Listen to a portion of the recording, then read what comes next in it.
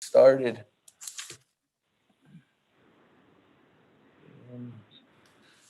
Let's go ahead and get a roll call. I have Ms. Uvella here this afternoon who will be helping us on roll call and taking tally votes. That, Ms. Uvella? Honorable Elmer Begay. Honorable Elmer Begay. Honorable Elmer Begay did not enter roll call. Honorable Key Allen Begay Jr. Delegate Key Allen Begay Jr. is present. Thank you. Honorable Key Allen Begay Jr. answered roll call. Honorable Paul Begay Jr. Delegate Paul Begay. Honorable Paul Begay Jr. answered roll call. Honorable Nathaniel Brown. Delegate Brown is present. Honorable Nathaniel Brown answered roll call. Honorable Eugenia Charles Newton. Honorable Eugenia Charles Newton. Honorable Eugenia Charles Newton did not answer roll call. Honorable Amber Knussbach Crotty. Delegate Amber Knussbach Crotty is calling in from Sheep Springs, Navajo Nation. Thank you. Honorable Amber Knussbach Crotty answered roll call. Honorable Speaker Damon. Honorable Speaker Damon answered roll call. Honorable Herman Daniels Jr.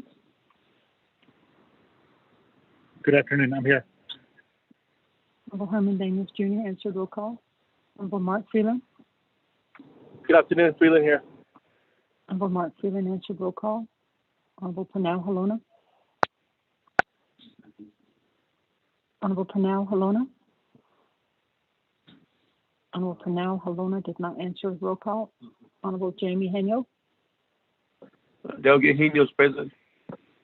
Honorable Jamie Henyo answered roll call. Honorable Vince James. Yate, Delegate James present. Honorable Vince James answered roll call. Honorable Ricky Nez. Delegate Rick Nez is here. Honorable Ricky Nez answered roll call. Honorable Carl Slater. Delegate Honorable Slater Carl present. Slater. Honorable Carl Slater answered roll call. Honorable Raymond Smith Jr. Honorable Raymond Smith Jr. Honorable Raymond Smith Jr. did not answer roll call. Honorable Wilson Stewart Jr. Present. Honorable Wilson Stewart Jr. answered roll call. Honorable Otto So. Honorable Otto So. Honorable Otto So did not answer roll call. Honorable Charlene So. Delegate Show present from Tortucon, Arizona. Honorable Charlene So answered roll call. Honorable Daniel So. Daniel So is present. I'm here. Daniel So.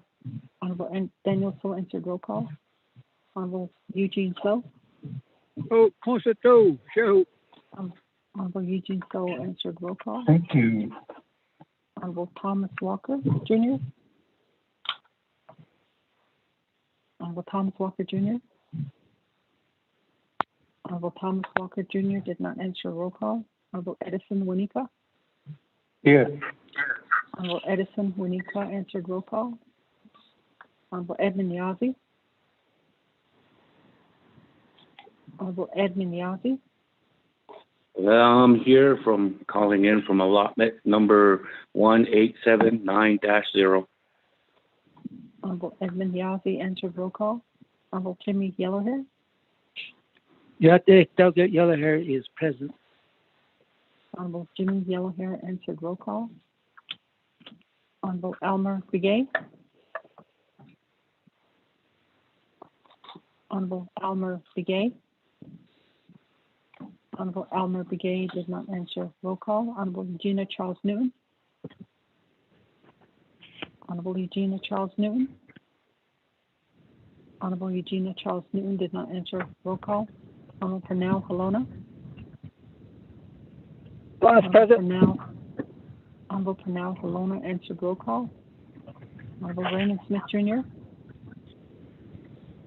Honorable Raymond Smith Jr. Honorable Raymond Smith Jr. did not answer roll call. Honorable Otto So. Honorable Otto So.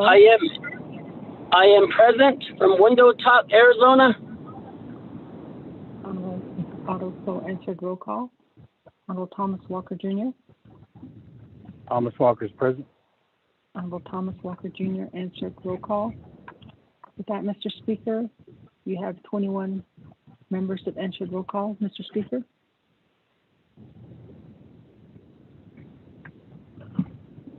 Vice Chair Smith on board.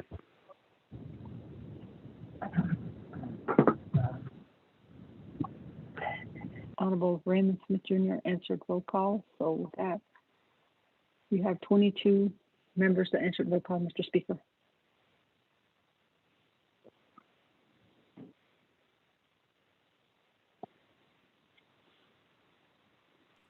Thank you very much, colleagues. That 22 members present.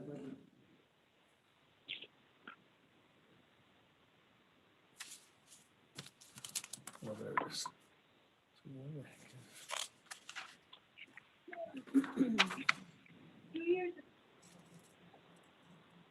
Thank you very much, colleagues, for being here with us this afternoon.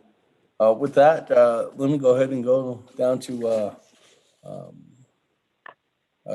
Chairman Edmund Yazzie. You mind doing the invocation for us this afternoon? Speaker, no problem, sir. And then, I'm here with my little Nolly here babysitting, so we'll go ahead and say prayer, sir, and with my colleagues. So let's pray, everyone, okay? Heavenly Father, we come to you today, Father. We thank you, Father, for this beautiful day. Lord, we just ask that you just be with us and that you keep our delegates safe and be with our families and loved ones, Father. Father, we also ask that you just be with our loved ones wherever they may be, Father, and then be with our leadership, Father, from the President, Vice President, all the way to our chapter officials, Lord, and then all the way to our city and county and state leaders, Father, and all the way up to D.C., Father. Father, we ask that you just bless this session, Father, and that you help us to conduct business in the right way for our people, Father. And be with our livestock again, Father, and protect us wherever we go, Father. And again, just bless this session that we may get business done. And be with the people that are in the hospital, Father. And we think of loved ones too, Father, that have lost their loved ones, Father, from COVID or whatever it may be, Father. I know losing a loved one is very tough and very hard, Lord. And just be with those people and help them to be strong, and be with the people that are in the hospital, that they may recover, Father, and keep them strong mentally too, Lord. And so, Father, again, thank you for this day and giving us the opportunity that we are back in session. And Father, we just again ask for the right judgment call on our leadership here, Father. So again, thank you. And this we pray, Father, in the name of Jesus Christ, amen. Speaker. Thank you very much, Honorable Chairman Yazzie, for that invocation. And thank you for blessing not only the day, but also the colleagues and rest of the nation. That, colleagues, let me go ahead and move on down on the items here. We do have recognizing guests and visiting officials at this time. Any recognitions?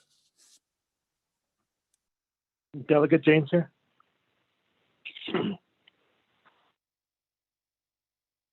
Honorable James, go ahead.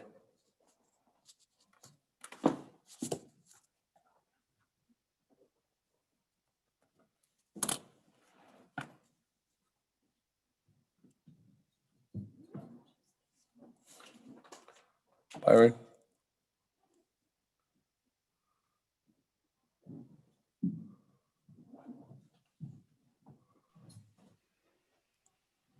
Speaker, thank you.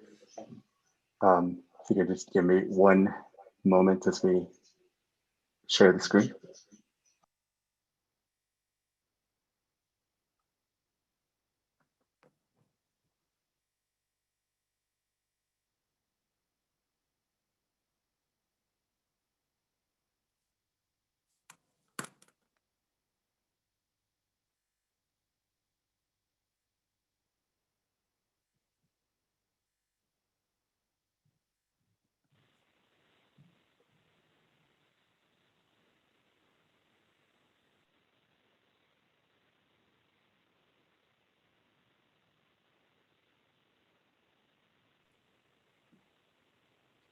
Colleagues, just Hello. for, colleagues, Honorable Bench James will be doing a recognition right now at this time. This is a recognition that he did actually out in the field this morning, and it's something new, but he'll be using his 5 minutes to present. And if you are listening in on YouTube or on, YouTube, Facebook, or Vimeo, or online or Zoom, you'll see the recognition. It's a live recording. That, 5 minutes. Okay, yeah. Quado, ya besma sa ane, because ando, do betanasis tranigi, besma sa ane, natin ti, ni tlinigi, ado the hunting bin, natin ti, out ya ni his colleges. On behalf of the 24th Navajo Nation Council, Quado sabelaganik at ya ni had quite nagi yin katole. The Navajo Nation Council hereby recognizes Mr. Paul Ducky on occasion of his 92nd birthday for culture contribution to the Navajo people through song and dance and for creating the beloved song. The Treaty of 1868, as part of the 12 Singers, granted this 24th day of February in the year 2021 at Winderup, Arizona. Signed by Honorable Speaker Seth Damon and myself, Honorable Vince James, Navajo Nation Council Delegate. Di Quado not sos linigi a hequin zin. Bin the inch a quiz nahako. Di hahipi nas etin dona ki. E quani e agent sahati jisako. Na hagiko. Nzono sen linigi. Ada la dobe taho krahlo. Niki fol jisho. Niki sahwel jis li. Quado aland sen linigi ba hehni zinigi e. Quado hoel teko na ste to adet na ste. E kwai ki sen. Ada sagit e ya e kwai ba hehni zinipinia. Quado ti to singers no linigi. Dobe aland sen zini e quado ko I netole. Quad ela se che. E kia in trago.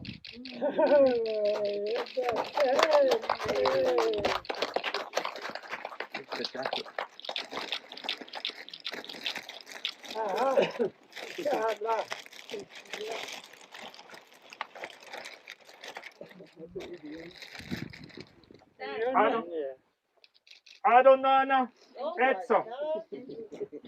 Edson, Lenigi, Equadon, Baka, Quadon, Baka, Mr. Paul Ducky, Baka, Ado, Annie, Sen, this Age Kate, it is a jaggy, at the not up, no, Eyasa, it's a jaggy, but not eight, and not Angeliki, quite in Adia, the Leko. Ado Quadon.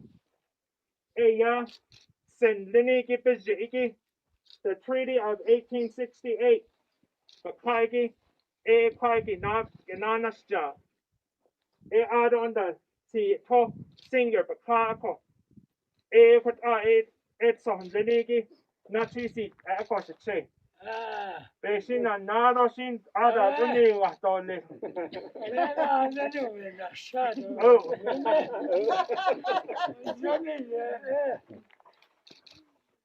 Wow, it's nice.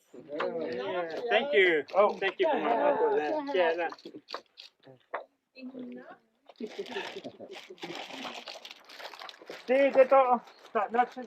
not today. Stay by now, not for so late. Oh,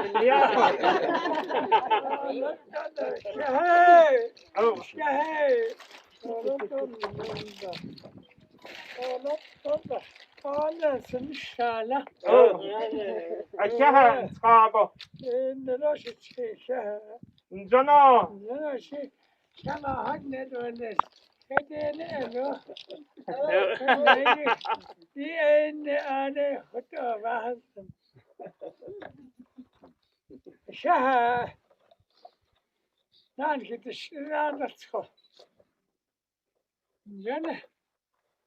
Besitile. Nana startale. Oh. Abate hanno hatsko. Tajinine nene. Nine da hotela. Hoppilasne. Lita person da hoppe to hadu da. Asate mira no sinashpi for you. Ede govni. Kala tande. First person anasta. Anne şimdi ağacımı güzel ana kaçışı şeydeyiz. Anne ermişin ansta. Hatta şey sabi şurada şimdi şu şey nasıl dışı karnın bu ahıçı da ahıçı bezo şayinlik ne mi karnı şu anne la anne sütüzün şey yağla şu şeyle şu karnı lu şey ulgende خدتها أنا سكتان هذا سجماية يعني جنا شهد اليارا يا سنة يعني شيء نحن نهار تسخن trash Yeah, thank you. Each and every one of you guys. Okay, in Chicago, fine, people know stuff. Ado hajoshi kodo ni hijan ni hitak epeto nini ang hichay hinale skin. Chiba na hotiado lis kochito hitet nani besan deniki ko kwai kaya iska has ani ani natos nale ye hazi ko nahagata sisi nahagata dan sa adalia la be eta osta sini ko kodo ashin hinno deniki ikha Chicago ko start ben kya hoton zen ko but out ya shahan kidini do le ko ni shedik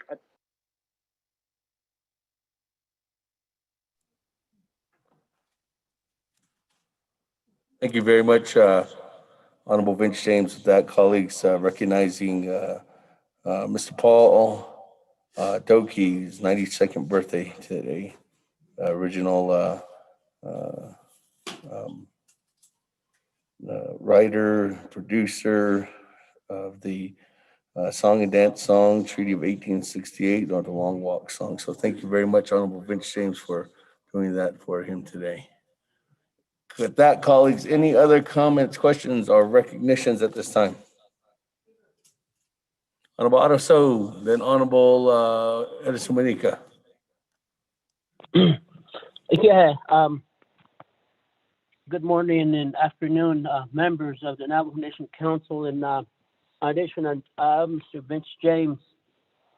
So a recognition in la the todo gas tweedo shown in and home by in la do you recognized him and here Nixon maybe what as tweedo son what baby and I don't ba hindi to do la not only la tweedo son but lila si yego kids they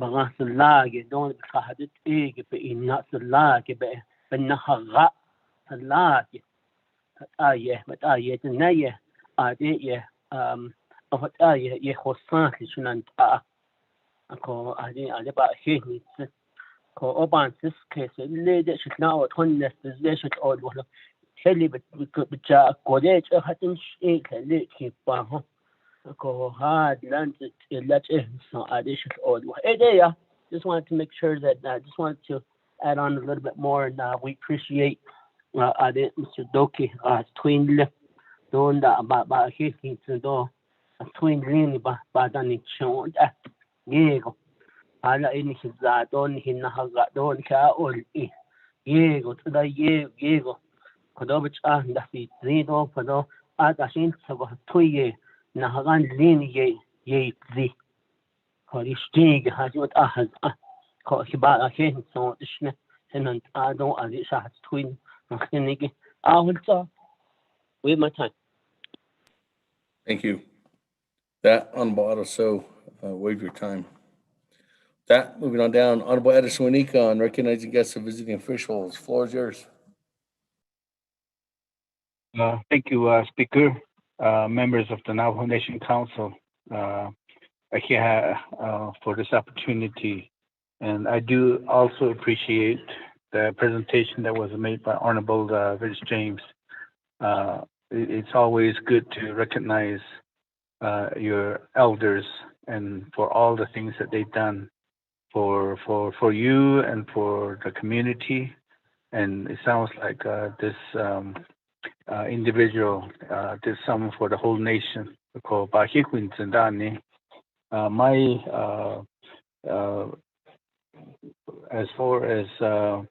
As for my recognition is more on a sadder note. It's an individual that spent most of his life in St. Michael's, and he spent over 20 years as a chapter official. And he passed on the evening of February 18th with his family at his site in St. Michael's. He was 85 years old, and he was a veteran.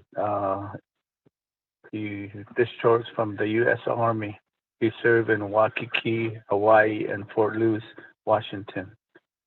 And he suffered a life-changing spinal injury in 1967 at the McKinley coal mine, and was confined to a wheelchair most of his life. But then that didn't keep him from working. He retired from Doty Office of Special Education Rehabilitation Services in 2004. But over 20 years, he was chapter president and also vice president. So he really provided services to his community. And he never missed a chapter meeting for over 20 years as a chapter official. One of the things that he's recognized for is he secured lasting policy change for accessible ramps, elevators, and sidewalks for all public and tribal buildings on the Navajo Nation. So he says that the next time you walk on a sidewalk at the fairgrounds, tribal offices, or bashas, it was because of Joe. So he spent his lifetime in providing with the people, working with the people. So I think he made a contribution to the community. And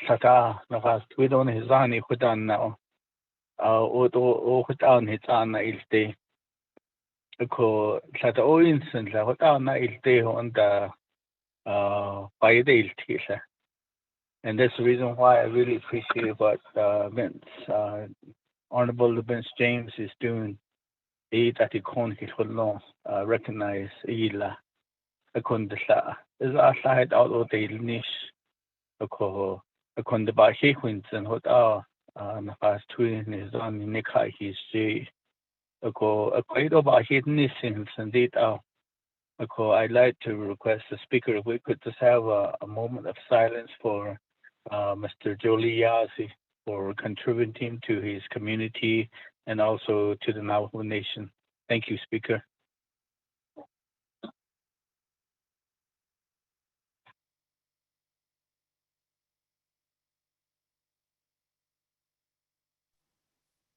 Thank you very much, Honorable Wanika. Thank you very much for bringing up Mr. Joey Yazie's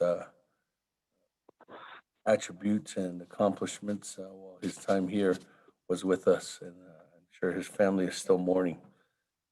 Colleagues, is there any further announcements that we can do before we do a moment of silence? Any more requests?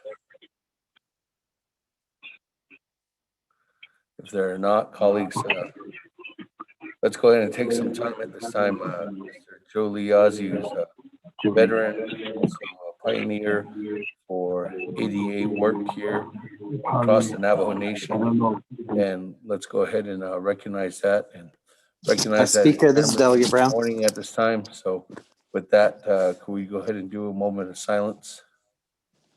Speaker, this is Delegate Brown. My apologies. Can I add someone on there? Honorable Brown, go ahead. Yes. My apologies. Before the moment of silence, Speaker Ado Beshpansaan from the Great Navajo Nation.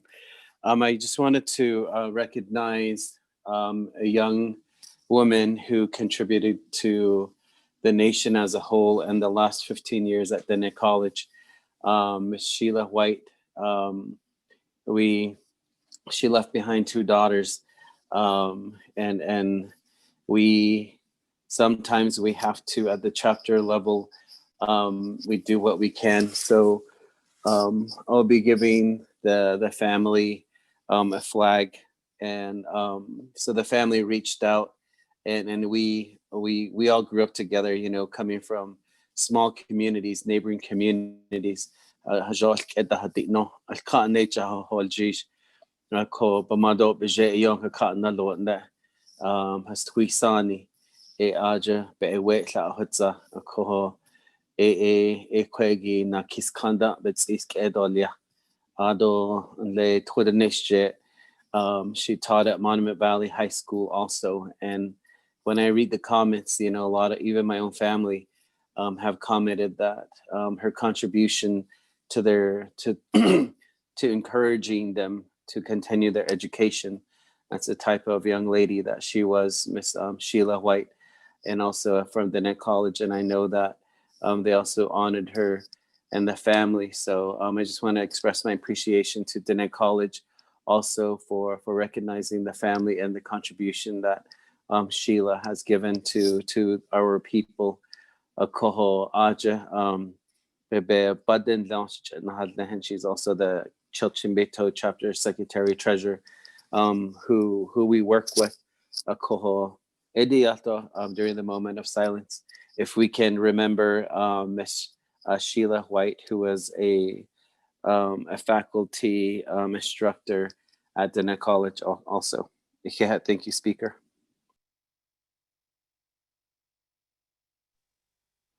Thank you very much for that information, and thank you for bringing to light Miss White's accomplishments too as well. Oh, she was here with us. As you know, her family is still in mourning too as well. So, that colleagues, any other recognitions regarding before I recognize a moment of silence? Freeland, Speaker. Honorable Freeland, go ahead. Thank you, Speaker. 24th Nation Council, my colleagues, everyone listening on online, and our staff, all the Now Nation employees, President Nez, Vice President Lizer, all the division directors. Good afternoon. Thank you, Brother Honorable Brown, for that request for a moment of silence. I wanted to ask if we could also include, unfortunately on Wednesday, we lost Mr. Wayne High, and he's a constituent out of Vicente chapter, a World War II veteran. And I just learned this morning the passing of his wife, Mildred High. Wayne and Mildred High, they both lived in Vicente. But I'm shocked to learn of Mildred's passing this morning. And if we could also include them in the moment of silence, Speaker. Mr. Wayne High was a World War II veteran, and his wife, they lived together in Vicente. And I'm very privileged and honored to have known them and work with them and try to help them and during this time. But we lost them this week, and it's really unfortunate news that I received this morning, Speaker. But if we could include them with my brother's request, I really would appreciate that. Thank you, Speaker. I'll wait the rest of my time. Thank you very much, Honorable Freeland. And definitely with that, bringing to light Mr. and Mrs. High, Mr. Wayne High, who's again, World War II veteran, and his wife, Mildred. With that, colleagues, we do have recognizing Joe Lee Yazzie there in the St. Michael's area, and Miss Sheila White, whose accomplishments working with Dene College, and Mr. and Mrs. Wayne and Mildred High. As we know, colleagues, it's always tough to lose a family member, a loved one, and their families are mourning at this time. So please keep them in your prayers. But at this time, let's recognize them for their accomplishments while they were here with us in this glittering world. So with that, colleagues, let's go ahead and take a moment of silence at this time.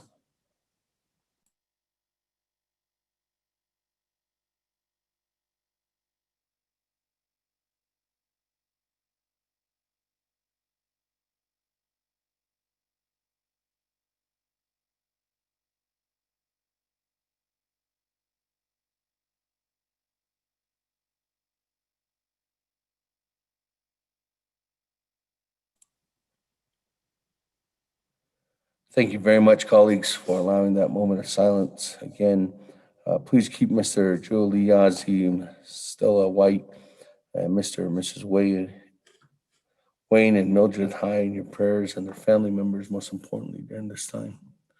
Yeah. That, colleagues, any other further recognitions of guests or visiting officials to the Navajo Nation?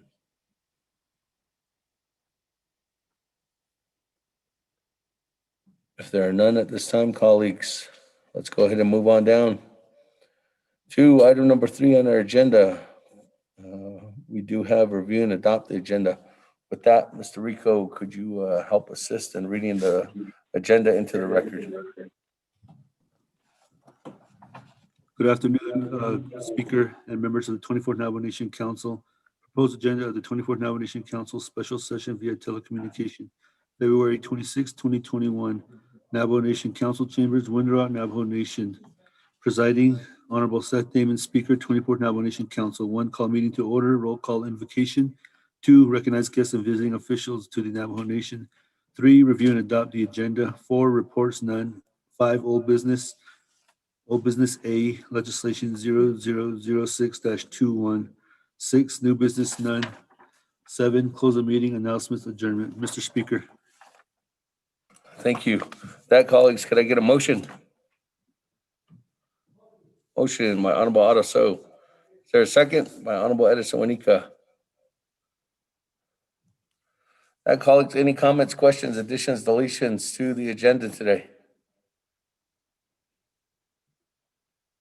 Going once, going twice. Can you hear me? Only 3 times. Speaker, this is board. Delegate Charles. And Chair Charles Newman. Yes, Speaker, I do apologize. I just wanted to let you know that I've been on, I got on late when Delegate James was presenting his gift. I also wanted to ask if we could schedule a report, maybe not during council, but if we could get some information on NTUA and the money that was supposed to be reverted back into the hardship.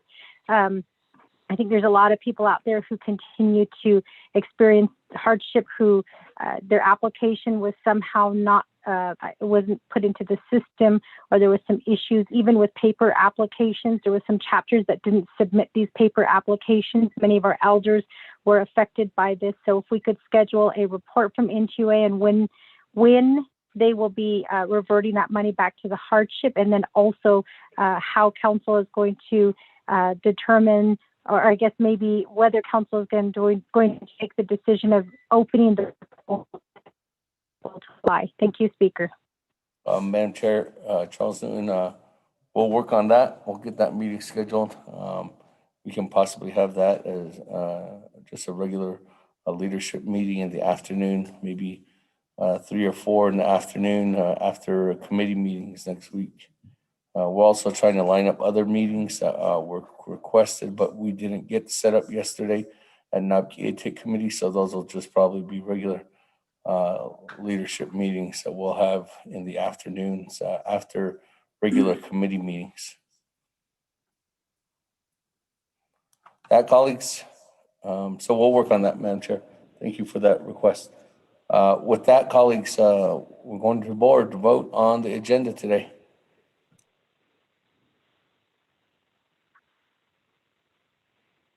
Honorable Elmer Begay. Honorable Elmer Begay. Honorable Elmer Begay did not vote. Honorable K. Allen Begay Jr. Delegate K. Allen votes green. Thank you. Honorable K. Allen Begay Jr. votes green. Honorable Paul Begay Jr. Delegate Paul Begay votes green. Honorable Paul Begay Jr. votes green. Honorable Nathaniel Brown. Delegate Brown votes green. Yeah. Honorable Nathaniel Brown votes green. Honorable Eugenia Charles Newton. Delegate Charles Newton votes green. Honorable Eugenia Charles Newton votes green. Honorable Amber Knaus Crotty. Delegate Amber Knaus votes green. Thank you. Honorable Amber Knaus Crotty votes green. Honorable Herman Daniels Jr. I vote green. Honorable Herman Daniels Jr. votes green. Honorable Mark Freeland. Green. Honorable Mark Freeland votes green. Honorable Pernell Halona. Honorable Pernell Halona. Honorable Pernell I Halona vote does green. not vote. Honorable Pernell I Halona vote votes green. green. Honorable Jamie Henyo. India votes green. Honorable Jamie Henyo votes green. Honorable Vince James. Delegate James votes green. Thank you. Honorable Vince James votes green. Honorable Ricky Nez. Delegate Rick Nez votes green. Honorable Ricky Nez votes green. Honorable Carl Slater. Delegate Slater green. Honorable Carl Slater votes green. Honorable Raymond Smith Jr. Green. Honorable Raymond Smith Jr. votes green. Honorable Wilson Stewart Jr. Green. Honorable Wilson Stewart Jr. votes green. Honorable Otto So. I vote green. Honorable Otto So votes green. Honorable Charlene So. I vote green. Honorable Charlene So votes green. Honorable Daniel So. I vote green. Honorable Daniel So votes green. Honorable Eugene So. Vote yeah. Honorable Eugene So votes green. Honorable Thomas Walker Jr. Thomas Walker votes green. Honorable Thomas Walker Jr. votes green. Honorable Edison Juanita. Green. Honorable Edison Juanita votes green. Honorable Edmund Yazzie. Green. Honorable Edmund Yazzie votes green. Honorable Jimmy Yellow here. Thank you. Honorable Jimmy Yellow here votes green. Honorable Elmer Begay. Honorable Elmer Begay. Honorable Elmer Begay does not vote. With that, Mr. Speaker, you have a vote of 22 in favor and 0 opposed, Mr. Speaker.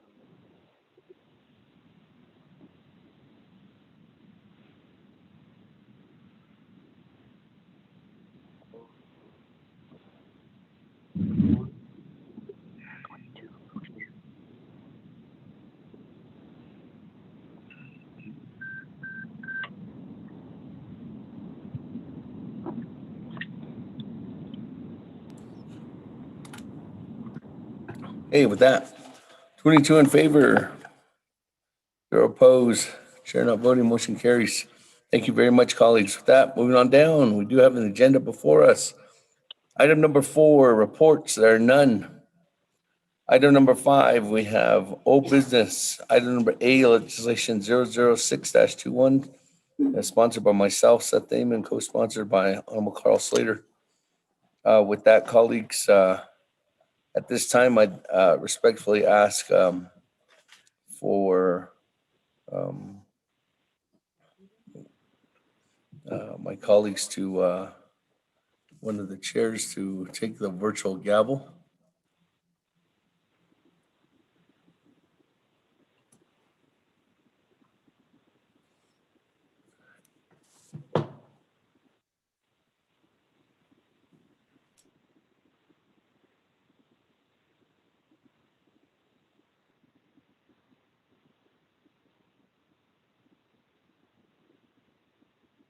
Honorable Speaker Damon, this is Delegate Rickner.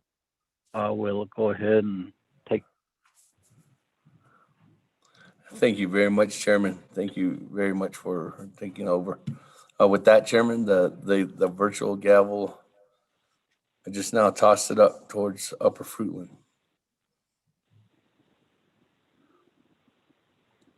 I'll just look up to the heavens to see if it's coming with a flash. Thank you very I'll much, make sure Chairman. to catch it here. It's I see it coming by a so- drone. Yep, I caught it. There it is. Thank you, Honorable Speaker. Certainly the opportunity. And I've been this gavel as we speak. There is a motion by, it says motion by Honorable Ricky Nez, by Honorable Jimmy Yoder. Staff.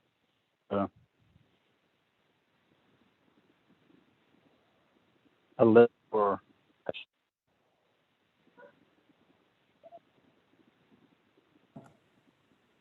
Speaker Pro Tem, we couldn't hear the last part. Is there a list of delegates to speak?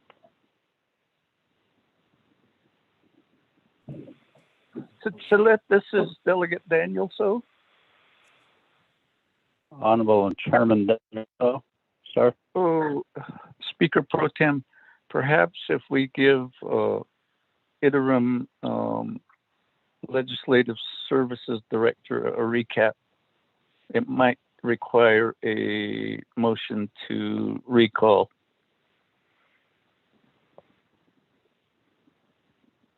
Thank you. Well, Chairman So, I think I need a cup of coffee here. Yep. Chair for that. F. Mr. Rico, could you read the legislation here? Leave. There was a motion to refer this legislation back to Navigatia, which we did, and yesterday we have a discussion on it, and it was full, and it also tabled on the 20th. Do you read that, sir, Mr. Rico? Before we proceed. Speaker Pro Tem and members of the 24th Navajo Nation Council, I'll do a recap on February 12th, 2021. Legislation 0006-21 was referred back to Nabakia. It was motioned by Kealan Begay Jr. and second by Honorable Pernell Halona with a vote of 23 in favor, 0 opposed.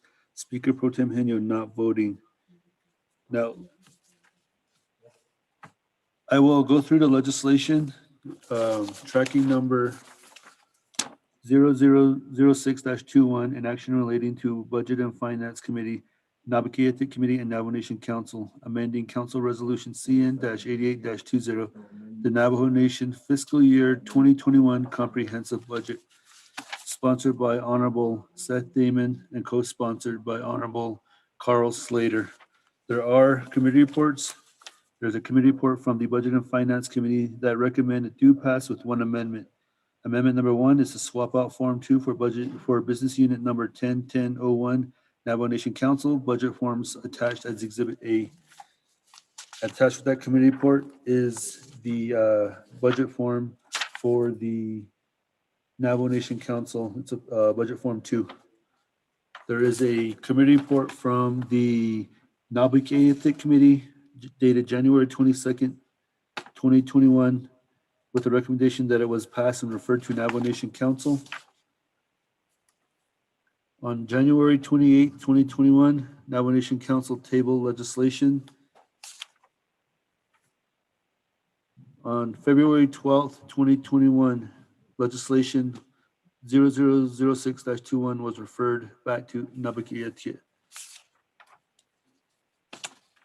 And a committee report from Nabakia from last night dated February 25th, 2021. Legislation was tabled with one pending amendment and referred to Navajo Nation Council. It was referred to Navajo Nation Council because according to 2 NNC Section 164, 11, a legislation that was tabled by a committee without final approval authority over the matter shall move forward to subsequent assigned committee or committees or Navajo Nation Council. Please note that the amendment that was being discussed when this legislation was tabled does not move forward to Navajo Nation Council. And since this legislation was not tabled at council, but rather referred to Nabakiatiat, we will need a new motion and a new second, and we will treat this legislation as if it has barely got onto the agenda for the first time. So all delegates will have their time and like a fresh start. So, Mr. Speaker Pro Tem.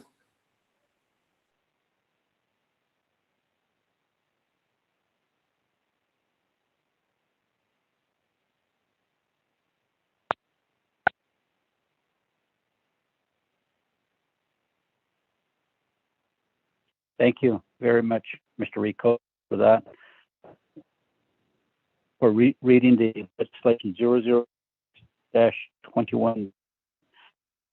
Go to Honorable Eugenia Charles Noon.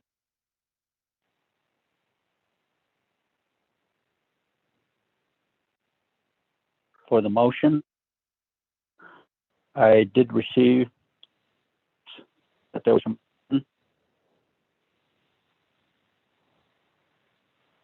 Chair Charles.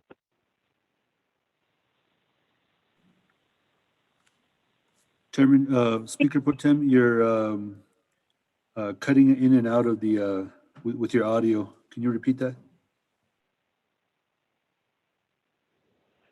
I did receive a text, Mr. from staff, that this legislation here is written by Charles. Am I correct?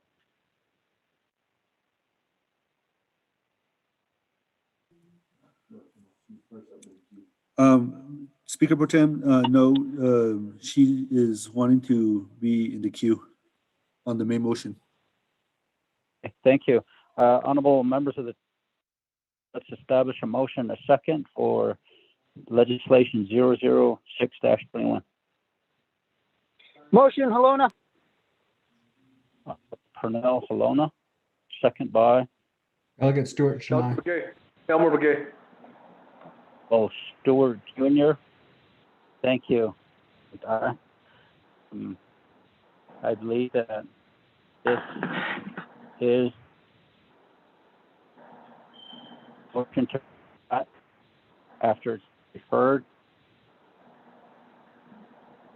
Therefore, staff, could we have a roll call vote on bringing the legislation for discussion?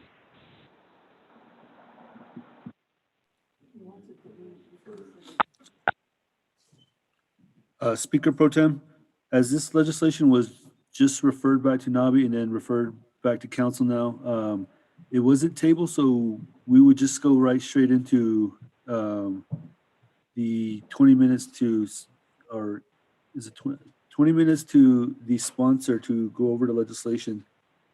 We would treat it just like a new legislation. Speaker Pro Tem. Okay, thank you.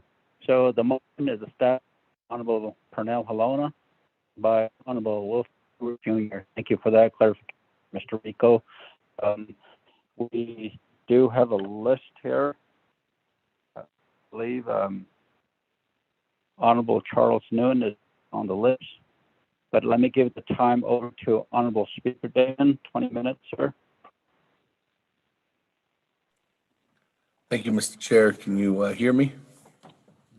Yes, sir. Yeah. Thank you. Thank you very much again. First of all, actually, Pro Tem Speaker, thank you very much for taking over and assisting while I present legislation 006-21. This is a legislation that's amending the Council Resolution CN-88-20, which was the Navajo Nation fiscal year 2021 comprehensive budget. As we know, the Navajo Nation Council approved that and sent it over to the president on November 30th, 2020. We did get this legislation back as CN 88-2020 or 20 on December 10th. And at that time, Mr. Chair, there was one key factor that was line item vetoed, and that was the legislative branch of $1,514,536. And in there, there's dollars of the council, budget finance, office of speaker, office of legislative council, and elections office that was line item vetoed. Also, Mr. Chair, or Mr. Pro Tem Speaker, was an allocation of the personnel lapse funds of $9,236,549 that was also line item vetoed. When I originally dropped this legislation, colleagues, this legislation was only for the $1,514,536. That's the way this legislation sits right now. And what I'm asking for is that we would respectfully add on the rest of the $9,236,559 that was requested through the obligation of myself meeting with the president and asking what the response was on their end on the portions of line item vetoes and getting these funds back to the Navajo Nation legislative branch and also to the executive branch. In there, and that $9,236,549 that was from the personnel lapse fund, those dollars have been transferred over to the UUFB, and that's the reason why we're asking for a supplemental appropriation amendment for that whole amount, which would include $1,050,457 that would go to the legislative branch and $8,186,000 that would go to the Navajo Nation executive branch. I'm respectfully asking for that moving forward, colleagues. We did have a over 5.5 hour debate on this amendment last night. Unfortunately, it needs to be brought back up due to the fact that it was timed out or tabled last night. So I respectfully ask that we move forward with that. Also, colleagues, there is other amendments. One for Office of the Controller for $1,871,934. The second one is for additional funds for LDAs for $188,723. Also, there'll be additional sponsorship for a request from for additional funds of $616,926 for Navajo Rama Public Safety Office Department. And then last but not least, as there was a request for Navajo economists, or I guess organization to help assist in guiding the Navajo Nation through its logistical efforts and utilizing them as a possible mechanism for future mechanics of us building out our possible economic development opportunities. So there's an amendment that's readily available too as well for $350,000. Colleagues, I don't want to go any further. As you know, we do have these budget forms that have been vested and ready to go. They have been reviewed by not only the Office of Management Budget, but also the Controller. And I respectfully ask that these amendments be added on to this legislation. There's also a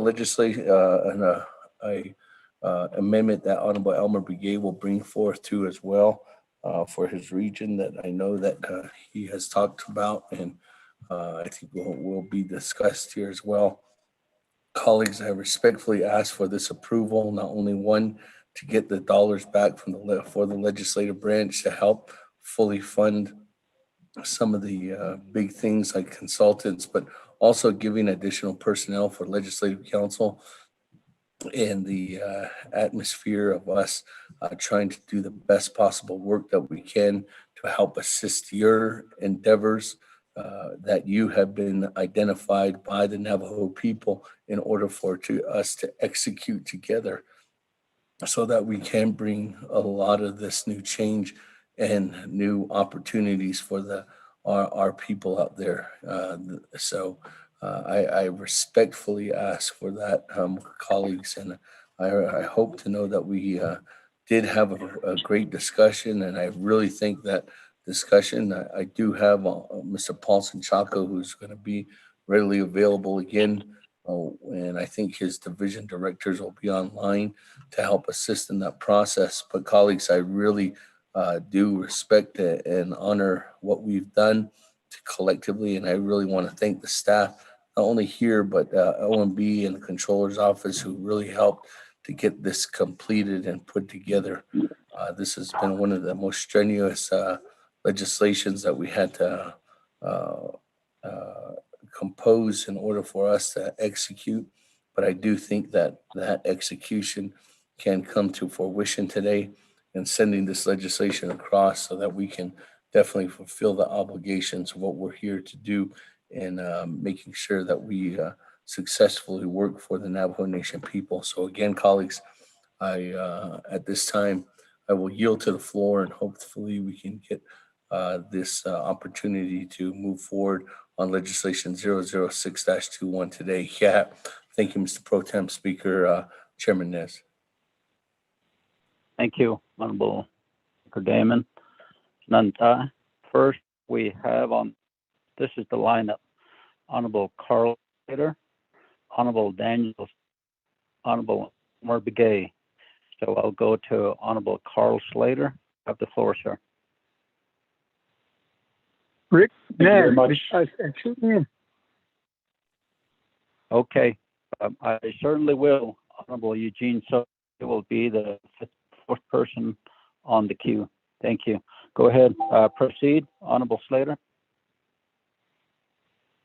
Thank you, Speaker Pro Tem Nez, and thank you to Speaker Damon for providing the legislation and entering into those negotiations. I have two things to say. One of them is a question, so that is to the sponsor. Do we still need to pass that big amendment prior to passing any other amendments? And if so, then I would motion to make that amendment and include in it the Economist amendment into one. I reserve my time. Thank you.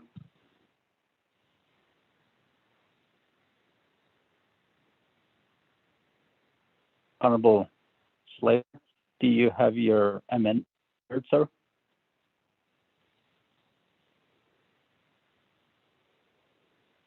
I'm sorry, Speaker Pro Tem. I didn't catch that. I just heard Honorable Slater.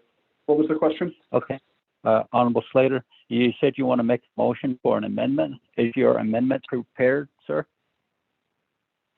Yes, it's the amendment for the Economist that Speaker Damon mentioned. Okay. Dana, Ms. Ruff, do you have that amendment?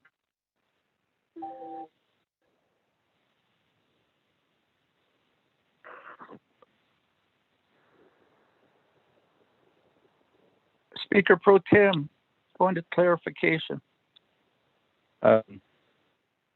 Honorable Chairman So, what is your request, sir, on clarification?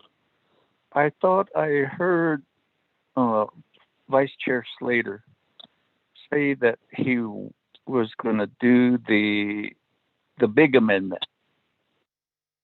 I know last night Honorable Elmer Begay had that amendment.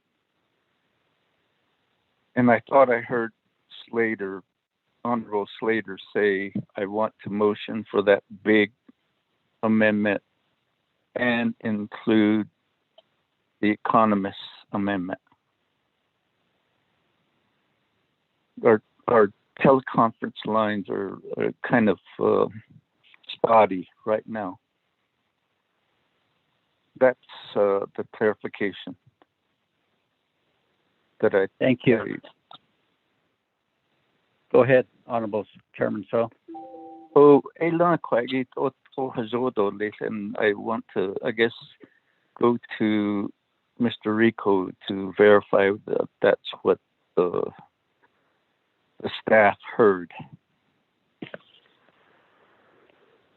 Chair Pro Tem Nez, this is Kristen Lowell. Can you call on me when there's an opportunity? Thank you. Okay, I certainly will, Mr. Lowell. Honorable Chairman So, your clarification. Let me go to staff. Rico, could you respond to the clarification on what Chairman So is stating about Honorable Slater's amendment to include an economist on the amendment? Mr. Rico? Mr. Speaker Pro Tem and members of 24th Navajo Nation Council, yes, Honorable Slater would like to reintroduce the amendment that was discussed last night at Nabakiatit. Then he would like to modify that amendment to add his economist amendment.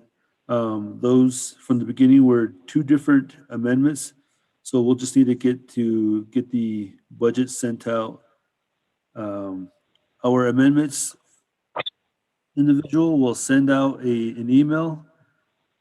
It should include at least 6 amendments that were proposed, and that economist is one of those. So we'll have Ms. Lowell correct me if I'm wrong, but I will be reading the corrected version of last night's amendment into the record, including the economy.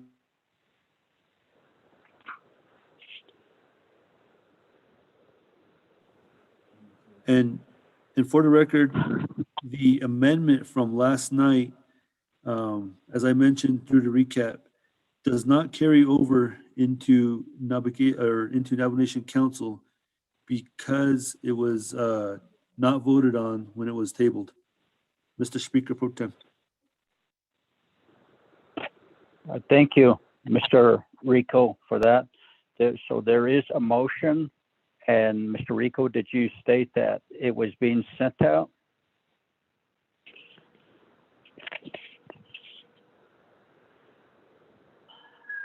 Mr. Rico, has the amendment been sent out, sir? Mr. Speaker Pro Tem and members of the 24th Navajo Nation Council, I believe it was sent out at 11. Well, let me check my email. Manuel, we're gonna have to redraft it because they're not gonna mesh up together.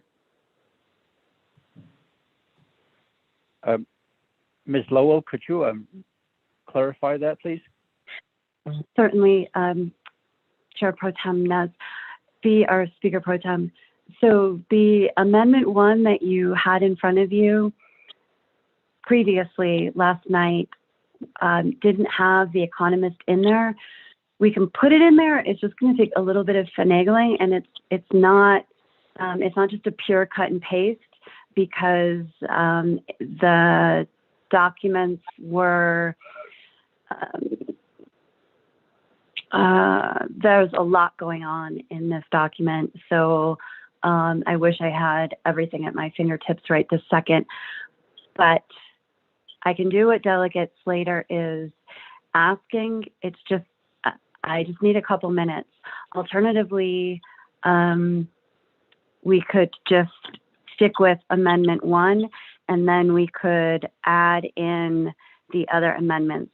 I have all the amendments. I have all of the budgets. I have all of the OOC memos. I have all of the OMB memos, and I'm going to send them out in a batch right now, and they're coming to council and to hopefully all the advisors. And if I miss anybody, I'm terribly sorry. But please, before anybody sends anything out, let's make sure that we have the most current documents in front of us, just because these have changed several times over the course of the last couple hours, and including last night and earlier yesterday. So I just want to make sure we all have the most current documents. But as the speaker referenced, we have the proposal for Dilcon chapter for Elmer Begay. I have an economist consultant for Delegate Slater. I have RAMA Division of Public Safety for Delegate Jamie Henio. there's also a request to amend the LDA program and the judicial branch, as well as the Office of the Controller. So those have been sent out. They've got all the budgets, all of the amendment documents. They're also the OMB and the OOC memo. So if Delegate Slater would like to pursue that, we can do that. We're just going to need some time to just cut and paste and rework the wording so that it turns a standalone amendment into part of Amendment 1. Chair Pro Tem.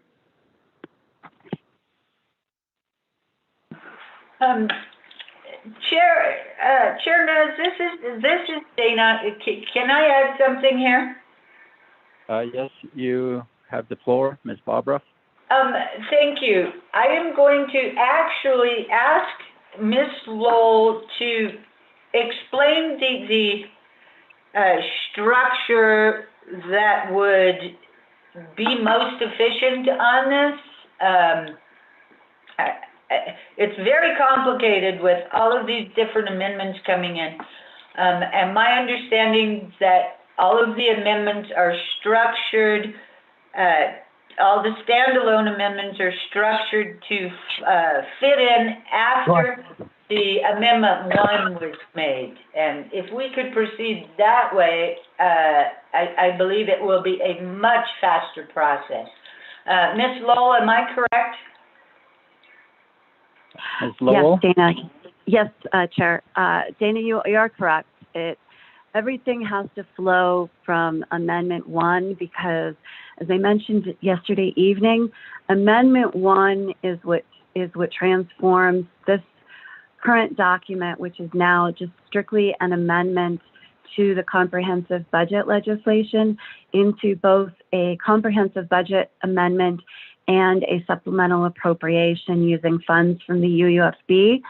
So as you're all familiar with, the requirements of supplemental appropriations are a bit different in that the code requires the Office of the Controller and the Office of Management and Budget actually review the budgets and then provide memoranda after they have reviewed the documents and any suggestions, corrections, all that. The controller designation also tells us whether it's recurring or non-recurring.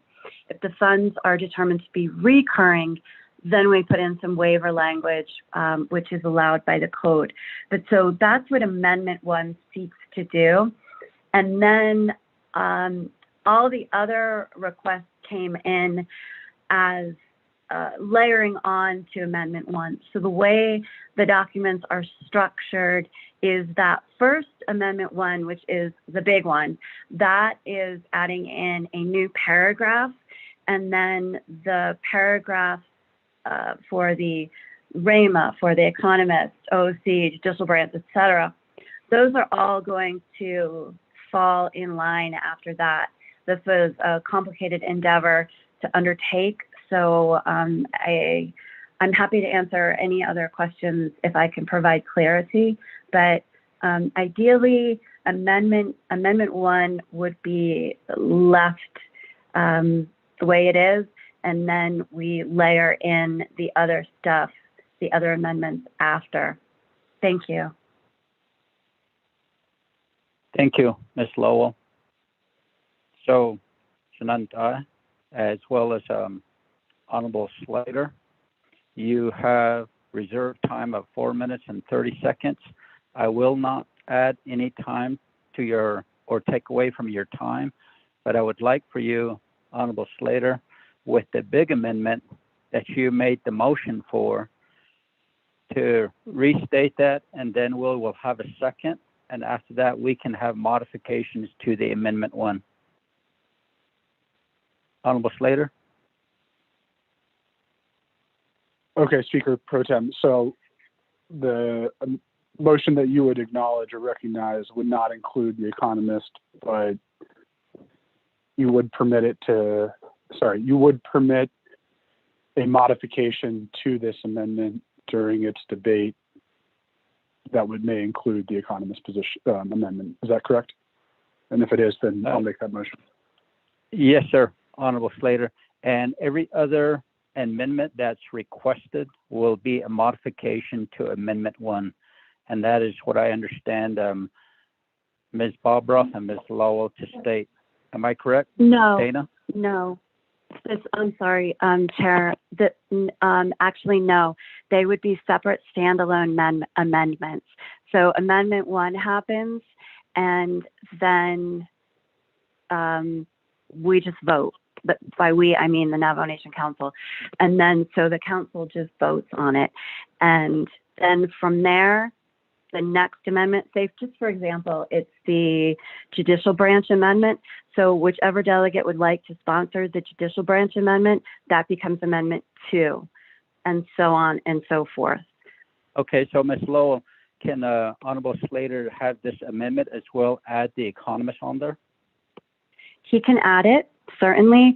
It would be, it's already drafted and ready to go as, so if you add Amendment 1, you vote on that.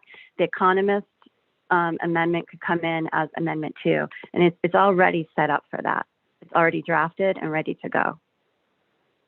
But not in, it's not ready to go to be included in Amendment 1. I know that might seem kind of silly and overly pedantic, but it's going to make things a lot smoother as we go along, Chair.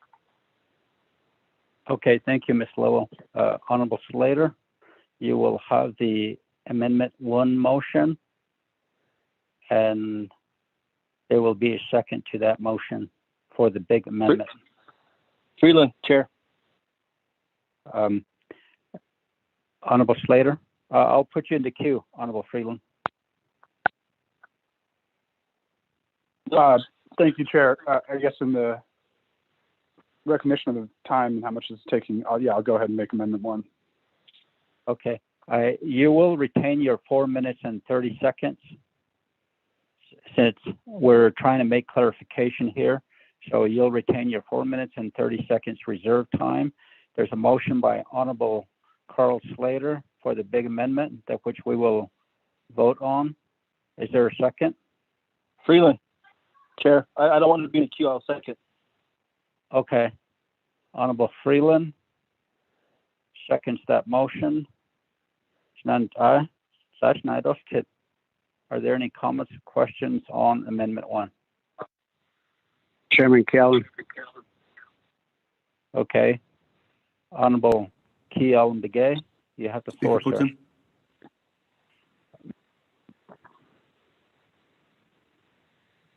I believe one of the staff want to talk first. Chairman, Speaker, Chair. Mr. Rico, just hold on one moment. Mr. Rico, can you hear me? Yes, I can. I will need to read the amendment into the record.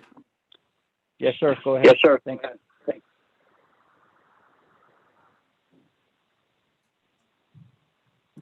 Okay. Speaker Pro Tem, members of the 24th Navajo Nation Council. Amendment number 1.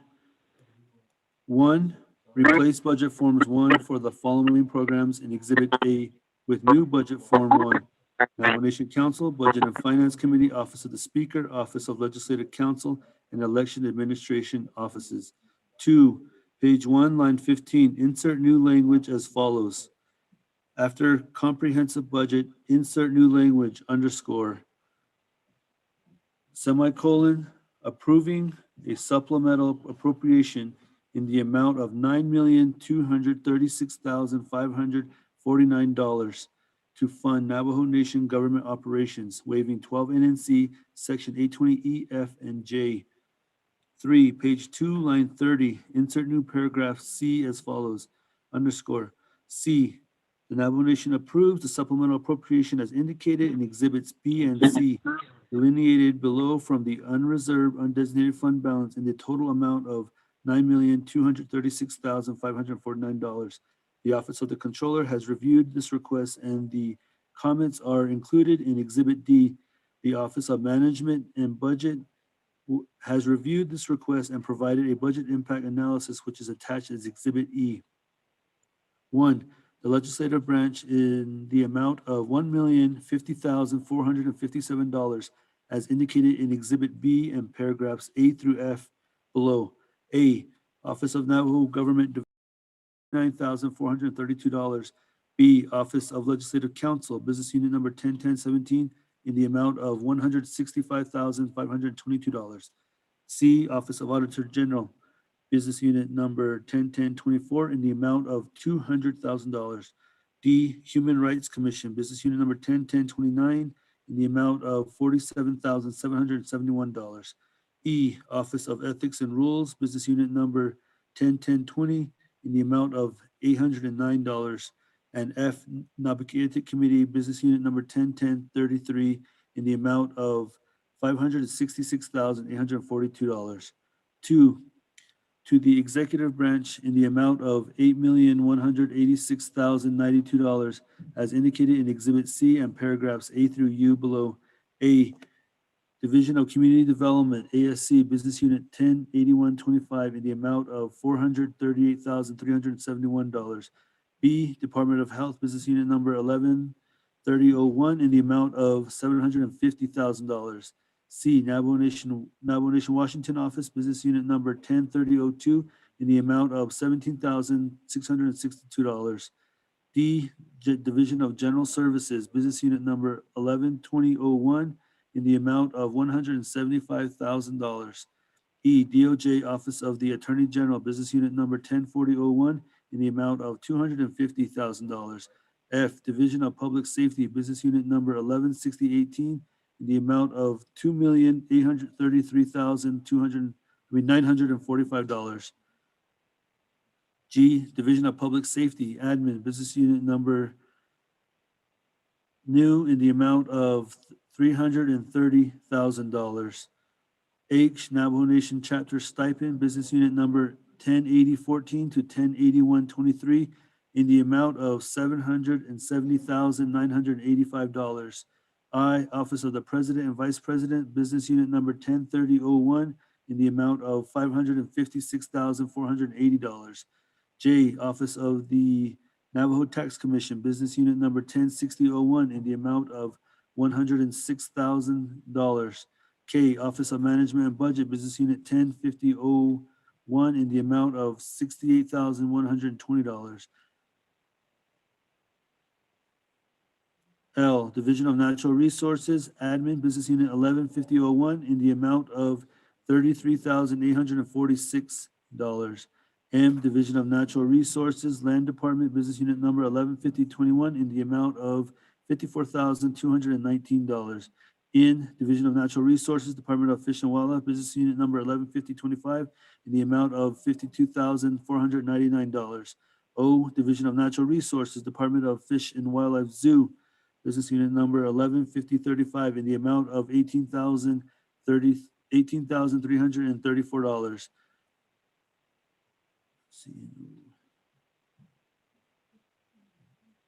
Okay, that says O, but it's supposed to be P, Division of Natural Resources, Animal Control, Business Unit Number 115026, in the amount of $14,667. Q, Division of Natural Resources, Resource Enforcement, Business Unit Number 115027, in the amount of $283,516. Next one is Division of Natural Resources, Vet and Livestock Program, Business Unit Number 115034, in the amount of $29,113. R, Division of Natural Resources, Parks and Recs, Business Unit Number 115037, in the amount of $8,080. S, Division of Natural Resources, Parks and Recreation, Business Unit Number new, in the amount of $70,625.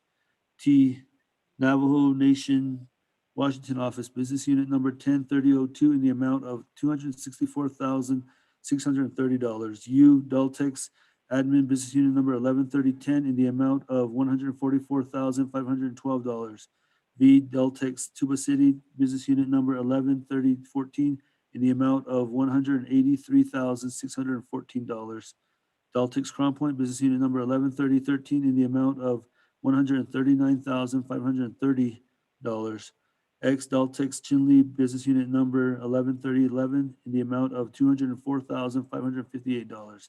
Y, Daltex Fort Defiance, Business Unit Number 113012, in the amount of $177,175. Z, Daltex Shiprock, business unit number 113015, in the amount of $80,611. AA, Navajo Division of Transportation, Department of Roads, business unit number 121004, in the amount of $130,000. N underscore. 4, page 2, line 18, insert new language as follows. After Navajo Nation fiscal year 2021 budget, insert new language underscore and approving a supplemental appropriation in the amount of $9,236,549 and underscore. 5, add memo from OOC dated February 25th, 2021 as new Exhibit D, and memo from OMB dated February 24th, 2021 as new Exhibit E. 6, insert new section 5 as follows. New section 5 underscore section 5 directive to programs and departments. All programs and departments are directed to provide updated budget documents to the Office of Management and Budget, Office of Legislative Counsel, and the Office of Legislative Services consistent with the amendments made in this resolution for expeditious implementation of the amendment to Council Resolution CN-88-20. And underscore 7, insert new section 6 as follows. New section 6 underscore section 6 waiving 12 NNC section 820 EF and J to the extent these provisions prevent the unreserved undesignated fund balance to be used to fund recurring expenditures. The Navajo Nation Council hereby waives 12 NNC section 820 EF and J to allow UUFB funds to be used for recurring expenditures. And underscore 8, the Office of Management and Budget, Office of Legislative Counsel, and Office of Legislative Services shall coordinate to ensure all cumulative totals in this resolution conform to the amendments made at the standing committees and the Navajo Nation Council. 9, renumber related or succeeding paragraphs, sections, and exhibits accordingly if necessary, and this amount shall supersede inconsistent language contained in any other committee amendment which shall be conformed to the intent or language of this amendment. The Office of Legislative Services, with notice to the sponsor of the legislation, is hereby authorized to make necessary grammatical changes. Mr. Speaker Pro Tem. Thank you. Mr. Rico, we're reading that in for the record, the Amendment 1. Thank you. There is a motion by Honorable Slater, second by Honorable Freeland. We have in the queue first on the list on Amendment 1 will be Honorable Kealan Begay.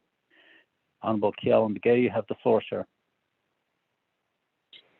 Chairman, my apology. Let me go ahead and waive my time on the request to speak, but I'll be waiting for an amendment.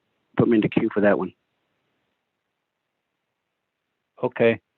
Thank you. Honorable Begay. Staff, is there anybody in the queue for Amendment 1?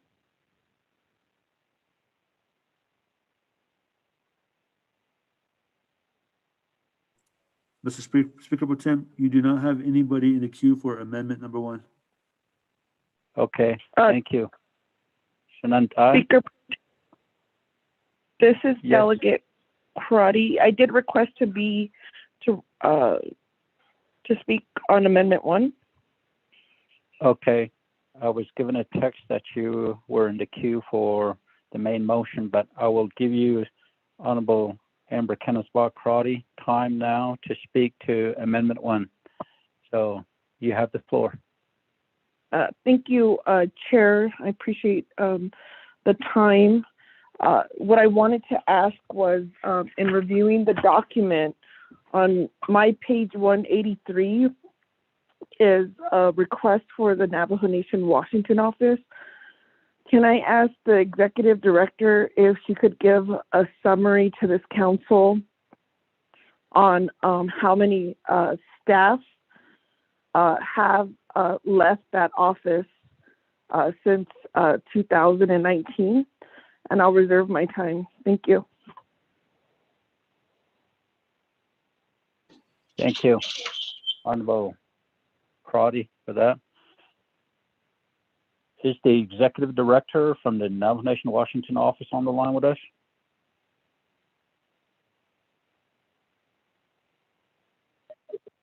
You may press *6 to unmute. Ms. Lewis? This is Delegate Charles. Please add me to the queue. Good afternoon, everyone. Can you hear me? Yes, Ms. Lewis, may you respond to the question? Yes. Good afternoon, Delegate Crotty, Speaker, or Mr. Nez. Sorry, I just joined the call quite late. The answer to to Delegate Crotty's question is that 4 staff have departed the Navajo Nation Washington office since 2019. And today I did receive a resignation from our newest administrative services officer because our employee was not getting paid. We have had some challenges with the Office of the Controller, with also Navajo Nation departments. And so I believe that brings the number to 5. So I just wanted to provide that response. Thank you.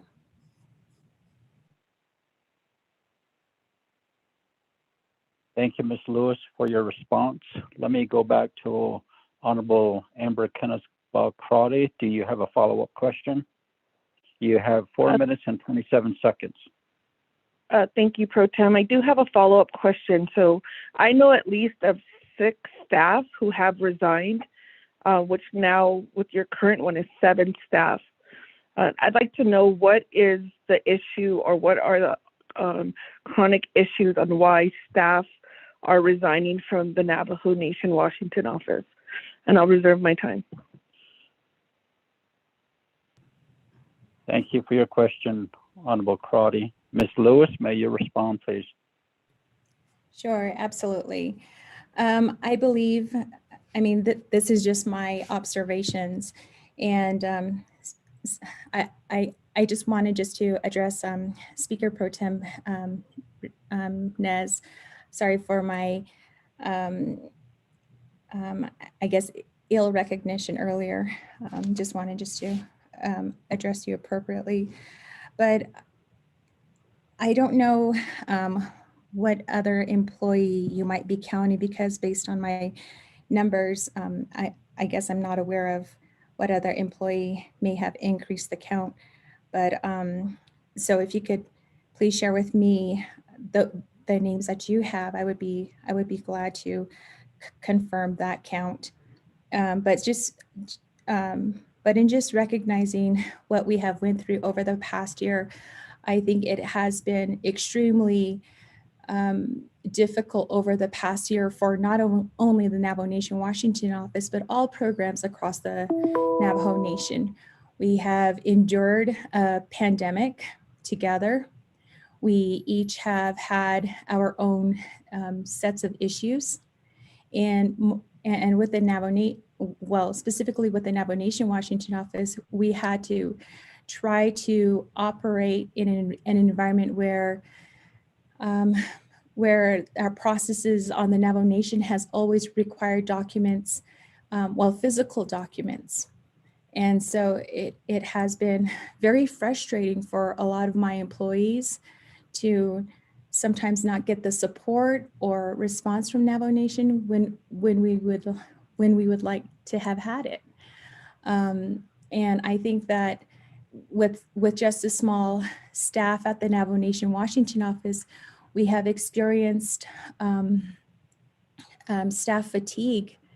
They are charged with a lot of responsibilities, from helping draft comment letters to drafting testimonies to conducting research. And so I think it is very cumbersome on them. So I cannot point to one factor, and I would push back and say that it is not a systemic issue, but that staff have just experienced, each case is very unique to that individual, and when it comes down to it, those are personnel issues, and so we cannot discuss personnel actions or issues in public. So I believe that will conclude my response. Thank you, Delegate Crotty. Thank you, Ms. Lewis. Next, speaking to Amendment 1 will be Honorable Chair Eugenia Charles Newton, you have the floor. Thank you so much, Speaker Pro Tem. And this question is directed to Ms. Lewis with the Navajo Nation Washington office. Ms. Lewis, you are requesting a $100,000, $60,000 for, I believe it says external contractors, $20,000 for this. And this Honorable, is per the Honorable Charles Hello? Newton. Yes, Honorable can Charles you hear me? You're breaking up. I will add time back to you because I couldn't hear you there for about 10 seconds. Could you restate, please? Thank you, Speaker. So Chase, Navajo Nation Washington office is asking for an additional $100,000 for a home that was purchased there in Washington, D.C. Can you break that down for us and tell us why you're asking for additional funding? Thank you. I reserve the rest of my time. Thank you, Honorable Newton. Ms. Lewis, may you respond, please? Yes, Speaker Pro Tem and members of the council. The full request is actually $264,000. We are requesting to reinstate 2 positions that were taken from or that were removed by another council delegate. It was proposed during the budget cycle that 2 positions be taken from our office. And so that is the Administrative Services Officer position, as well as 1 Government and Legislative Affairs Associate. So currently we only have 2 Government and Legislative Affairs Associate, and also our current Administrative Services Officer, who was not paid, resigned today. Point of privilege. But going to your question, Ms. Lewis, just pause for a moment.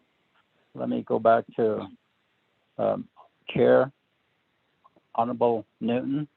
What is your point of privilege? Speaker Pro Tem, my question was very specific to the $100,000.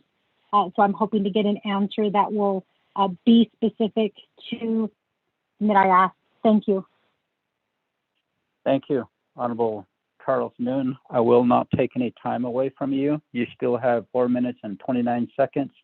Ms. Lewis, may you please respond specifically to the question? Thank you. Absolutely. The $100,000, it was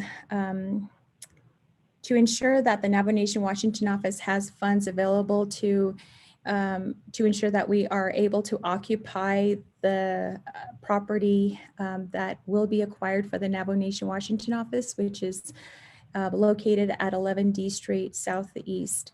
And recognizing that that there will be additional expenses in the new year, such as moving expenses. There may be additional expenses to ensure that we can that we have internet access, that making sure that everything is functional. We wanted just to make sure that we can ensure that the office is suitable for our occupancy. And so the $100,000 is split between contractors, and to hire a contractor under the Navajo Nation's fiscal processes, you need a contract in place. And so we made sure that we not only have funds available to, well, the funds are split up in such a way that will allow us to enter into contracts with, whether it's a general contractor, for example, or a plumber or an electrician. We just don't know yet. And so, so that money was requested to ensure that our staff can occupy those premises. Thank you. Thank you, Ms. Lewis, for that. Honorable Chair Charles Newton, do you have a follow-up question? Not at the moment. Thank you. I reserve my time. Thank you. You still have 4 minutes and 29 seconds. Are there any other comments or questions from my honorable colleagues on Amendment 1?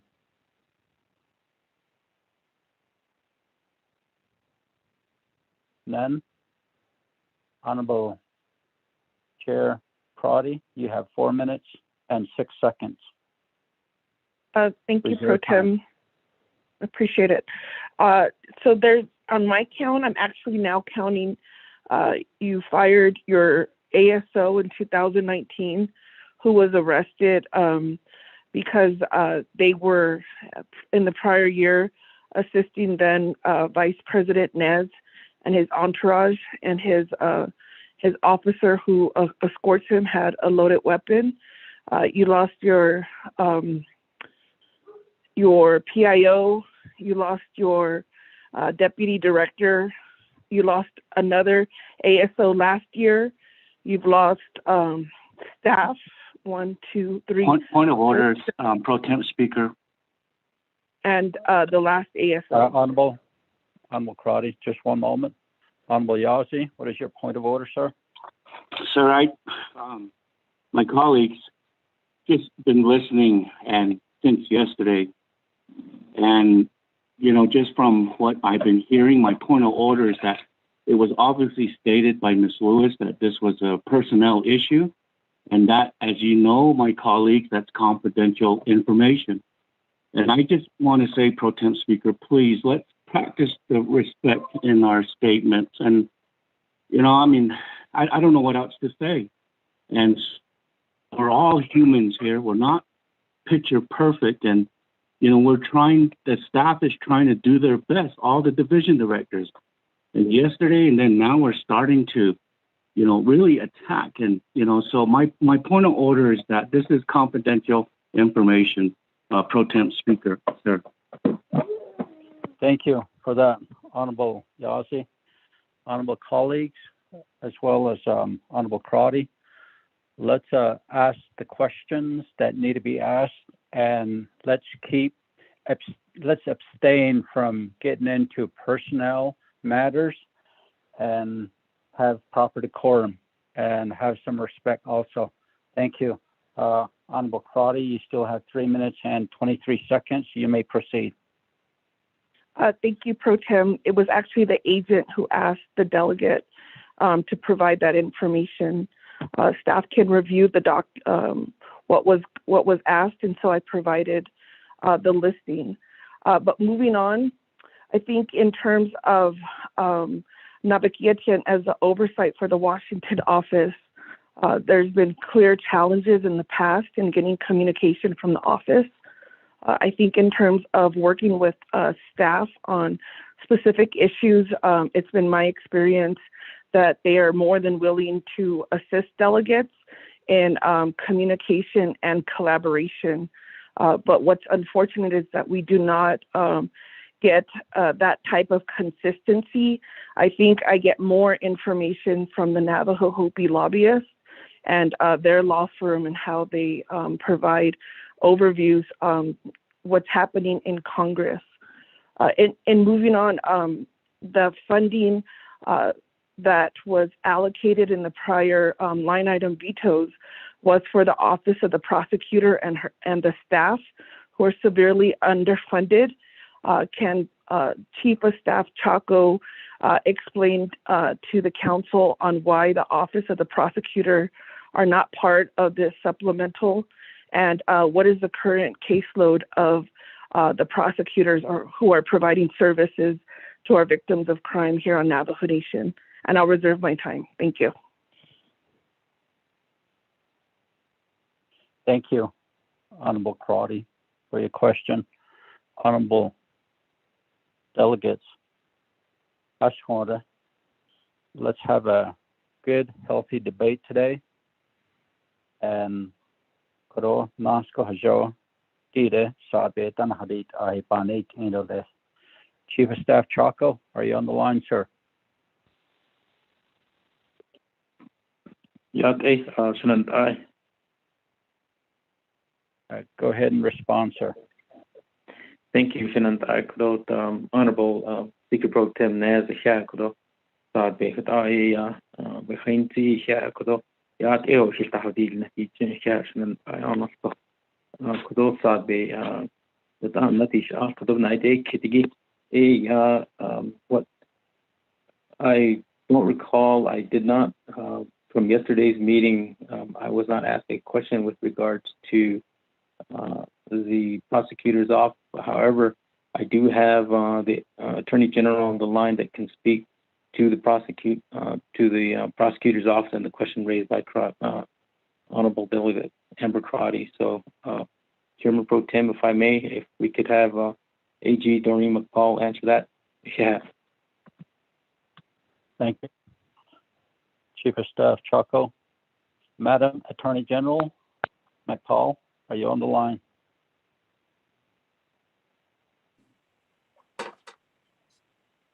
Pro Tem Nez, this is Doreen McCall. Can you hear me? Yes, we can hear you. You have the floor. May you respond. Thank you. Great. Thank you, Pro Tem Chair, and thank you, Delegate Crotty, for continuing to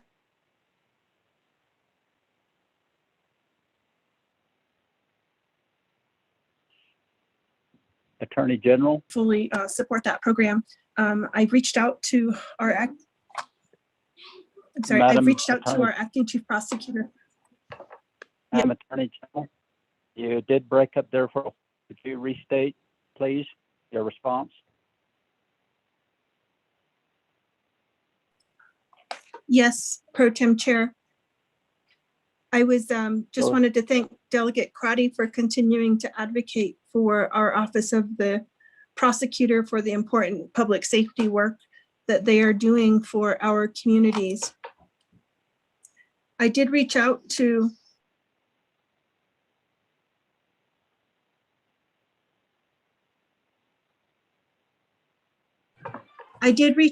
our acting chief prosecutor, Brandon Bitsui, to get a better response to Delegate Crotty's question, but I will just let the council know that the latest updates from our Office of the Prosecutor are included in our quarterly report that was provided to the council just a few weeks ago. And so I would refer Delegate Crotty as well as the rest of our honorable delegates who are interested in the work that our prosecutor is doing without full funding and the challenges that they are having, both related to technology needs, facility needs, staffing needs that are included in the report. And I do also want to say, while I have the attention of the council, because I know that this issue came up yesterday during the NABI discussion, there was questions regarding referring matters for investigation, both to the Office of the Attorney General as well as to our white collar crime unit. And I do want the council to be aware that our white collar crime unit at this time is operating without an investigator because our long-serving investigator is retired as of the end of December. And so we are doing the best we can with the limited staffing that we have, as well as the limited funding that we have. And I do want to let the council know that our department, the Department of Justice, did not receive any CARES related funding to support the needs of not just our Office of the Prosecutor, but our Navajo Hopi Legal Services Program, as well as our Department of Justice. Thank you. Thank you. Ms. McCall, for your response. Honorable Amber Crotty, you have 1 minute and 50 seconds. Would you like to have a follow-up question? Yes, thank you, Pro Tem. I'd like Chief Chaco to answer the question why Office of the Prosecutor is not in this appropriation, and I'll reserve my time.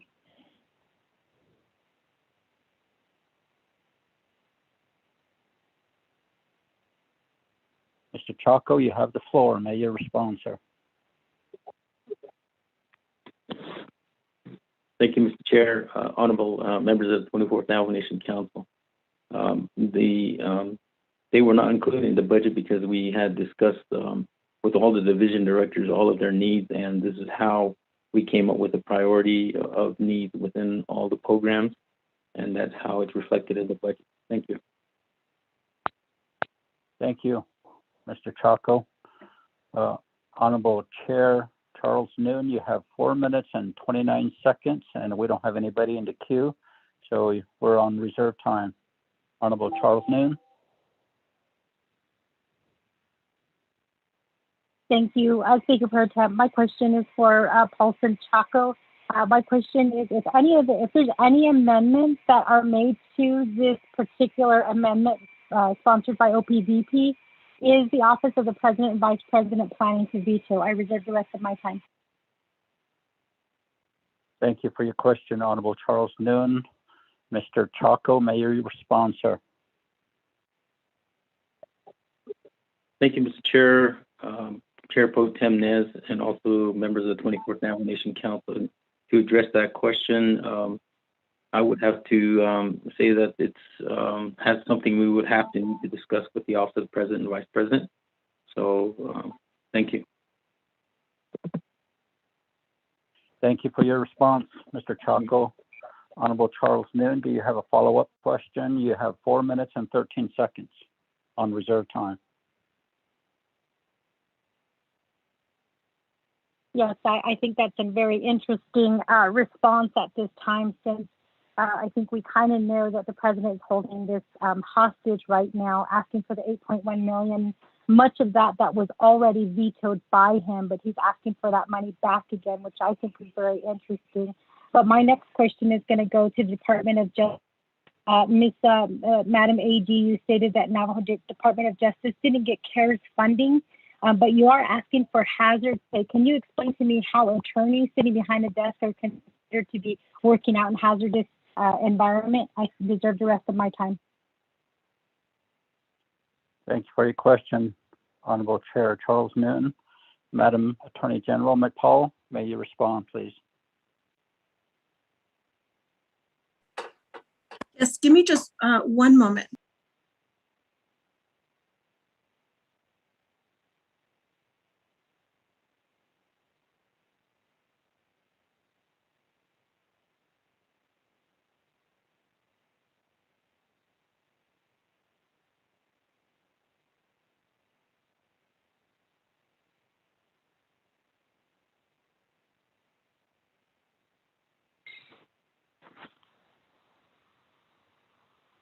Pro Tem Speaker,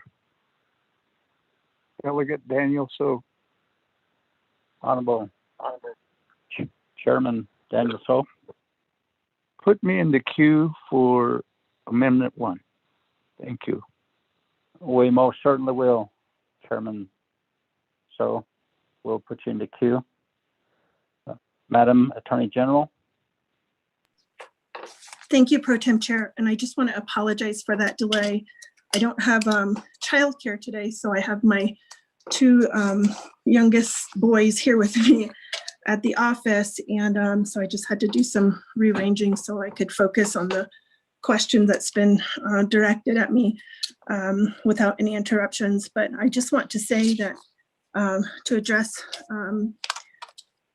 Delegate Charles Newton's question, and I know this was a concern that she's raised multiple times on the NABI discussion yesterday, and it hasn't sat well with me, but I'm going to do my best to respond in the most respectful way. But I do want to share that during the government closure, the nation authorized division directors to use their discretion to deem employees essential to ensure the continued operations of essential governmental functions during the closure. And as the council is aware, the Department of Justice is comprised of approximately 54 attorneys, prosecutors, and advocates, as well as close to 36 support staff. And this includes both exempt and non-exempt employees. And part of the Department of Justice's responsibilities during the government closure was to respond to the increased legal needs of every single department of the nation, every single branch of the nation, and every single chapter of the nation. And in order to respond to the volume of just COVID-related work, so not even our regular non-COVID related litigation, transactional, and other work, our legal staff and our support staff worked extended hours. Some of our staff was on call 24 hours a day, 7 days a week. As you know, our former acting chief prosecutor manned the 24, I should say womaned the 24-hour Office of the Prosecutor cell phone to be able to provide immediate response, not just to our first responders and our Department of Public Safety, but to victims, as well as to people who had COVID-related needs, including isolation and all the other issues that victims bring to our Office of the Prosecutor.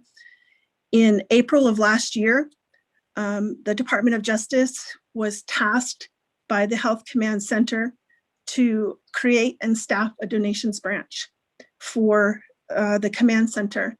And nearly every single attorney in the Department of Justice and many of our support staff did that immense work for the nation that resulted in more than $10 million coming to the nation. And that doesn't include the non-monetary donations. So I know that the perception is that we are here at our desks and not in any kind of harm or danger or hazard. But the reality is we were doing tasks that are beyond what we were hired to do to support the COVID-related needs of the nation. Drafting public health emergency orders, everything that we were involved in 2 specific litigations at the request of our Navajo Nation clients related to COVID-19. And because of our essential nature of our work, predominantly during the closure, it was substantially dedicated to mitigating or responding to the COVID-19 public health emergency. And so it seems to me that the council or the leadership is very comfortable paying administratively for employees to be safe and to be able to stay home. But when it comes to paying special duty pay or hazard duty pay for those of us who were required to be here to support the essential governmental needs of the nation, it's bothersome that that's somehow a challenge for our leadership to see that the work we are doing is not only important, but critical to the nation's ability to respond to the pandemic. McCall, could you please pause for a moment? Thank you. Honorable Chair Charles Noon, what is your point of privilege?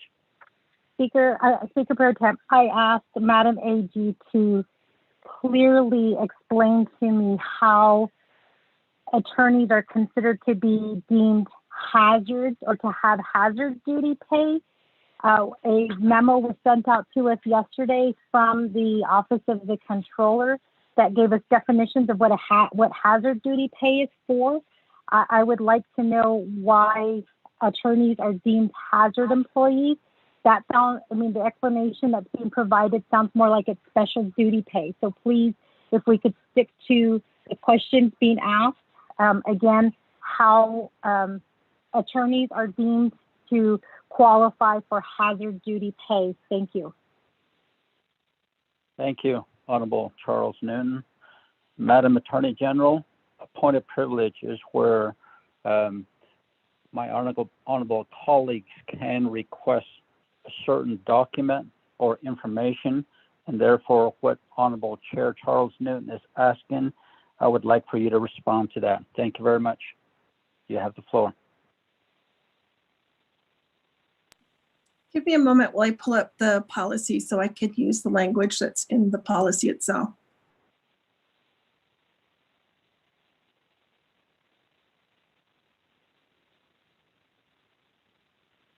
Madam Attorney General, about how much time do you need? Just give me a couple minutes here.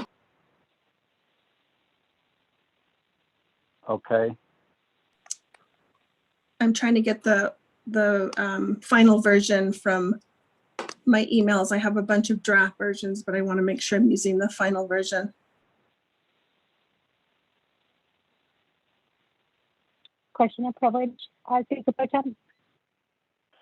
Honorable Chair Charles Newton, what is your point of privilege? Speaker Pro Tem, perhaps the version that was sent to us here at Council could also be sent to Madam AG, and then we can go ahead and move on, and she can come back when she's better prepared. Thank you.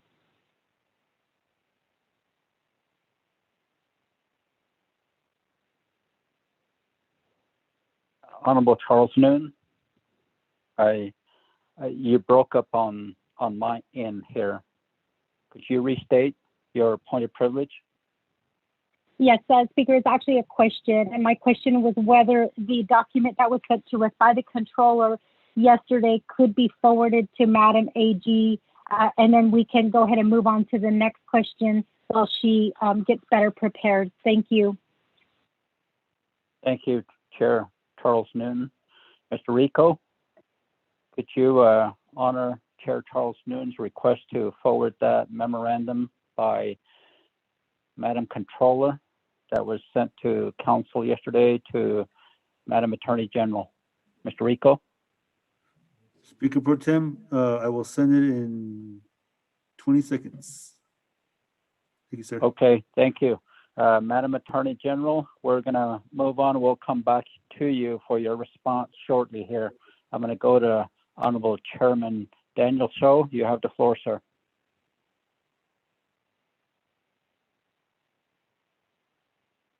Actually, last Speaker Pro Tem, Speaker Seth Damon. The legislation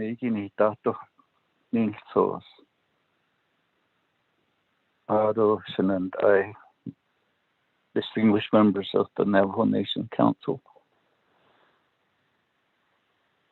The Quaggy Bishop Mahi Kanigi a Sato Sad Biso supplemental appropriation. Kunde I see Ado Alceda sa Betan Hadit Ahi Ilanda Sikli Ado Ninand I President Do the Kado the Satahagi Vice President Kwagi Sato E Beso Nahidestana Ikin Dezo Line item V2 Keho So A paper has Adon Le 2007 or 2009 Itang Hodotni Bin a Olingi Basalado Le So A it's an override Ido Le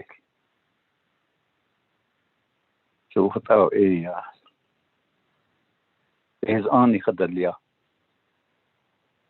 Kunden le anzadenal ego.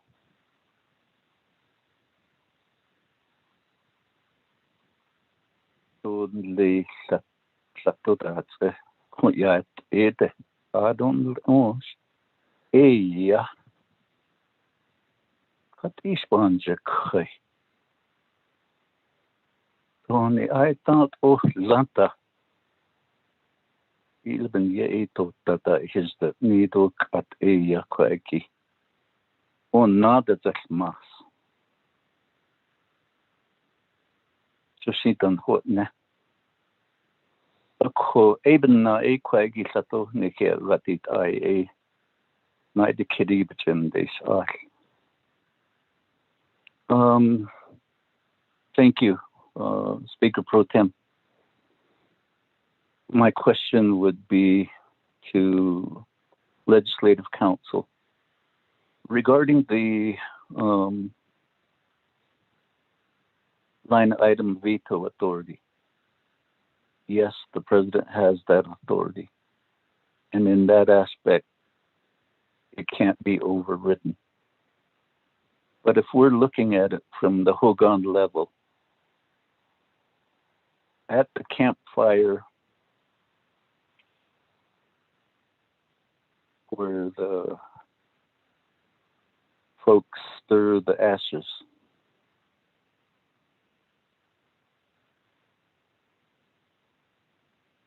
or in the modern day thinking, if we view it from an elevation of 80,000 feet, are we overriding the president's line item veto by enacting this amendment? That's more of a legal philosophical question. Is that what we're doing? Well, when down the road, will history look at this action is this in effect was an override to a line item veto? That is my question. Thank you, Speaker Pro Tem. Thank you, Honorable Chairman So. Ms. Barbara, may you please respond? Good afternoon. This is Barbara. That's a very interesting question. My thoughts are no, you will not be overriding his line item veto. One, because he has the opportunity to. Of course, line item veto any of this stuff, even if he's requesting it. Now, why I don't think that you would is, well, obviously it's not a direct override of his line item veto authority. It is a separate legislation. You are trying it again. Some facts and circumstances have changed along the way. So, you know, technically, legally, you're not. Theoretically, around the campfire, as you requested, Chairman, so I could make that argument, but from a legal technical side, no, it is not an override of the line item veto. It's a new legislation with a few differences, not only in circumstances but in amounts and account numbers. I hope that was helpful, and I hope at some point in time also Chairman So and I can sit down and have a long conversation about that. Thank you, Chair Pro Tem.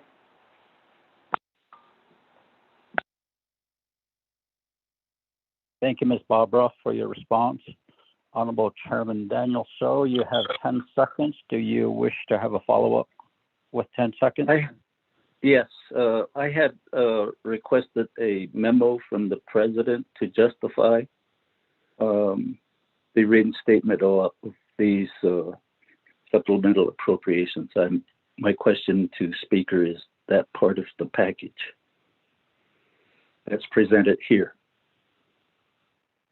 Time. Thank you. Honorable Chairman So. Let me go to Mr. Paulson Chaco. Mr. Chaco, may you respond and honor Chairman Daniel So's request and have the President have a written document? Mr. Chaco. Thank you, Chairman Pro Tem Nez, and also honorable members of the 24th Navajo Nation Council, Yash and I. I will have our legal counsel prepare and get something in writing, hopefully by the end of the day. Thank you, Mr. Chair.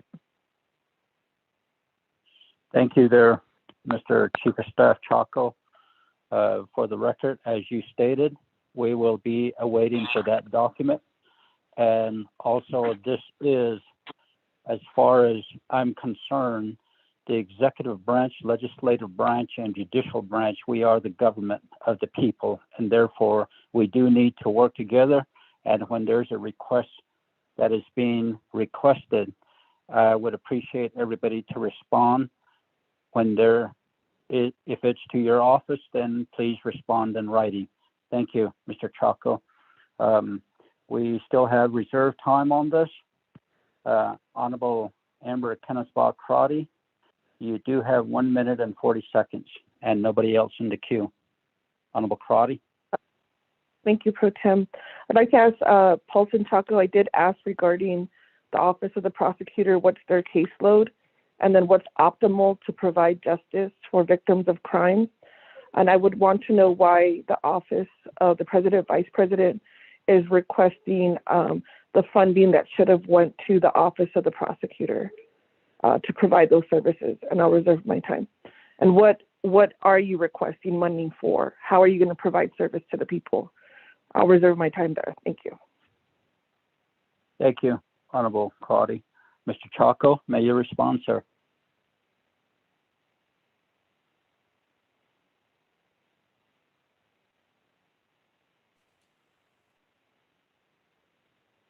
Mr. Chaco?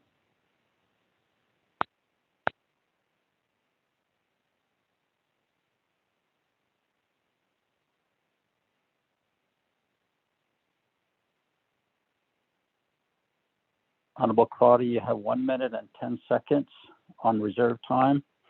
Mr. Chief of Staff, Paulson Chaco, may you respond, sir? Mr. Chair, can you hear me? Yes, I can. Go ahead. Proceed. Thank you, Shananta Kudo.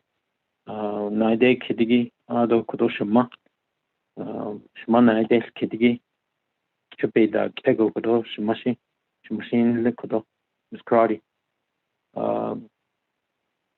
In response to your question, I believe that the question that I had deferred over to the Attorney General to respond back on the prosecutor's office. So, if I may, Mr. Chair, if I can have the AG respond to that question. Thank you. Thank you, Mr. Chaco. Madam Attorney General McPaul, may you respond, please?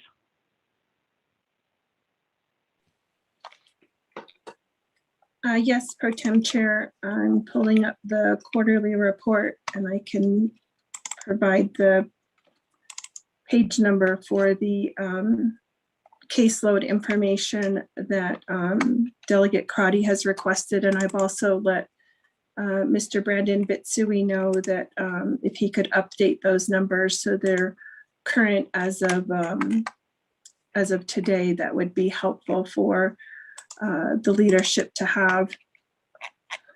The statistical information for caseload that's included in the report is located on, starts on page 14 of the report, and it breaks it down by district as well as by adult and juvenile cases. And then the adult information also includes COVID-specific information.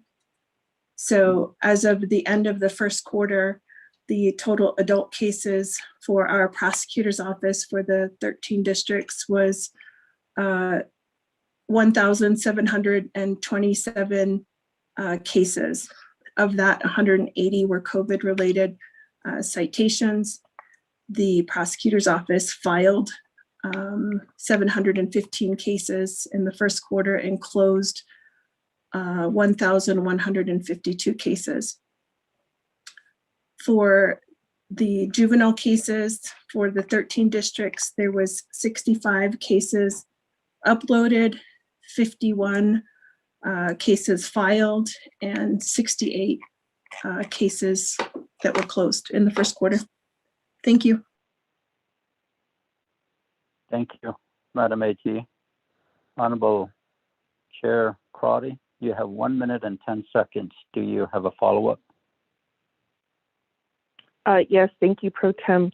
I did ask what was the optimal caseload for the prosecutor, knowing that there's a huge unmet need for that office.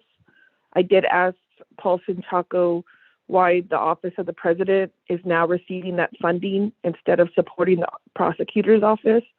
And then I'll add another question. What is the plan for the white collar crime investigator? We have a number of cases that need to be fully investigated, and what is the plan and why is that not being requested in this appropriation? And I'll reserve my time. Thank you. Thank you, Honorable Crotty. Mr. Chaco. Thank you, Mr. Speaker Pro Tem Nez, and also 24th Navigation Council. I believe, again, these two questions are related to the Office of the Attorney General. So if I could have Doreen McPaul, can you answer those questions? Thank you. The General McPaul, respond. Thank you, Pro Tem Chair, and thank you, Delegate Crotty, for the question. So the white collar crime unit investigator position, that during the first quarter, I know was not advertised, partially because the prior investigator was still in the position, as well as the budgetary limitations, not being able to budget that particular position for the full 88 hours due to the funding allocation for our Office of the Prosecutor. In the interim, the cases that require investigation and investigator work, I collaborate with the acting chief prosecutor on particularly the cases that come here to Office of Attorney General for referral to white collar crime. And we do have 2 investigators that we work with through our fixed cost litigation account. And we've offered and used those investigators to help facilitate that work while we are hiring for that position. So part of there is funding to hire an investigator.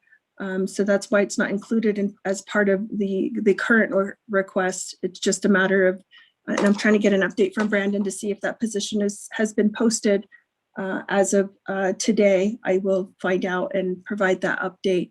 But that's what we're doing in the interim until we fill that vacancy. Thank you. Thank you, Madam AG. Madam AG, there was a question raised earlier by Honorable Chair Charles Newton, and you needed time to prepare your response. Could you respond now? Yes, and I also want to just add that I did just heard from Brandon, and he says they are advertising for 2 investigators, and they have 1 prosecutor that's working with white collar crime unit right now to help cover that work. So I just wanted to supplement that answer. So with respect to the question that Delegate Charles Newton asked earlier, and I want to thank Manny for sending over the information from the Controller's Office that was shared yesterday. It has some information in it, but it's not the actual policy. So I'm going to refer to the actual policy and procedures from our Department of Personnel Management. It's number 21-8-006. It was released in November of last year, reviewed by DOJ in November of last year. And under that policy, it identifies the purpose and then the applicability. And it talks about the closure of the government from November 16th to December 6th at the time. That was extended, as you know, through February 7th before the government reopened here on the 8th. And under that policy, certain employees are continuing to work and required to be in frontline positions to respond to the COVID-19 pandemic. And the procedures authorize hazard duty pay for such employees when properly documented under the requirements within the policy. So in terms of the applicability, it applies to personnel that are working on the front lines of the government's pandemic and response and are on call for purposes of the policy.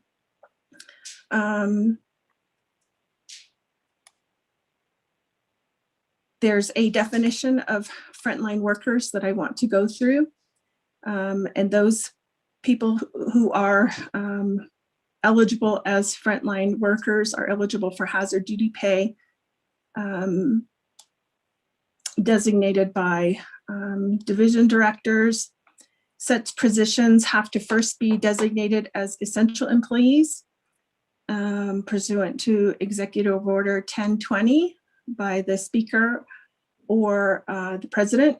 And the division director can also apply the criteria to deem employees essential and eligible for hazard duty pay as frontline workers. So the definition of frontline workers under the policy includes essential employees who perform hazardous work or work involving physical hardship that is related to COVID-19.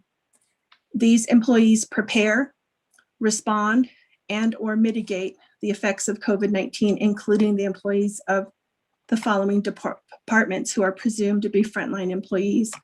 It identifies the Department of Health, Department of Public Safety, Fire, DEM, and Navajo EMS. And other employees are designated frontline employees by the appropriate division director or equivalent legislative official. And I first just want to point out that part of what I was explaining in my earlier response was the work that our office was doing to support the Department of Health's, the Health Command Operations Center. And so I would take the position that for purposes of that work that the Department of Justice was doing, we were doing it to support directly the Department of Health, who's presumed to be in a frontline position. And I do want to share a little bit about that particular work and what it involved. We had staff here on a daily basis answering multiple phone lines to talk directly to donors who were wanting to contribute resources to the nation.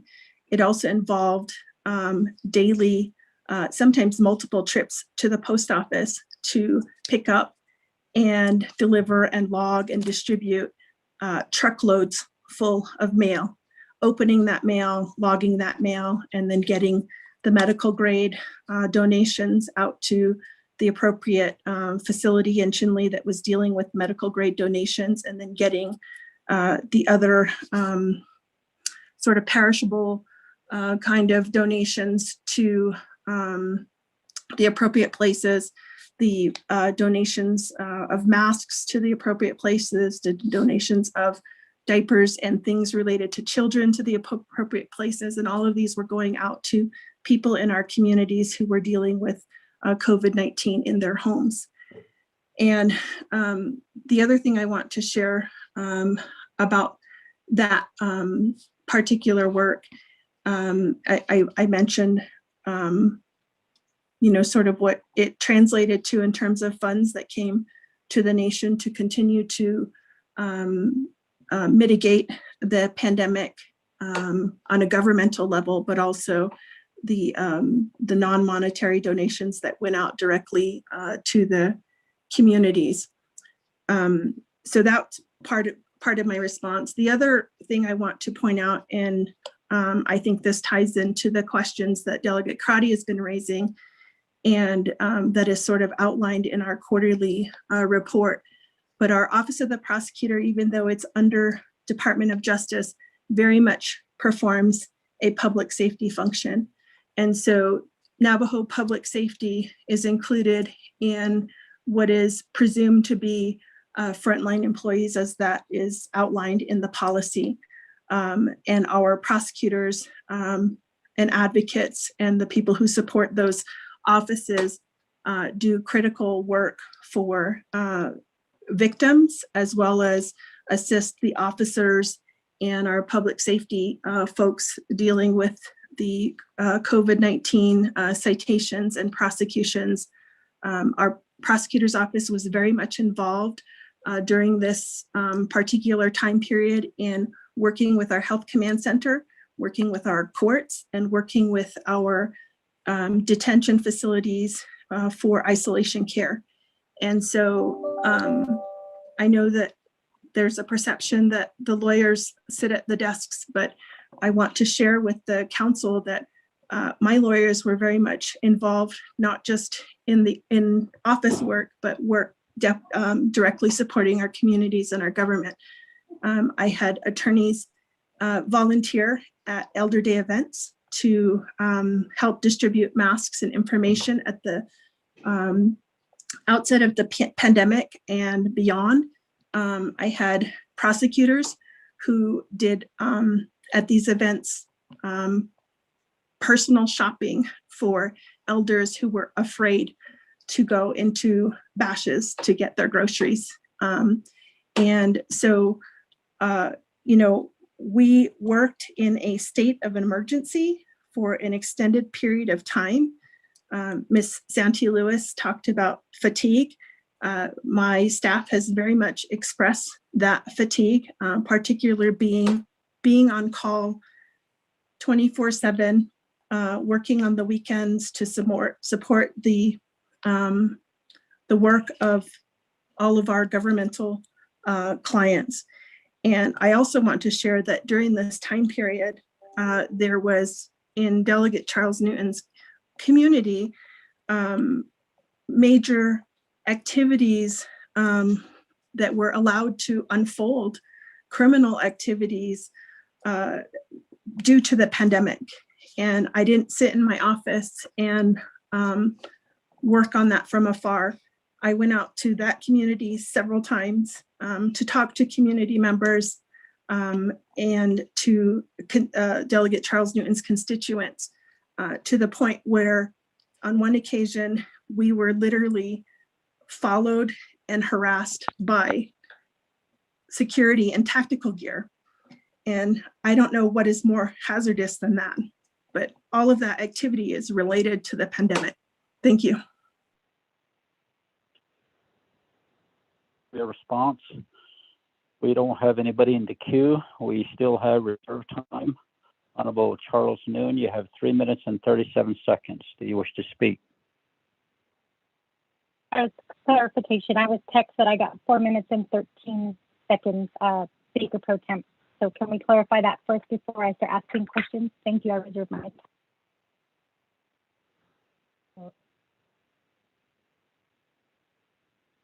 Madam Chair Charles Newton, you were breaking up on my end.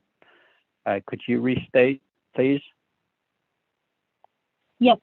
Speaker Pro Tem, I apologize. I hope this doesn't come out of my time, but I was texted that I got 4 minutes and 13 seconds left. So I don't know which is right, the 3 minutes or the 3 minutes that you stated or the 4 minutes that I was texted.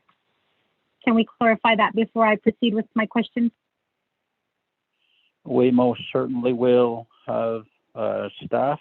Could you clarify how much reserve time Honorable Chair Charles Newton has? I have it written down for 3 minutes and 37 seconds. Mr. Rico? Speaker Pro Tem, members of the 24th Nomination Council, 3 minutes and 37 seconds is correct. Okay, thank you. We will not decrease your time, Honorable Charles Newton, so you do have 3 minutes and 37 seconds. That was clarified by Mr. Rico, so you may proceed with your questions. Thank you, Speaker Pro Tem. So I think based on the response that has been provided, the definition in frontline of government really stands out. So right now, the staff at Navajo Department of Justice who have jobs when thousands of people were laid off, were coming in on a daily basis, handling phone calls from their office and going to the post office, which the Madam AG has qualified as being hazardous. There were no mentions of these deliveries made to community members when we had many of our employees who are actually out on the front lines really making a difference in the community. I also want to point out that Madam AG, you stated that your staff, quote, volunteer, end quote, at Elder Day events. Volunteer to me sounds like they knew what the hazard was and they chose to volunteer. Personal shopping for elders is another thing that you stated they volunteered for. So I don't think that your definition of what's considered to be hazardous really falls in line with what we consider to be hazardous. I was just reading an article last night on the city of Tennessee, where they paid their employees, frontline workers, they paid their employees, but what they later found out was that many of these employees were not eligible for the hours that they were performing duties, even though they were out in the field. And this happened in Nashville, Tennessee. So I'm a little bit concerned because now these employees in Tennessee have to pay back that hazard pay. These are actually people who are out on the front lines who are trying to assist the city. So I just don't see how you can say that your attorneys were considered to be working in a hazardous environment. I also want to point out that during this time that I've been looking at the budget, I did reach out to our Office of Legislative Counsel here on the legislative side, and I asked them if they asked for special duty pay or hazard pay. I was informed that our Office of Legislative Counsel has not and will not be asking for special duty pay or hazard pay.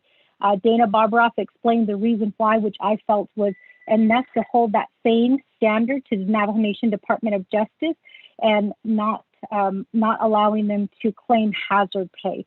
So I have to say that I'm a little bit disappointed in your analysis, Madam AG.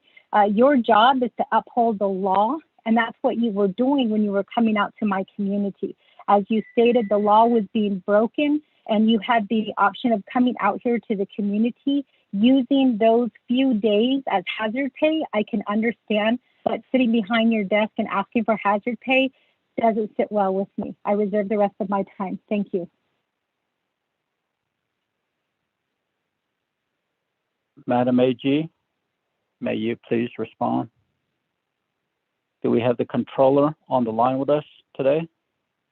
Before you speak, Madam AG, Madam Controller, are you on the line with us today? Pro Tem Chair, this is the controller. I'm on the line. Okay, yes. Well, I just want you to be on the line in case that we need to clarify your memorandum as far as special and hazard duty pay. Thank you. Just stay on the line with us. Thank you. Madam Attorney General, you have the floor, please. Thank you, Speaker Pro Tem. I don't know if there were any other questions directed at me to respond to. I think there was commentary that we have disagreement. I think I will just agree to disagree. And I don't have anything further to add. Thanks.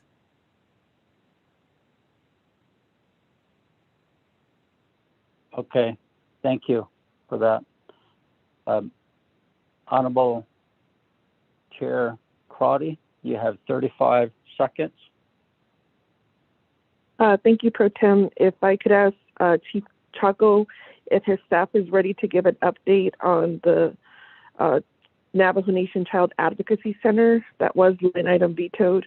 There's been a few federal funding opportunities that the Navajo Nation has not applied for. I'll reserve my seconds. Thank you. Thank you, Honorable Crotty. Mr. Chaco, may you respond, sir.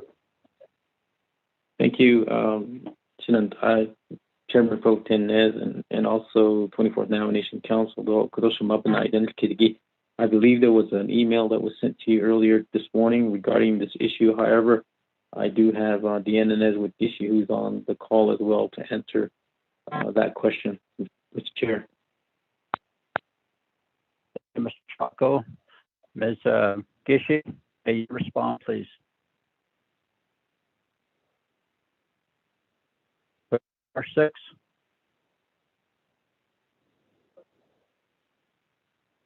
Good afternoon. Good afternoon. Can you hear me? I can hear you. Go ahead. Have the floor. Yes. Thank you, Chair Pro Tem Nez, members of the 24th Navajo Nation Council. This is Deanna Nez-Gishi. Thank you for the opportunity to provide additional response. We did hear. Ms. Gishi? Yes. Ms. Gishi, you have a lot of static on your phone. Either turn up the volume as well. We can barely hear you. And we'd like to hear you respond clearly. Thank you.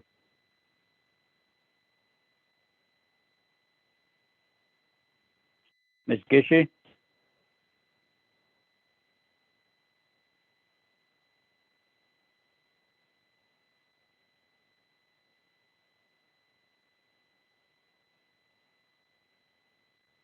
Ms. Gishi?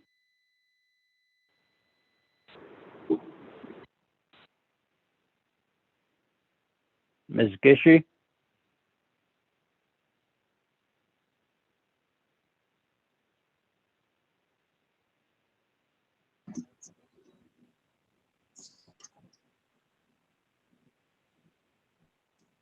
Ms. Hello, Gishi? Speaker Pro Tem. May you hear me now?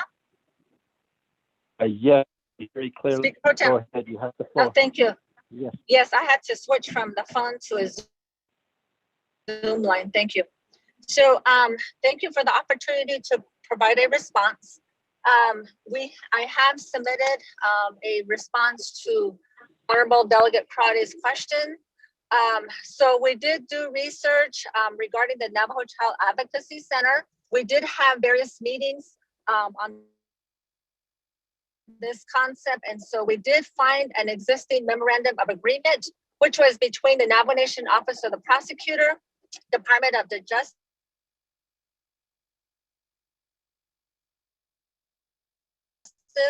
Department of Public Safety, and the report of suspect. Yes. Ms. Gishi, you're breaking up.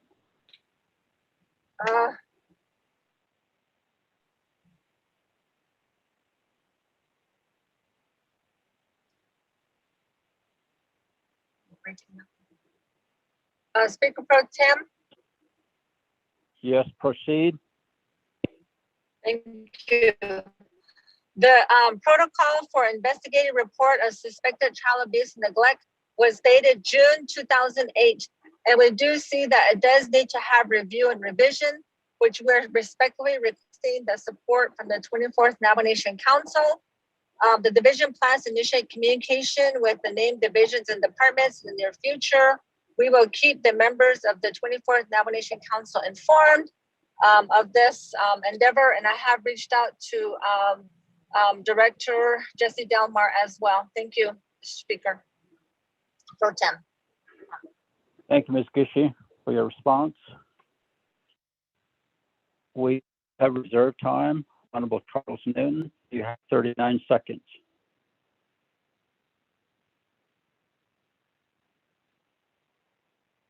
Speaker Pro Tem, can you hear me?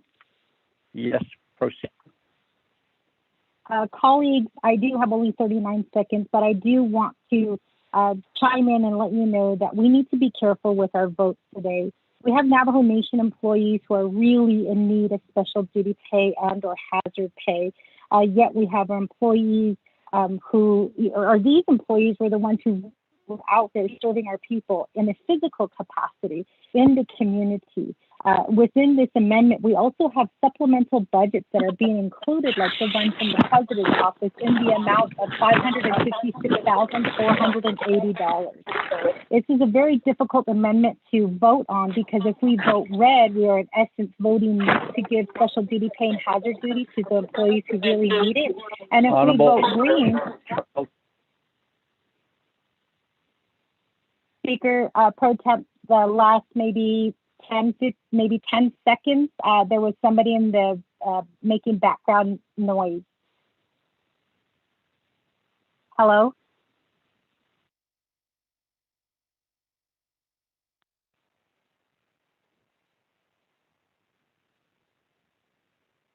Honorable Charles Newton, I apologize. Please, everybody, your phones. I believe we by now know how to meet our, so please be respectful when someone is given the time to speak. Please be respectful in that way. Honorable Charles Newton, I will provide you 10 seconds to complete your statement. Thank you, Speaker Pro Tem. As I was stating, colleagues, we also are looking at a supplemental budget that has been included in this amendment, like the one from the President and Vice President, in the amount of $556,480. We also have $100,000 that's being requested from the Washington office. So I ask my colleagues to take consideration when voting for this amendment. Thank you. Thank you, Honorable Charles. Yeah. Honorable Amber Kennesbaugh-Crotty, 21 on reserve time. Thank you, Pro Tem. I'd like to ask Paul Chaco for the third time. Can you let us know what's being requested from the Office of the President and Vice President? Thank you. I'll reserve my time. Mr. Chaco, may you respond?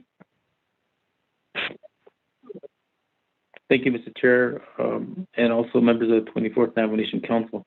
I'm not exactly, could you repeat that, Shema, what exactly you're asking from, as far as questions to me? Thank you.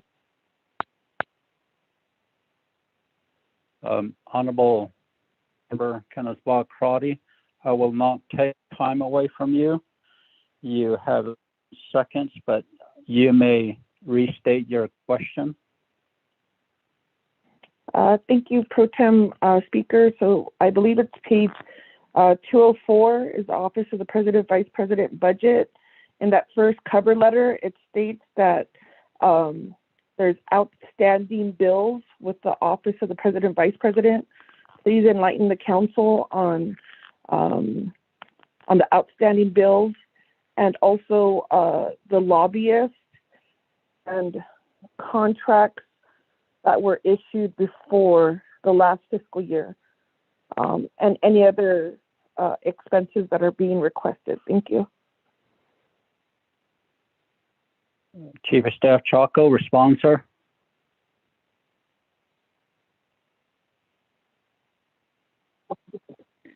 Thank you, Shinandayat, Speaker Pro Tem, and also 24th Navajo Nation Council. And to address the budget, I'm to refer back to the big binder here. But in short, I'm trying to think through all of this. We're the Office of the President and Vice President submitted a budget, and also for the outstanding bill, those are bills that we've incurred during last year, and I don't have the specifics on what those bills are, but I can provide it to you in writing, Madam Chair.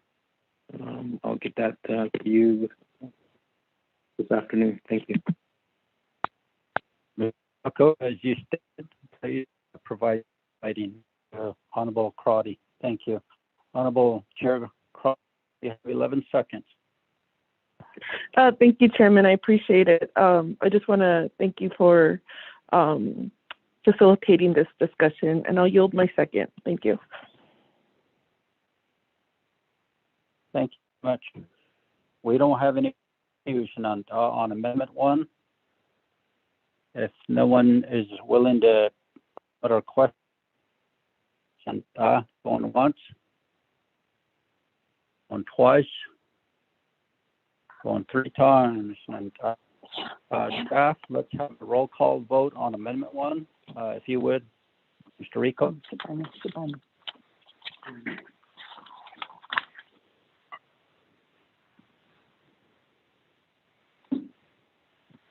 Honorable Elmer Begay. Honorable Elmer Begay. Honorable Elmer Begay did not vote. Honorable Kealan Begay Jr. Honorable Kealan Begay Jr. Honorable Kealan Begay Jr. did not vote. Delegate Kealan Begay Jr. votes green. Thank you. Honorable Paul Begay Jr.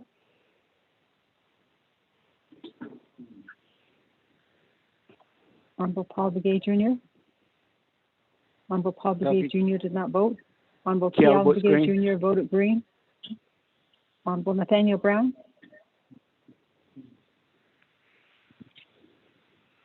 Honorable Nathaniel Brown.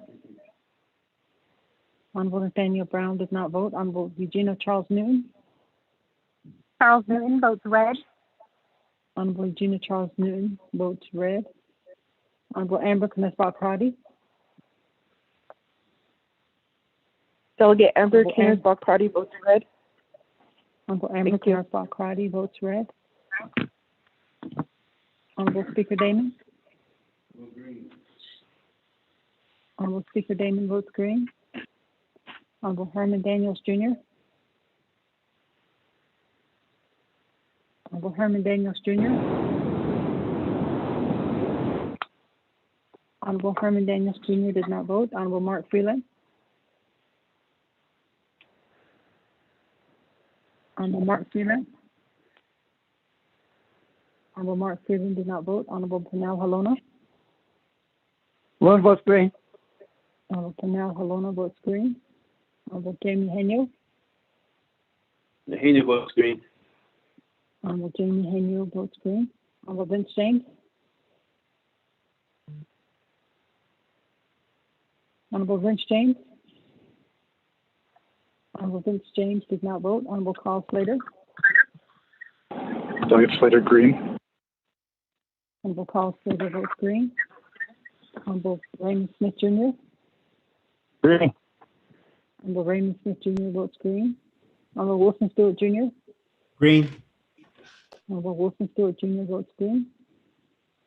Honorable Otto So.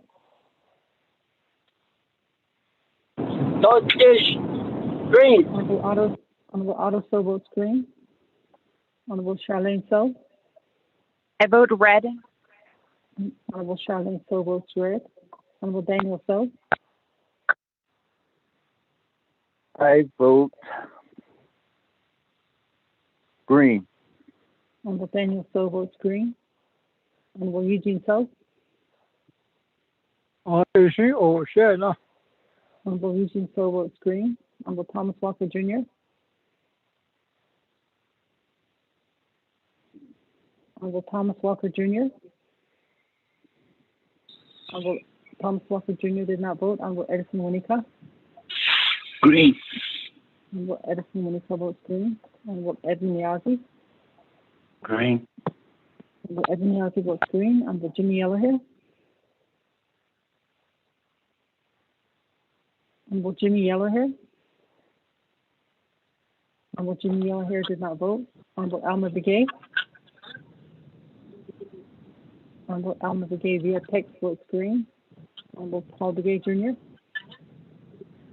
Honorable Paul Begay Jr. votes green via text. Honorable Nathaniel Brown.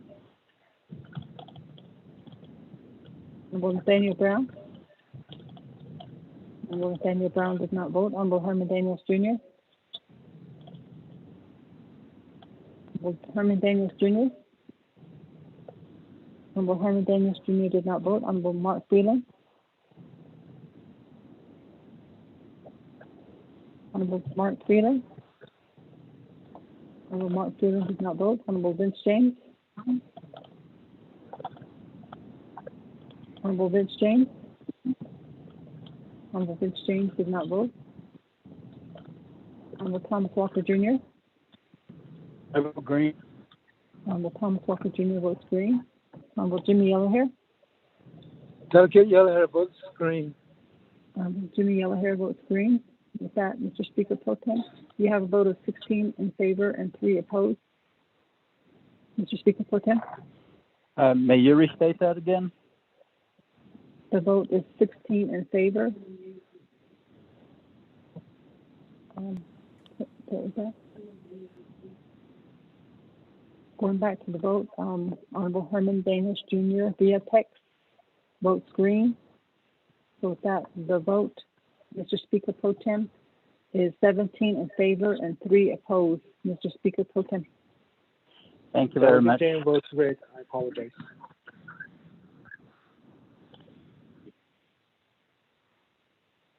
Staff? Honorable Speaker Pro Vince Tem? James. Did you get Honorable Vince James's vote? Honorable Vince James votes green. Delegate James red. votes red. Oh, Honorable Vince James votes red. With that, Mr. Speaker Pro Tem, the vote is 17 in favor and 4 opposed. Mr. Thank you. Speaker Pro Tem. Mr. Speaker, Pro Tem? Speaker, this is Delegate Brown. I correction. vote green.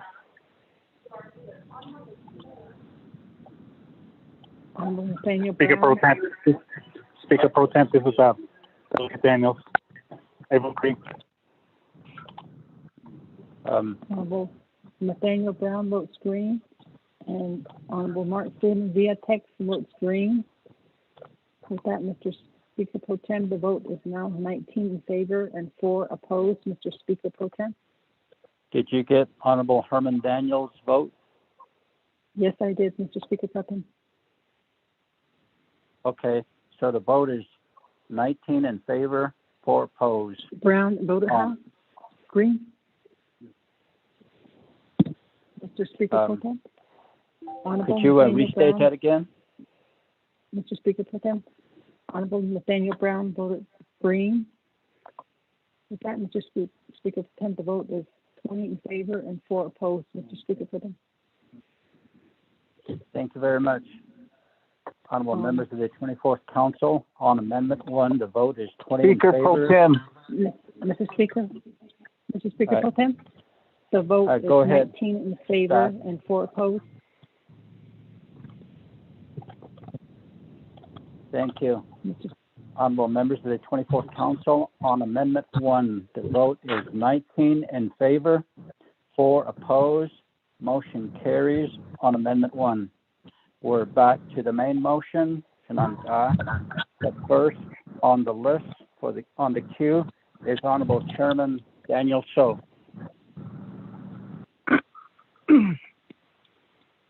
Thank you, Cecilia.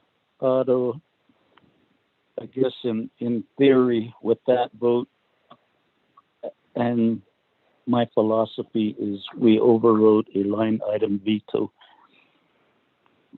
That's just commentary, as AG said. But my basic item that I would like to propose is Amendment 2. And Ms. Bobroff had composed a amendment for me that would have gone on to during the NABI deliberations, but we never got to it. So in that aspect, Ms. Bobroff, could you send out the amendment that you had Question of composed. privilege, please. Question of privilege. Honorable Chair, so could you pause one moment? Point of privilege. Honorable Eugene So, what is your point of privilege, sir? I believe that's what I'm waiting for, Chair. That's my amendment. Thank you. Honorable Eugene So, which amendment are you referring to, sir?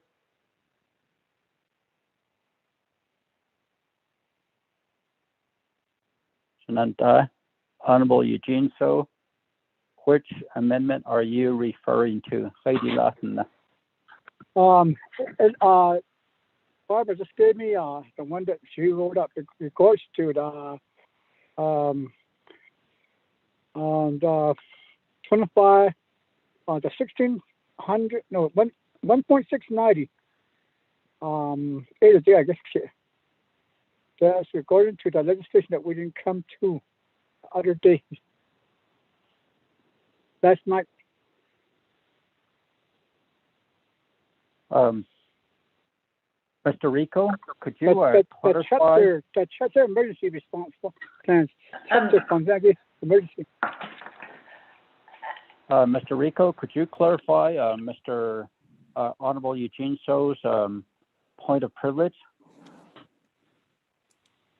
Mr. Speaker Pro Tem, there is an amendment for Eugene So in regards to the chapter emergencies. However, Honorable Daniel So does have one, and I believe that is in regards to reinstating COAs, if I'm not mistaken, Ms. Barbroff. Yes, Mr. Rico, you are correct. I just forwarded Delegate Daniel So's amendment that reinstates the conditions of appropriation. I will also send out Delegate Eugene So's amendment, and that is for chapter emergency allocations. I can also forward that one out. Thank you. Thank you, Ms. Thank Barbara. you, Speaker. Thank you. Oh, let me go back to Honorable Chairman So.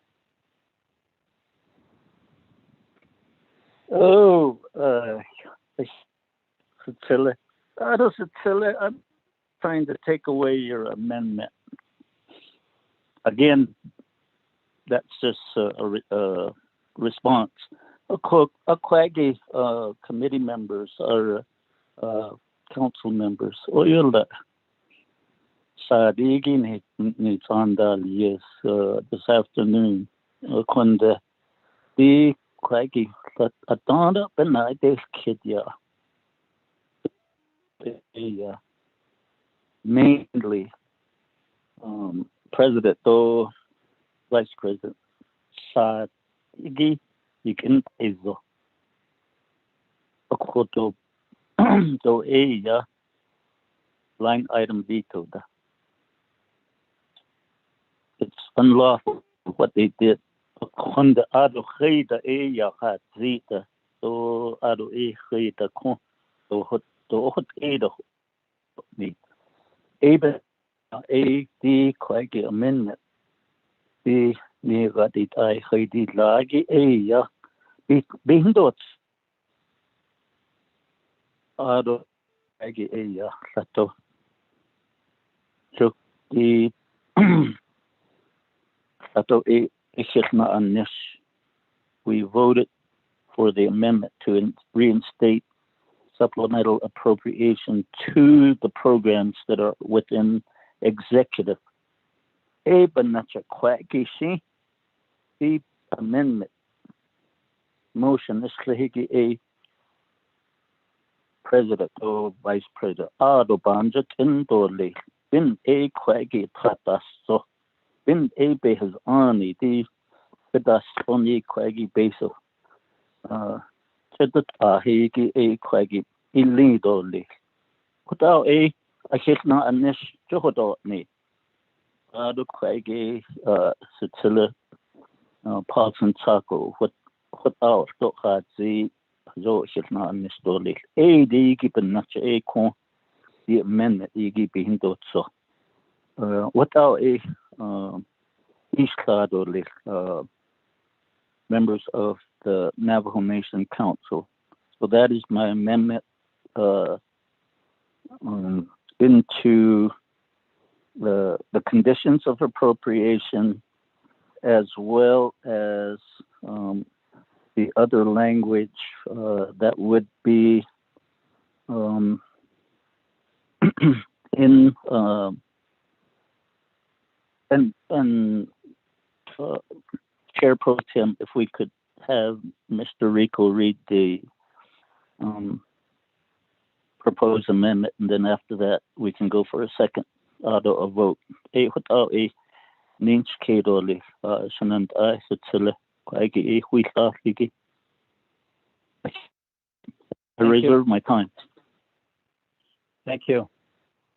Honorable Chairman So. Mr. Rico, could you read the amendment that was motioned by Honorable Chairman Daniel Soin for the record, please, and then we'll establish a second. Mr. Speaker Pro Tem, members of the 24th Navajo Nation Council, this will be amendment number 2.1 on page 2, line 30. Add the following new paragraph as follows. New paragraph _D. The Navajo Nation Council approves amending Council Resolution CN-88-20 to reinstate the conditions of appropriation as set forth in Exhibit F and _.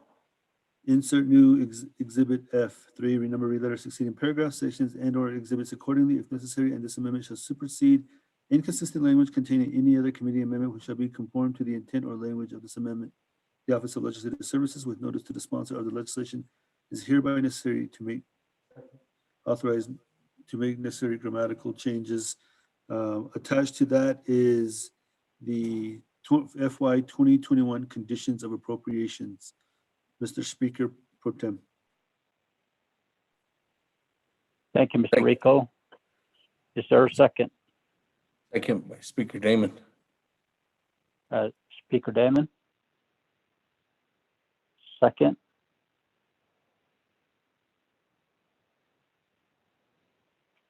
Okay, so then we have a motion by Honorable Chairman Daniel So on this amendment here, and second by Honorable Seth Damon. We don't have anybody in the queue.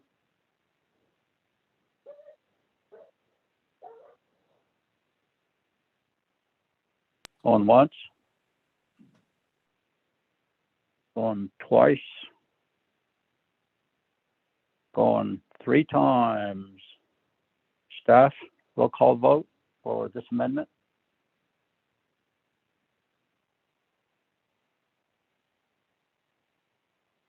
Honorable Almer Begay. Honorable Almer Begay. Honorable Almer Begay did not vote. Honorable Kealan Begay Jr. Delegate Kealan votes green. Thank you. Honorable Kealan Begay Jr. votes green. Honorable Paul Begay Jr. Honorable Paul Begay Jr. Honorable Paul Begay Jr. did not vote. Honorable Nathaniel Brown. Delegate Brown votes green. Honorable Nathaniel Brown votes green. Honorable Regina Charles Newton. Honorable Regina Charles Newton. Honorable Regina Charles Newton did not vote. Honorable Amber Knesbat Crotty. Honorable Amber Knesbat Crotty. Honorable Amber Knesbat Crotty did not vote. Honorable Speaker Damon. Green. Honorable Speaker Damon votes green. Honorable Herman Daniels Jr. Delegate Daniels votes green. Honorable Herman Daniels Jr. votes green. Honorable Mark Freeland. Honorable Mark Freeland. Honorable Mark Freeland did not vote. Honorable Pernell Halona. Honorable Pernell Halona.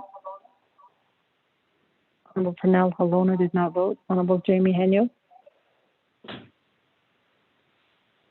Honorable Jamie Henyo. Honorable Jamie Henyo did not vote. Honorable Vince James. Honorable Vince James. Honorable Vince James did not vote. Honorable Carl Slater. Honorable Carl Slater votes green. Honorable Raymond Smith Jr. Green. Honorable Raymond Smith Jr. votes green. Honorable Wilson Stewart Jr. Green. Honorable Wilson Stewart Jr. votes green. Honorable Otto So. Honorable Otto So. Honorable Otto So did not vote. Honorable Charlene So.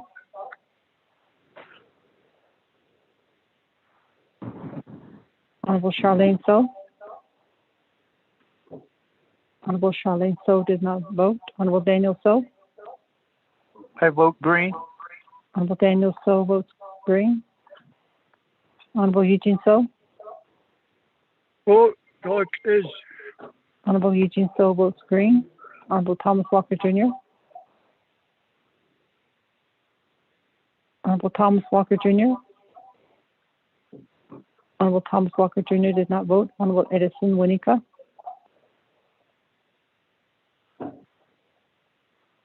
Honorable Edison Winika. Honorable Edison Winika did not vote. Honorable Edmund Yazzie. Green. Honorable Edmund Yazzie votes green. Honorable Jimmy Yellowhair. Honorable Jimmy Yellowhair. Honorable Jimmy Yellowhair did not vote. Honorable Almer Begay. Honorable Almer Begay. Honorable Almer Begay did not vote. Honorable Almer Begay via text votes green. Honorable Paul Begay Jr. Honorable Paul Begay Jr. via text votes green. Honorable Eugenia Charles Newton. Honorable Eugenia Charles Newton.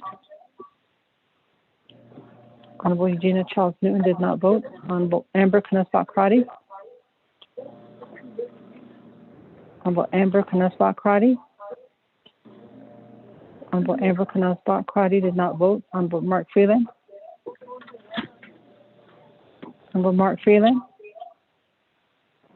Honorable Mark Freeland did not vote. Honorable Pernell Halona. Honorable Pernell Halona. Honorable Pernell Halona did not vote. Honorable Jamie Henyo. He was green. Honorable Jamie Henyo votes green. Honorable Vince James. Honorable Vince James votes green. Honorable Vince James votes green. Honorable Otto So. I vote green. Honorable Otto So votes green. Honorable Charlene So. I vote green. Honorable Charlene So votes green. Honorable Thomas Walker Jr. Honorable Thomas Walker Jr. Honorable Thomas Walker Jr. did not vote. Honorable Edison Winika. Honorable Edison Winika. Honorable Edison Winika did not vote. Honorable Jimmy Yellowhair. Delegate Yellowhair votes green. Honorable Jimmy Yellowhair votes green. With that, Mr. Speaker Pro Tem, you have a vote of 17 in favor and 0 opposed. Salona, vote green. Honorable Pernell Halona votes green. And Amber Knaspach Crotty votes green via text. With that, Mr. Speaker, you have a vote of 19 in favor and 0 opposed. Mr. Speaker Pro Tem. Thank you very much. On Amendment 2, the vote is 19 in favor, 0 opposed. Motion carries. Thank you. Moving down to the main motion. Pro-Tem Speaker, this is Delegate Elmer Begay. Did you get my vote? Yes, we did. Yes, we did, Mr. Speaker Pro Tem. Thank you. Honorable Elmer Begay, we did get your vote. It's counted. Okay. The final Okay, vote was thank you. 19 in favor, 0 opposed. So thank you. Sananda, back to the main motion. We have in the queue next is Honorable Elmer Begay. You have the floor on the main motion. Commissioner Privilege, Speaker Pro Tem. Point of privilege Well- by Honorable Chair Charles Newton. What is your point of privilege? I'm sorry, Speaker Pro Tem. My question actually, it was a question of privilege, was just, can you tell us what the lineup is so that we're prepared with our amendments? Thank you, Speaker Pro Tem. Yes, I most certainly will do that. Honorable Elmer Begay is first on the main motion. Next, Honorable Eugene So. Next, Honorable Amber Kennesaw Crotty. Honorable Key Allen Begay Jr. Honorable Jamie Henio. So that is the lineup for now. Honorable Chair Charles Commissioner Privilege. Newton. Yes, Speaker Pro Tem, I apologize. Texted to request to speak. I was told that I was second in line. Sure what happened, but that was for the main motion. I'm not really sure what's going on, but I just texted to say that I would want it to be added to the queue for the main motion. And I was told that I was placed in second place. So I don't know how I got dropped off the list, but I am doing a request to speak as Speaker Damon has requested. So I feel like my text messages, I mean, I'm not sure what's going on. So if you could explain to me where I'm at in the queue, so I can better prepare for my amendment. Thank you. Okay, thank you. Chair Charles Newton, do you have your amendment prepared? Yes, I do. Okay. I apologize for that.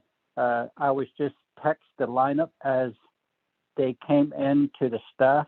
And I remember you at the beginning that you did state that because your amendment was not ready, that you will let the next person in line go up, which was Honorable Carl Slater, which he did offer an amendment. And after that, Honorable Daniel So. So Honorable Elmer Begay, if you would, please hang on to your horse there. And I will allow, since Honorable Charles Newton had the space, and now she does have her amendment prepared, and I will give her the floor at this time. Honorable Chair Charles Newton, you are next now. Thank you, Speaker Pro Tem. I'm sorry, Shanella. I just wanted to make sure I was in the lineup. So I do have my okay. I do have my revised amendment 4006-21, which was emailed by Kristen Lowell. This is the OOC budget request. It has been sent out. I reserve the rest of my time. Thank you. That was the motion. Thank you. Thank you, Honorable Charles Newton. And staff, Mr. Rico, could you read that in for the record, the amendment, Amendment 3, which will have a second after you read the amendment. Mr. Rico?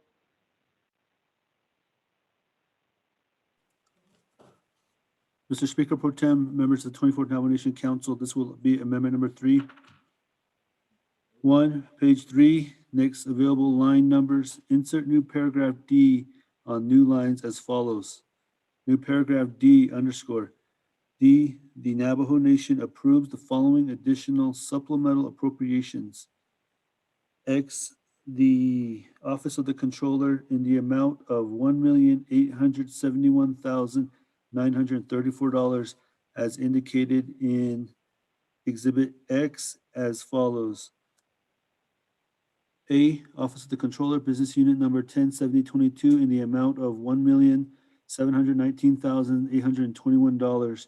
B, Office of the Controller, Purchasing Services, Business Unit Number 107020 in the amount of $51,844. And C, Office of the Controller, Property Management, Business Unit Number 107021 in the amount of $100,269. D, the Office of the Controller has reviewed this request and the comments are included as part of Exhibit X1. The Office of Management and Budget has reviewed this request and provided a budget impact analysis, which is attached as Exhibit X2. 2, add memo from OOC dated February 25th, 2021 as new Exhibit X1. 3, add memo from OMB dated January 29th, 2021 as new Exhibit X2. 4, the Office of Legislative Counsel and the Office of Legislative Services shall work with the Office of Management and Budget to update any cumulative totals throughout the resolution consistent with the amendments made in this resolution. 5, programs and departments are directed to provide updated budget documents to the Office of Management and Budget, Office of Legislative Counsel, and the Office of Legislative Services, consistent with the amendments made in this resolution for expeditious implementation of the amendment to Council Resolution CN-88-20. 6, renumber, reletter succeeding paragraphs, sections, and exhibits accordingly if necessary. This amendment shall supersede inconsistent language contained in any other committee amendment which shall be conformed to the intent or language of this amendment. The Office of Legislative Services, with notice to the sponsor of the legislation, is hereby authorized to make necessary grammatical changes.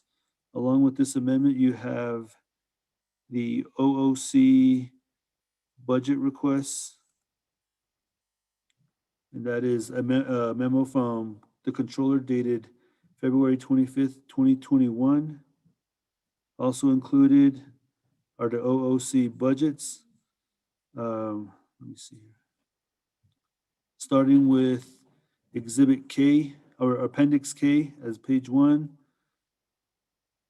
Budget form for Business Unit 107021, page 104. Then the Form 2, page 204. Then the Budget Form 4. Then you have an Appendix K for the Purchasing Services 107020. Their Budget Form 1. Their Budget Form 2. Budget Form 4. Then you go to Appendix K for Office of the Controller. Business Unit 107022. Their Budget Form 1. Budget Form 2. Budget Form 4. Budget Form, page 2 of Budget Form 4. Page 3 of Budget Form 4. Page 4 of Budget Form 4. Page 5 of Budget Form 4. And then you have, let's see, another one here. OMB memo dated January 29th, 2021. The subject of that memorandum is supplemental funding budget by Office of the Controller, programs from UFB in the amount of $871,934.26. Mr. Speaker Pro Tem.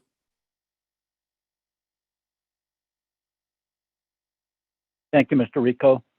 Is there a second on Amendment 3?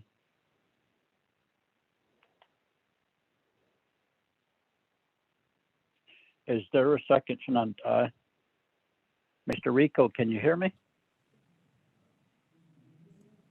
Yes, I can. Yes, we can. Okay, thank you. Honorable members of the 24th Council, there is a motion by Honorable Chair Eugenia Charles Noon. Is there a second to Amendment 3? Second. On once. Second. This is Speaker Damon. Honorable Seth Damon. Thank you, sir. Are there any comments or questions on Amendment 3?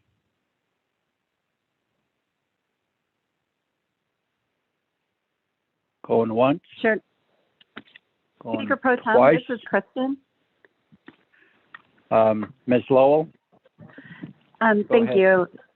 Thank you. If I may, I just wanted to clarify the wording where you have the X's in, I'm not sure if it's on red font on your screen, but in the documents that I sent out, in the amendment documents, you see the notation X in red font, and then exhibits are also labeled Exhibit X, Exhibit X1, Exhibit X2. The reason for that labeling convention is because at this juncture, we don't know which of these amendments are going to be made first. So the next available paragraph number will be substituted in place of the X for right below where it says D, the Navajo Nation approves the following additional supplemental appropriations. And then Exhibit X, that will be the next available exhibit. So I don't know where we are at right now with that. I don't remember what Delegate So's amendment was labeled as, but so X is designed to be the next sequential letter in the alphabet, and then X1 is that same letter with a 1 after it. X2 is that same letter with a 2 after it, and the X1 and X2 are going to be the OOC and the OMB memos. So just realize that we are going to be updating this before this legislation is finalized. We don't know what order the amendments will be coming in, so we couldn't prepare ahead of time exactly which letters will be applicable. And the same thing with the cumulative totals, because again, not knowing which amendments are coming in which order, the cumulative total is going to change, but we are not able to do that in the body of the amendment. So that's just something to be aware of, that we will be updating cumulative totals before this amendment is finalized. Thank you.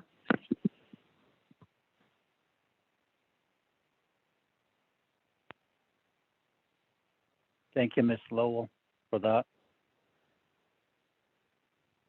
So, Ms. Lowell, could you clarify that again as far as do we need to have these all available? Exhibit X, X1, X2, X1, X2?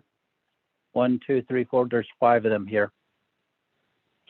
Okay, so the documents that I sent out, all council members should have the documents that I sent out at 2:13.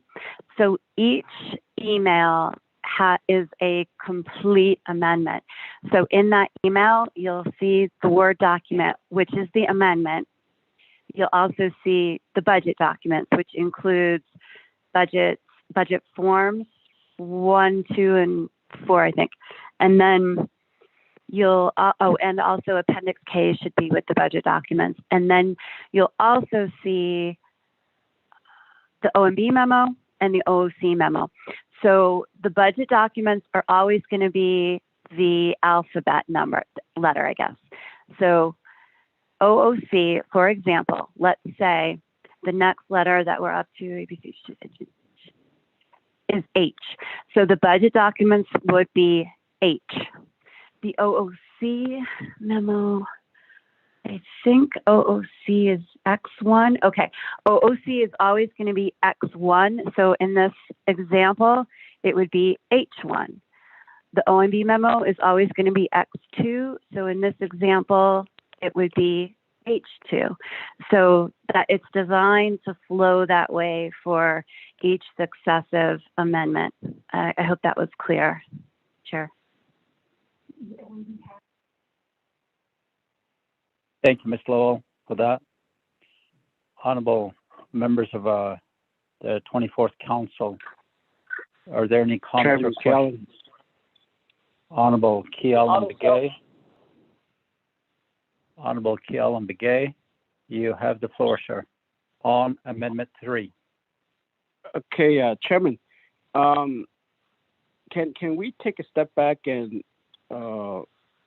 the First Amendment to give the larger amount, 9 million, passed it. Yeah. Now, this amendment is modifying the First Amendment and deleting some of the funding allocation.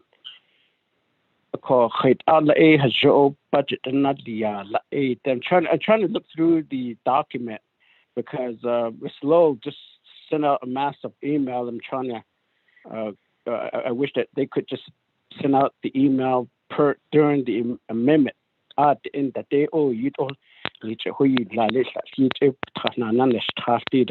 Email of all these amendments.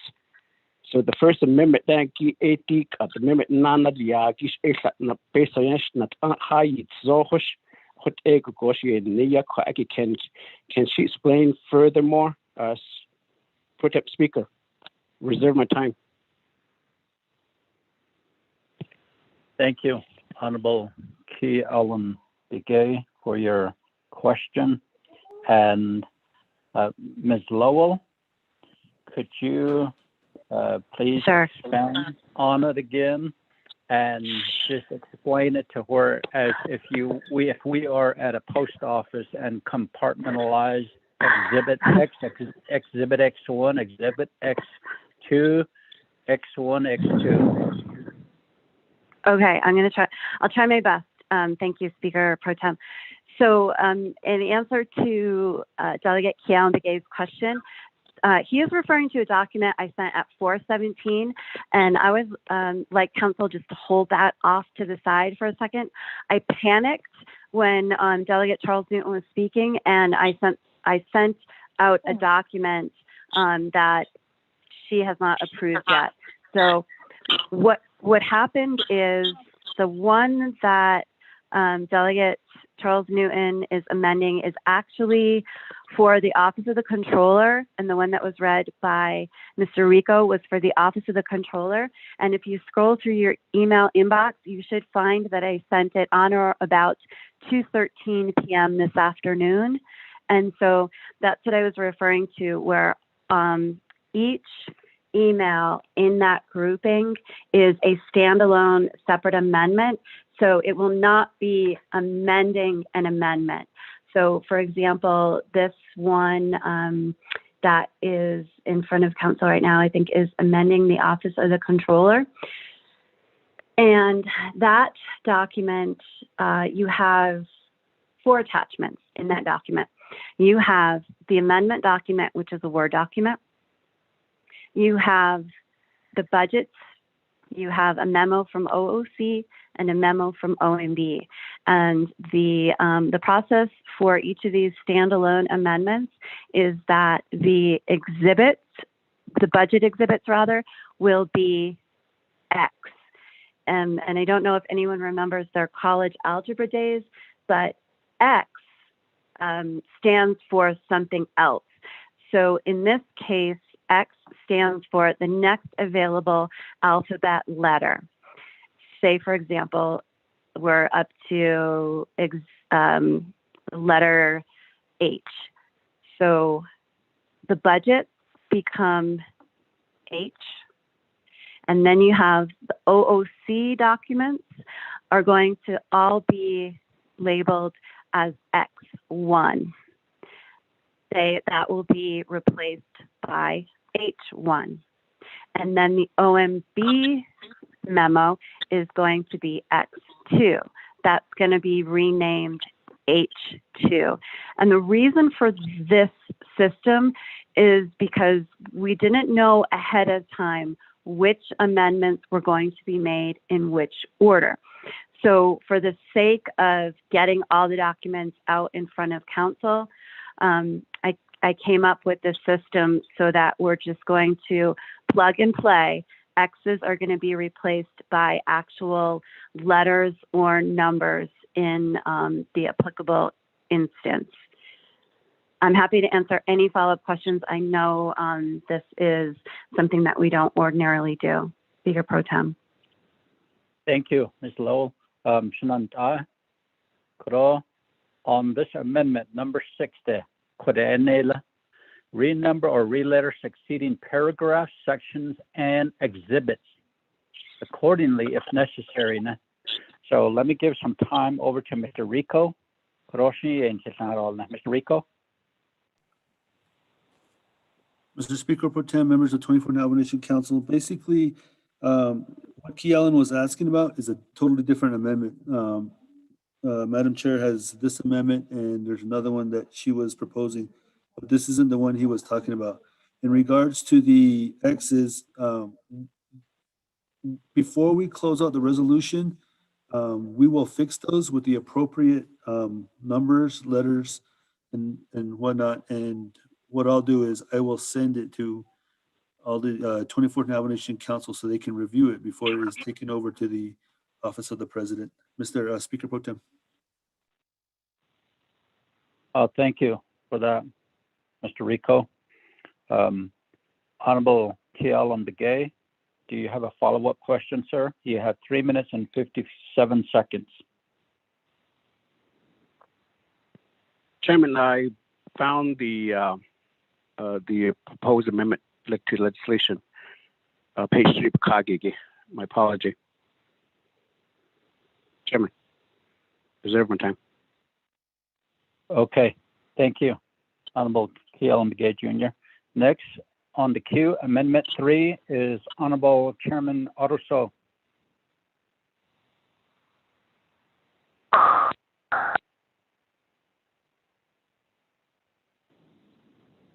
Honorable Thank you Chairman very much. Otoso. Thank you very much, Pro Temp, for recognizing me. And X1,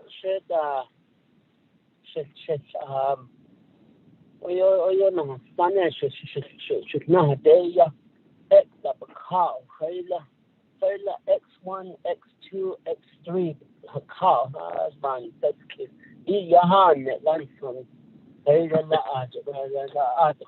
the way X number 3 and 4 the car. What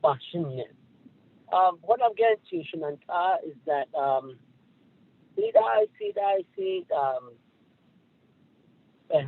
the comprehensive budget amendment,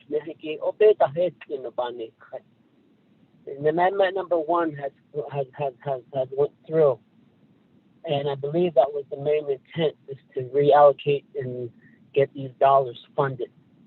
And these such a she cannot do it. Over time, we take low. I think the 3-branch chief agreement was a very sacred document. For instance, being that not there, so you just go this next door, could your Chief Justice, you're going to take this much money, and Speaker, you're going to take this much money.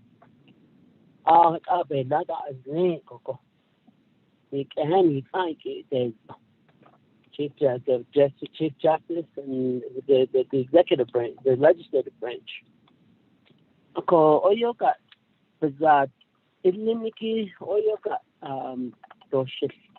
So it leads us to exchange. Hala ya be and ya Chief Justice has written in that again. Ni ya be much show can see case about much paper put that ya. Ni there's the according exchange also go leadership. The leader. I have concerns. And say I need to about it. Don't have that niche. Of course, I need to need, of course, so had it other because so like a big on.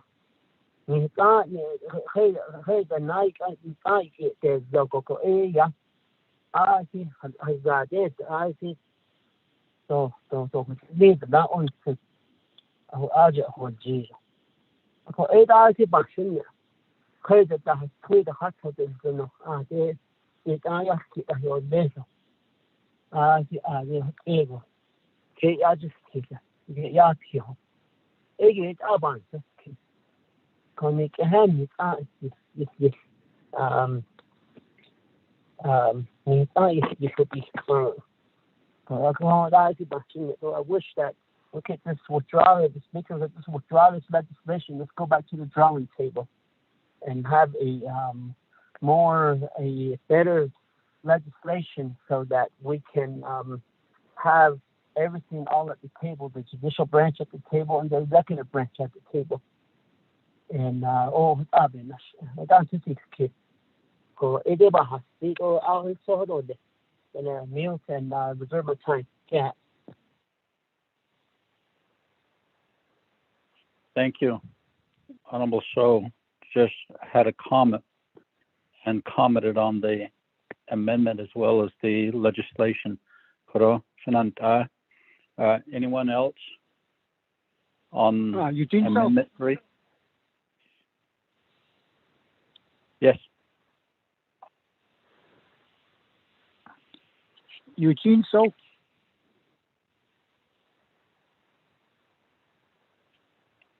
Honorable Eugene So. Oh. Kushina. Go ahead. Crystal, just a question. Like we are going through this with so many amendments. If there's any time or is there any amendment that would conflict any of the amendments there that we are putting on this legislation? Would it conflict meaning that was set that we might have make an amendment and then make another amendment that would erase the other amendment or something within the legislation. Would that happen? That's my question.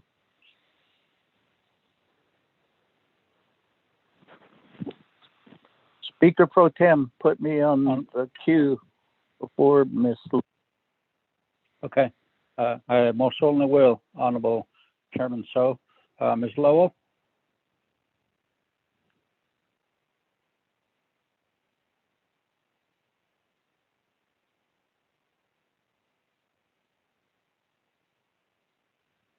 Ms. Kristen Lowell?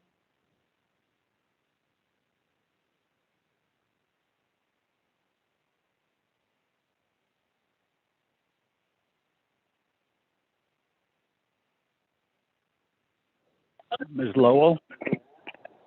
Can you hear me, Chair Pro Tem, or Speaker Pro Tem, Yes. rather? Yes, I can hear you. Go ahead. Okay, I am unmuted now. So right now, none of the amendments that are in front of the council are conflicting with any of the others. So there's no, I guess, interplay is the best word. I guess there's a possibility that that could happen, but the pattern is that they are all layering on rather than conflicting with each other. So that's the best answer that I have at this time, Speaker Pro Tem. Thank you, Ms. Lowell. Honorable Chairman Daniel So, you're next, sir. Okay, so till auto council and I auto Speaker Damon. Ms. Lowell, throughout all these emails, I can't find Exhibit H1. No, I'm just kidding. Basically, if the council approves this amendment, what then would be the total on the supplemental appropriation? Would be going toward 10 million? That's my question. I'll reserve my time. Thank you, Honorable Chairman So. Ms. Lowell? Chairman or Speaker Pro Tem, I don't have a total at this juncture because I just didn't add them up. And there are more that are coming, and then possibly there are some that are being taken away. So I can put something together with everything that's on my desk right now, but I don't have a estimated total dollar figure right this second. So I'm happy to calculate that though.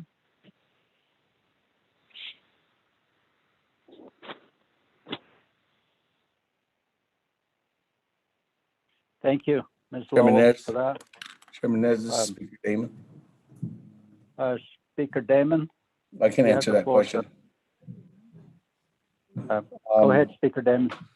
In the original legislation, there was $1,514,536 In the amendment that was passed on Amendment 1, there was an additional $1,050,457 plus that was going legislative. And then to executive, there was a total amount of $8,186,092. So with that, on what is approved as of right now without this is $10,751,085. If this amendment passes, this will make us go to this whole legislation will go to $12,623,019. Thank you, Mr. Chair. Thank you, Honorable Speaker Damon. Honorable Chairman Daniel So, did you have a follow-up? Basically, Satilla, Seth Damon understood my question, and he provided the answer. I'll reserve my time. Thank you, Honorable Chairman Daniel So. Next on the lineup is Honorable Carl Slater. You have the floor, sir. Thank you very much, Speaker Pro Tem. I'd like to request to modify to include the economist amendment into this amendment. I reserve my time.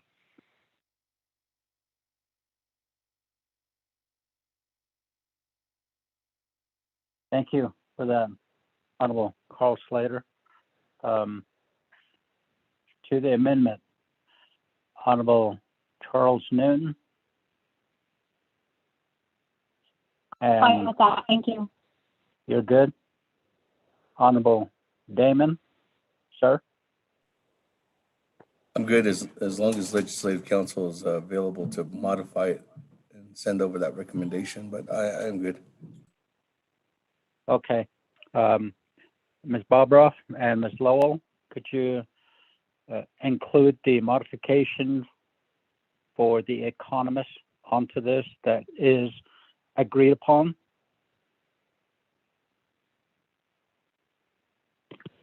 Ms. Bobroff? Chair, this is Kristen. Can you hear me okay? Yes, go ahead, Ms. Lowell. I think what's got to happen for this to work is, hang on one sec. Okay, so what's on my screen right now, I'm looking at Zoom, is the economist paragraph. All right, so the OOC amendment, that is being added as a new paragraph D. The paragraph 1 is the Office of the Controller and the business units there. So for the economist amendment, where it says paragraph X, it's on the screen, amendments they're scrolling through. So paragraph X is going to be paragraph 2. And then, hold on, X. You know what? X is just going to be next available alphabet. So if the abstract X's are bothering anybody, just pretend it says next available letter. And so we'll go with that. But we'll make the economist amendment, we're going to make the red X out in the front. We're going to make that the 2. And then that paragraph just slides right directly under, and it's going to become paragraph D2. So that's going to fold into the OOC amendment. And we're just going to plunk that whole paragraph in there. And then we're also going to add the OMB and OOC memos in for the economist. That's the best way I can think to do it at this point in time. Okay, thank you, Ms. Lowell. So, and also, Ms. Lowell, could you send a modification to, please, on the economist? May everybody please put your phones on mute? Would appreciate it. Thank you. I can do that. Just give me a couple minutes, and I can do that. Thank you. Okay, Nanta. So let me just give you the recap of how much time there is for Amendment 3. Honorable Kiel and Begay, you have 3 minutes and 46 seconds. Honorable Chair Otto So, 1 minute and 17 seconds. Honorable Eugene So, you did not reserve your time, so you have none. Honorable Daniel So, you have 4 minutes and 6 seconds. Honorable Carl Slater, you have 4 minutes and 52 seconds. So, any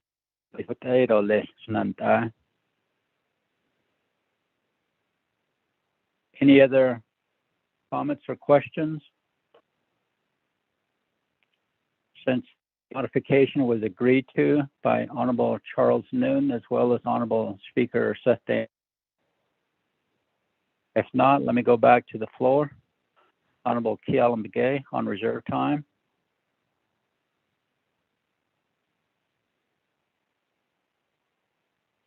Chairman, was the Moshi Party accepted the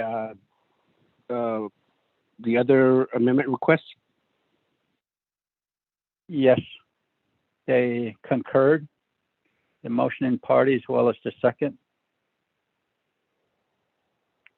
So we can debate on the accepting of the second amendment or modification to the amendment, right? We can debate on that one too. Yes.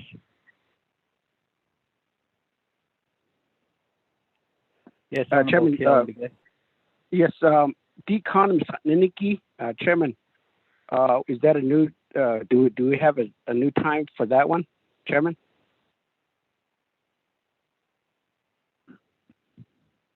Mr. Rico, could you clarify that, sir? Speaker Pro Tem, it's a modification to an amendment, so there will be no new time. It's whatever time that the individual, the delegate has on this particular amendment. Mr. Speaker Pro Tem. Thank you, Mr. Rico.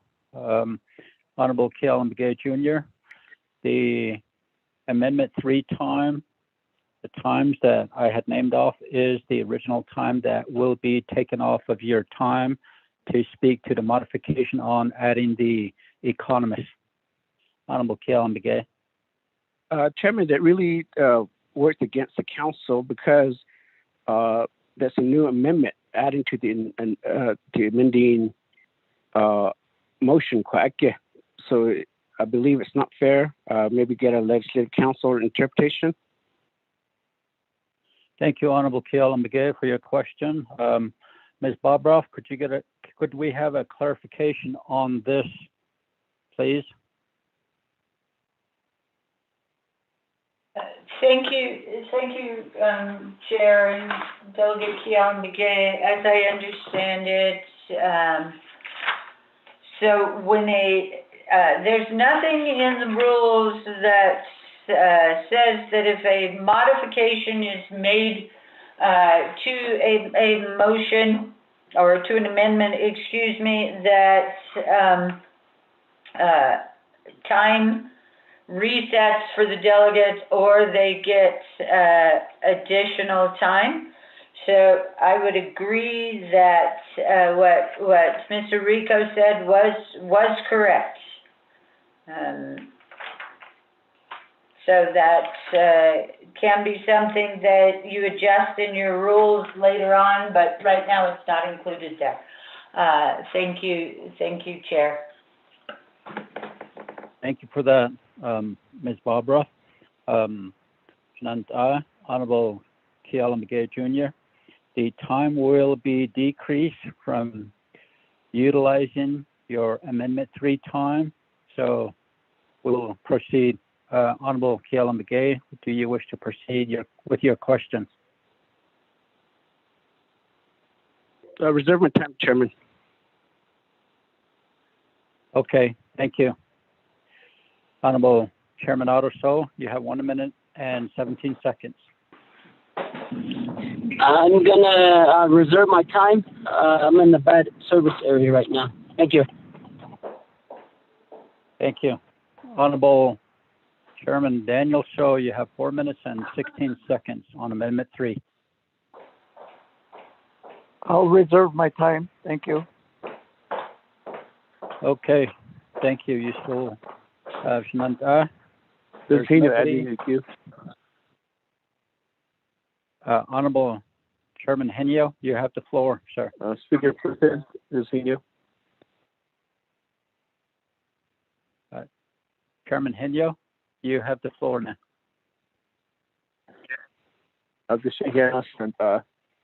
Speaker Pro Tem Jimenez, and also Facility Speaker Damon and Kudo Bande Tinigi on the amendment number 3. And with that, just a question here as far as the controller's office is concerned. I just need some information as far as during the regular comprehensive budget. Were there any vetoes to the controller's office budget? And then the second one would be what was allocated to the controller's office for FY21? And third is with the recent CARES Act funding, how much was allocated to the controller's office using the CARES Act? Those are my 3 questions. Reserve my time. Thank you for your question, Honorable Chairman Henio. Madam Controller Kirk, may you please respond?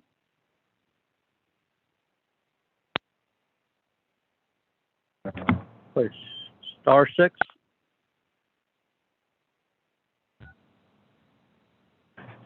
Pro Tem Chair, this is Controller. Can you hear me? Yes, madam, go ahead, proceed. Ashahat, Pro Tem Chair, Otto, members of the committee, Otto Ashahat.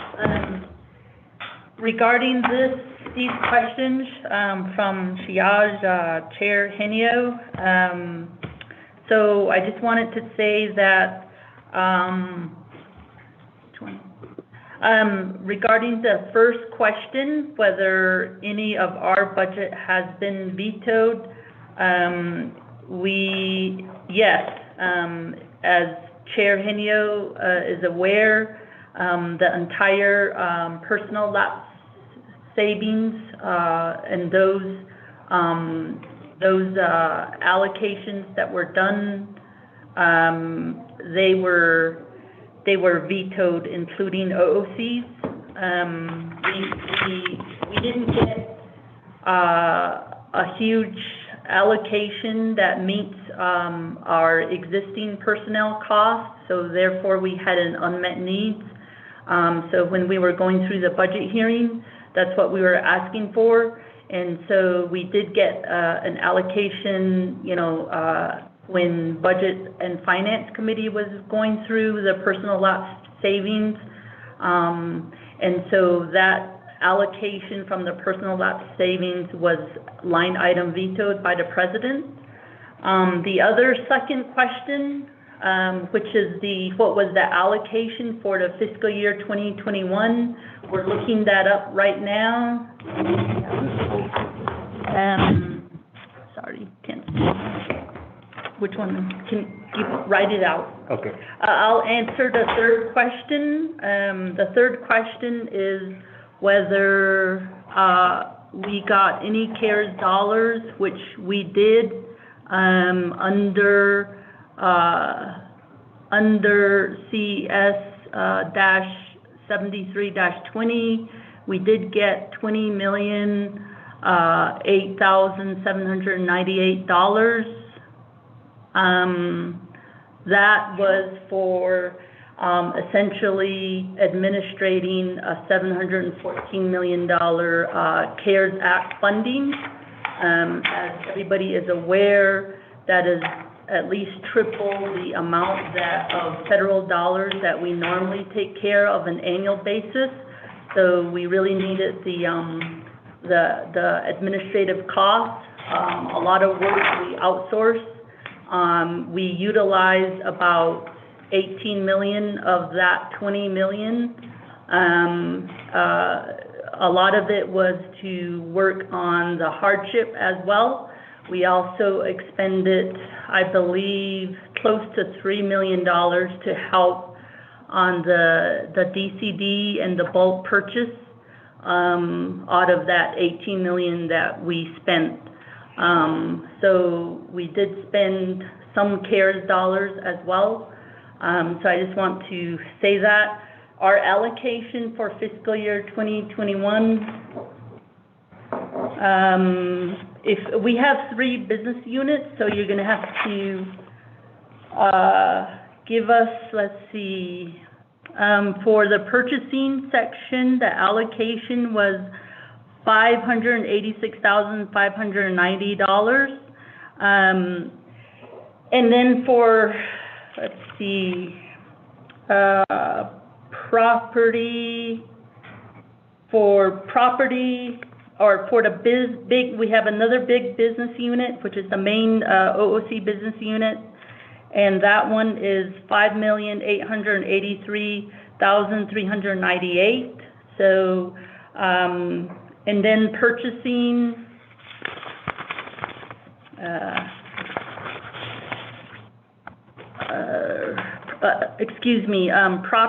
purchasing, it was $586,590. That's not property.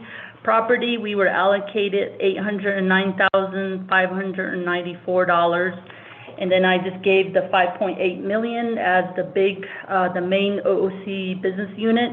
Those 3 numbers that I just gave, we covered as much personnel as we can. With the GWA, it was not enough to fund us for the full fiscal year. So that allocation only funded us for mostly 3/4 of the full fiscal year, which is the reason why we are here today asking for the unmet needs of the staff. So I believe I answered all the questions. Thank you, Madam Controller. Honorable Chairman Henio, do you have a follow-up question? Chairman Nez, Speaker Pro Tem, not at the moment, but maybe a little bit here reserved. Okay, thank you. Honorable Nate Brown, you're next, sir, on Amendment 3.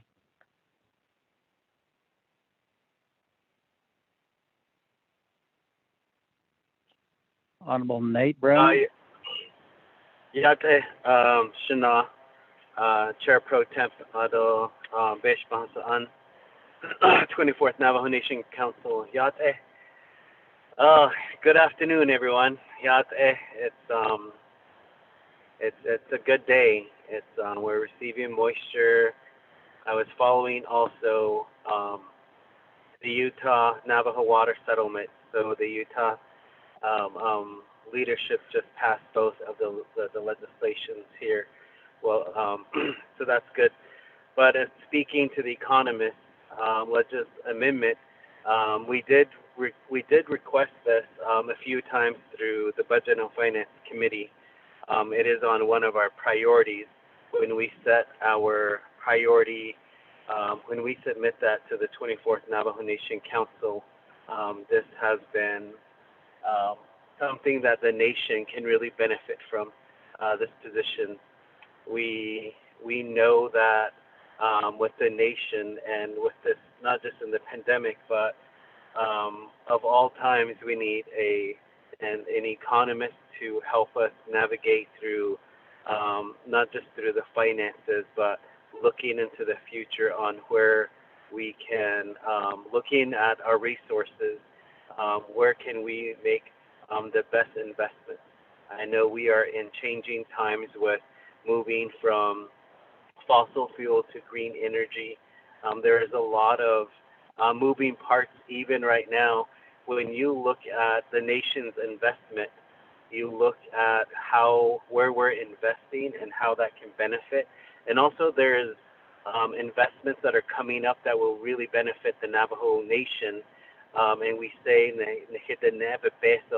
and there's a big movement from Elon Musk, from Tesla, with his company, and also, where should we invest Navajo people's money so it continues to grow, and also, investing. We have missed on some of them, like Amazon and the other initiatives, also that I think we can really continue to look at this, and we can have, and this would be great, having an expert, an economist, looking for creating jobs for the future. So I would urge Shinant Nosini to vote in favor of this. I think we do need, and we see, when I listen to other tribes, you hear of their economists, and we have other smaller nations, and sitting on budget and finance, and then watching all these funding and meeting with the money managers. I noticed that tribes that are a lot smaller actually have a lot more money than we do. They're a lot smaller land base, and it's because they have wonderful people on their team, such as economists.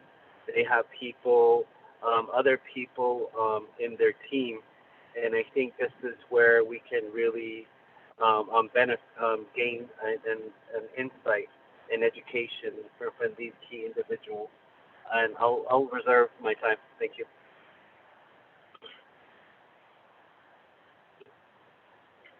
Thank you, Honorable Nate Brown. Sanantai. Anybody that would like to comment or question? I believe Honorable Brown just utilized his commentary, so. And then let me go back to reserve time. Speaker Pro Tem? Yes. Legislative Council just sent out the updated modification to Amendment 1, and I can read it into the record if you want. Yes, Mr. Rico, please do so.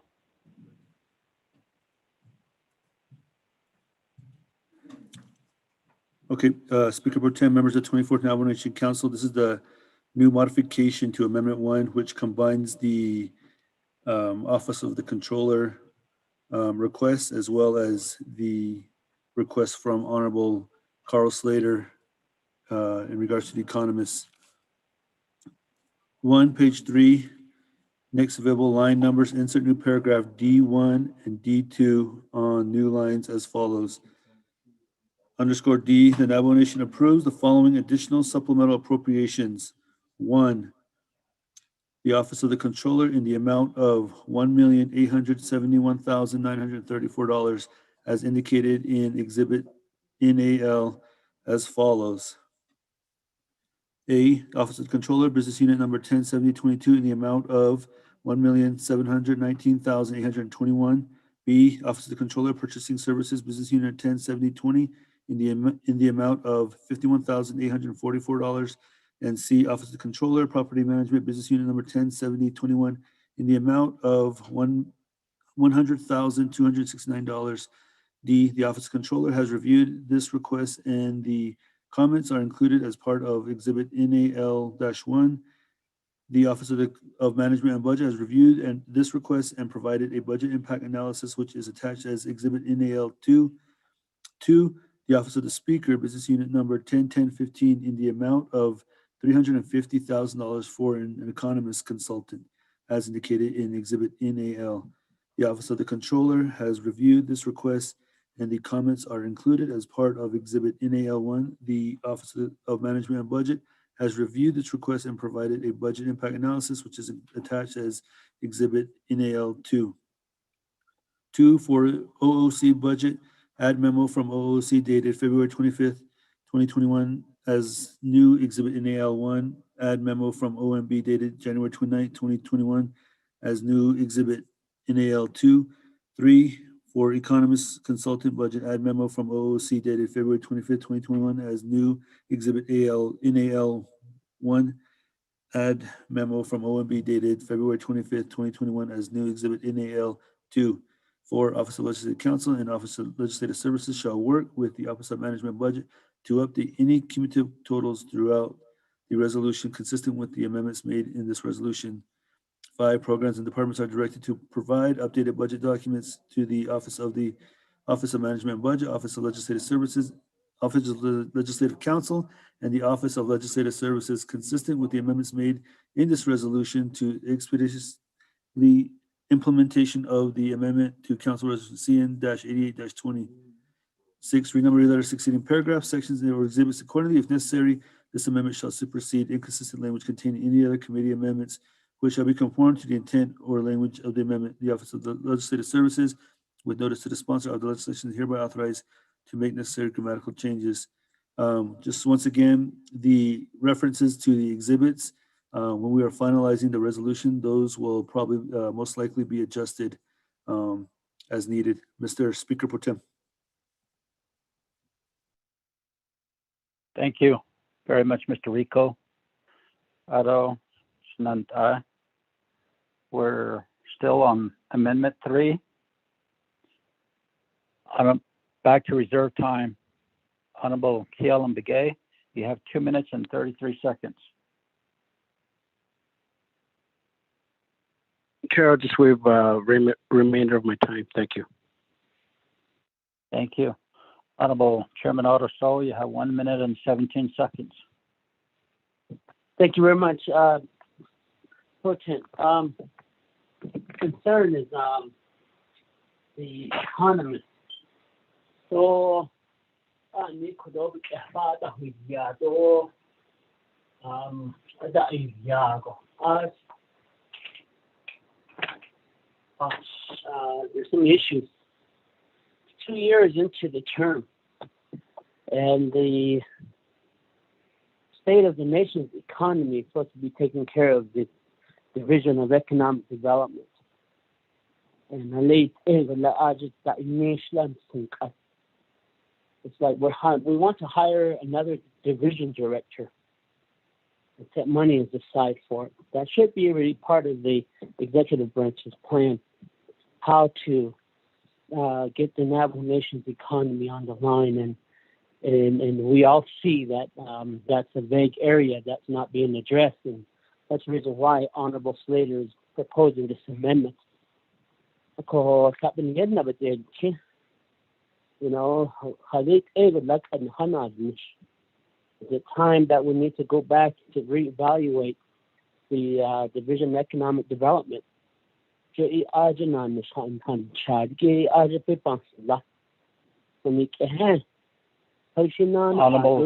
Honorable Chairman So, your time is up.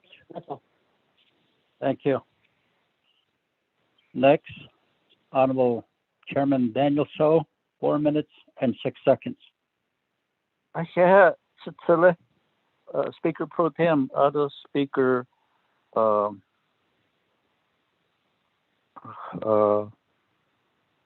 Damon. So, distinguished colleagues, I guess, and thank you for making corrections, Attila. It is deliberation on Amendment 3. Mr. Rico read Amendment 1, so that was a good correction. You caught it. The other is in the actual language of the proposed amendment. Even though it does say that they can make corrections, but in Part 6, it refers to committee amendment, and I think it should say council amendment on the third line. Again, just the fact that hiring a consultant economist would be freer from other items and would just focus on what the committees of the council really want to move forward. And so that's why I support the proposed amendment, and that would be the extent of my comments regarding amendment number 3. Thank you. I'll let go of the balance of the time. Thank you. Thank you very much, Honorable Chairman Daniel So, for that. Next, Honorable Chairman Henyo, you have 4 minutes and 4 seconds, sir.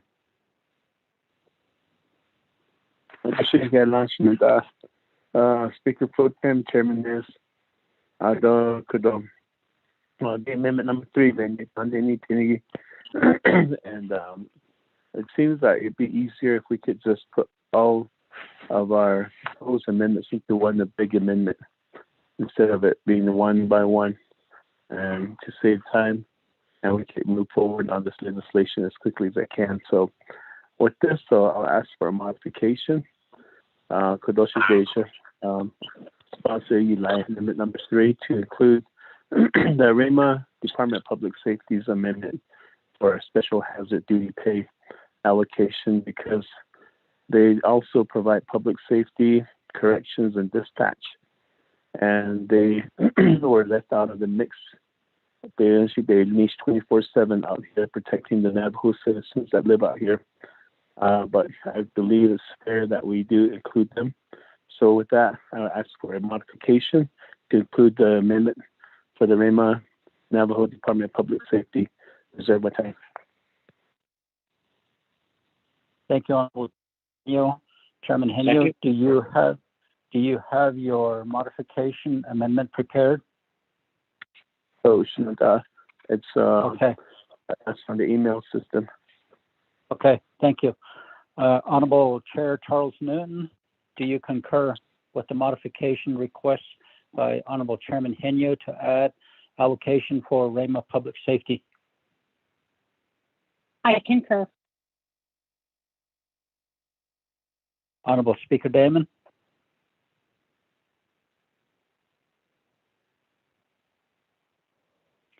Honorable Seth Damon? Thank you, Pro Tem Speaker.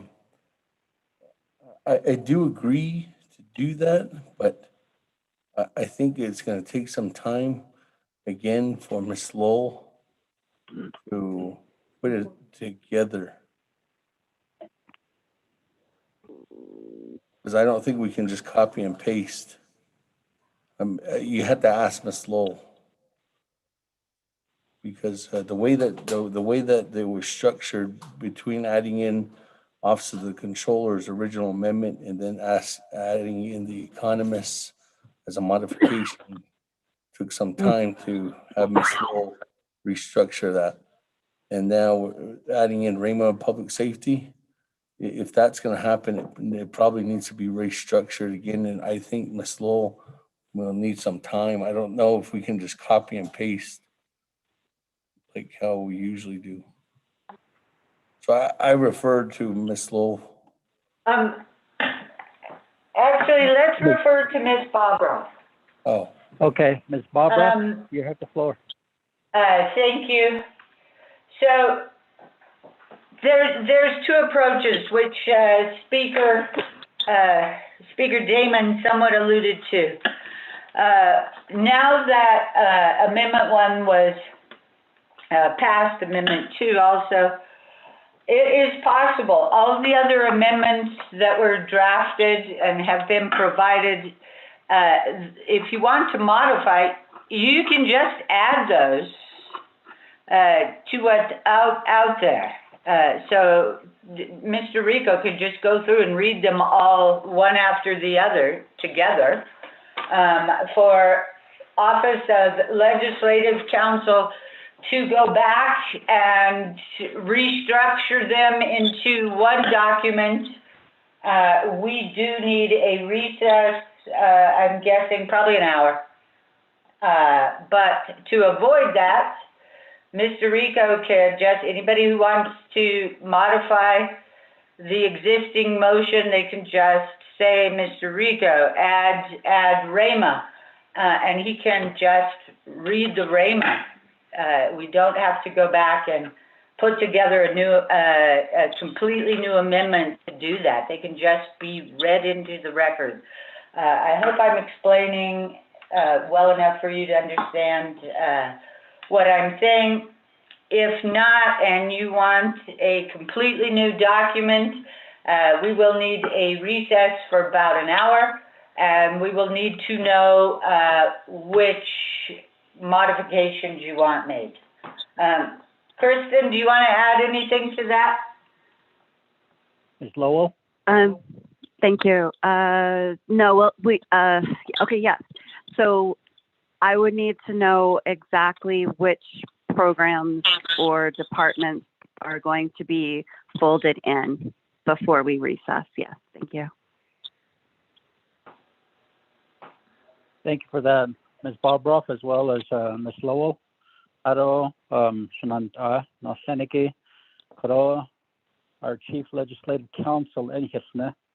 The Amendment 3, this Amendment 3, it is possible to modify by adding, by modification.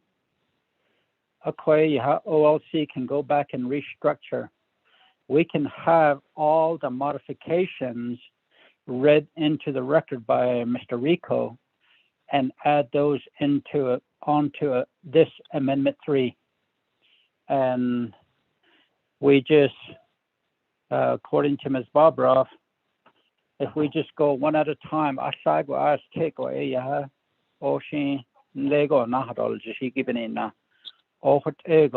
if we just make modifications, it seems feasible this way. So let me go to Mr. Rico. How many modifications, amendments do we have that we could just ask Honorable Charles Noonan and Honorable Seth Damon perhaps concur to?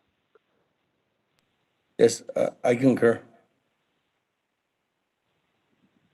Okay, Honorable Seth Damon concurs. Motion in party, Honorable Charles Noonan, do you concur with just having modifications all added in? Yes, I concur with that. Okay, good, thank you. Mr. Rico, could you read each modification in for the record, please? Before, this is Dana again, before Mr. Rico starts, I would just like to point out that it is not necessary for him to read the saving clause in each time. That's the last clause. Thank you.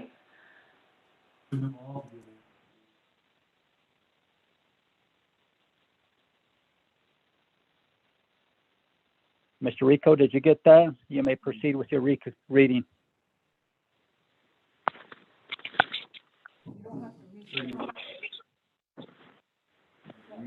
Yeah, Speaker Pro Tem, I'm pulling them up right now, real quick. Okay, thank you. So, Ms. Bobroff, once we get done reading all that, is your recommendation to have a recess for about an hour? Speaker Pro Tem? Right at the moment, Speaker Pro Tem, let's see how it goes. But no, I don't think so. If Mr. Rico is comfortable keeping track, because he does have written documents, then I don't believe we need I don't believe we will need a recess. Okay, thank you. We'll put it all into one bucket then. Mr. Rico, go ahead. Speaker Pro Tem and Ms. Barbroff, so just to be clear, I'm going to be reading into the record, for example, the amendment for judicial, even though a delegate has not raised that as an amendment, you want me to read that in there. The way I'm understanding and the way it's been done previously is the amendment that is added or requesting to be added as a modification is the only amendment that should be modified into amendment number 3. So right now we have the RAMA. So I would just read the RAMA, and until another delegate decides to bring up judicial, then we will read that into there again. Is that correct, Ms. Barbroff, or do I just go through all amendments right now? Ms. Barbroff? Mr. Rico, I think that the way you have suggested that you read the modification in after a delegate has requested it would be the best way to do it. So you are correct. Read into the record as a modification the RAMA amendment, and then if somebody requests that the judicial amendment be added as a modification, and you can proceed that way. That seems most reasonable. Thank you. Pro Tem Speaker? Yes. Hey, Pro Temp, this is Edmund. Can I say something on this? Yes, go ahead. Okay. I'll recognize you to, on this itself. Yes. Okay. Pro Temp Speaker, members of the council, and everyone that's listening, Pro Temp Speaker, what Mr. Chairman Henio stated, that with all the individuals that have add-ons, if we could just have staff read that all into record, and that way we can get everything all done. And I'm thinking of Mr. So's amendment, Eugene So's, and if he could just jump on with his amendment, if it's okay with Mr. So. Pro Temp Speaker, sir. Thank you, Honorable Edmund Yazzie, for that. So as Ms. Bobroff had stated, I'll allow Mr. Rico to read into the record the modification request, and thereafter, you can say that you want your modification added in there, and then we'll have Honorable Chair Charles Noon as well as Honorable Speaker Damon concur to those modifications, and then it will be read, and then the next delegate can add their modification that way. Thank you. Pro Tem Speaker, Chanel. Honorable Begay. Yeah. Can I speak? I just wanted to ask a question. I know that okay. I was on the next to speak, and I gave the floor to Chanel Charles Newton. So, or you can go down the line like that again, or we'll just have to jump in. What we'll do is, Honorable Elmer Begay, did you have an amendment, a modification? Yes. Okay. What we'll do is after the reading, I will recognize you for your modification. I will also recognize Honorable Eugene So for his modification. This is on the main motion. The listing goes as after Eugene So, I have Honorable Amber Kenneth-Crotty, Honorable Kealan Begay, and Honorable Jamie Henio. These are all in line with the main motion. So if they wish to make modifications or amendments to this Amendment 3, then Mr. Rico can read that in for the record. Honorable Begay, Elmer Begay. I can, I got it. Okay. Mr. Rico, you may proceed with reading into the record the modification for REMA. Mr. Speaker Pro Tem, members of the 24th Navajo Nation Council, modification to amendment number 3. 1, page 3, next available line numbers, insert new paragraph DX on new lines as follows. X, the underscore, the REMA Navajo Public Safety Business Unit number new in the amount of $616,926 as indicated in Exhibit X, end underscore. The Office of the Controller has reviewed this request and the comments are included as part of Exhibit X1. The Office of Management and Budget has reviewed this request and provided a budget impact analysis, which is attached as Exhibit X2. 2, add memo from OOC dated February 25th, 2021 as new Exhibit X1. 3, add memo from OMB dated February 25th, 2021 as new Exhibit X2. Mr. Speaker Pro Tem, we will add these into the amendment. Let me go through the other documents provided. 1 second. Also attached is the said memo as exhibit from Controller dated February 25th, 2021 with the subject amendments to legislation 006-21, amending Navajo Nation Council Resolution 8820. Also attached to the email is the memo from Dominic Biel and Office of Management and Budget dated February 25th, 2021, supplemental request for REMA Navajo Police Department in the amount of $616,926 from the UUFB. Also attached are the budgets for the Navajo Rama Public Safety Law Enforcement. You have Budget Form 1, Budget Form 2, Budget Form 4, and the Appendix K. Mr. Speaker Pro Tem. Thank you, Mr. Rico, for reading that into the record. And we do have a concurrence by Honorable Charles Noonan and Honorable Seth Damon.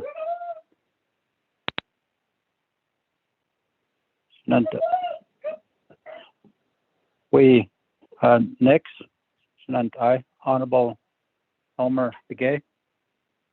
Thank you, Pro Tem Speaker Chanel, members of the Navajo Nation Council. Wanted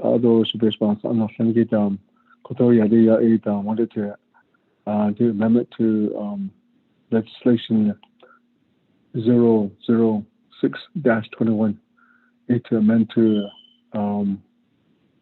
add Dalcon chapter for community housing and infrastructure for an amount of $1,076,760 to do house wiring. Even yet, we have, I think we have shown the pictures of these families that are living in this area. There's 3 veterans that are on the list, and then there's about, I would say 24 right now, 24 families that are on that for house wiring. Out on that 71% of that are low income, and then 60% are unemployed, 25% are elderly, and 13% is considered to be disabled, and 13% are veterans. So lately, this month, 2 months ago, so one of the homes were being repoed. These families. One, he was employed with Twin Arrows Casino. If we don't do this, 7 families will be removed after construction. So the construction, power line construction, starts in July 12th. So NTA says that if we don't do house wiring, they can be removed after projects. So even emergency, we consider that to be emergency. So we cannot put a panel into these homes, these meter box. Because the NTA says that you have to have a foundation, stable foundation. Because these homes don't have foundations. But we try to make it to where the families are making their own, even with their low income. They're trying to make it to where it's suitable for house wiring. So I believe my Sujette Lorenzo Lee, the president, is on the line. Ado Shadito, chapter manager, are on the line. Listen to our discussion. I just want to mention that my dad, Lorenzo Lee, is chapter president. He just retired, the veteran. Just lately, that a month ago, he lost his mom, that through COVID. But today, I told him that I will go ahead. He told me that yesterday his baby grandson, he graduated from flight school with the U.S. Army. I told him that I'll just go ahead and mention it to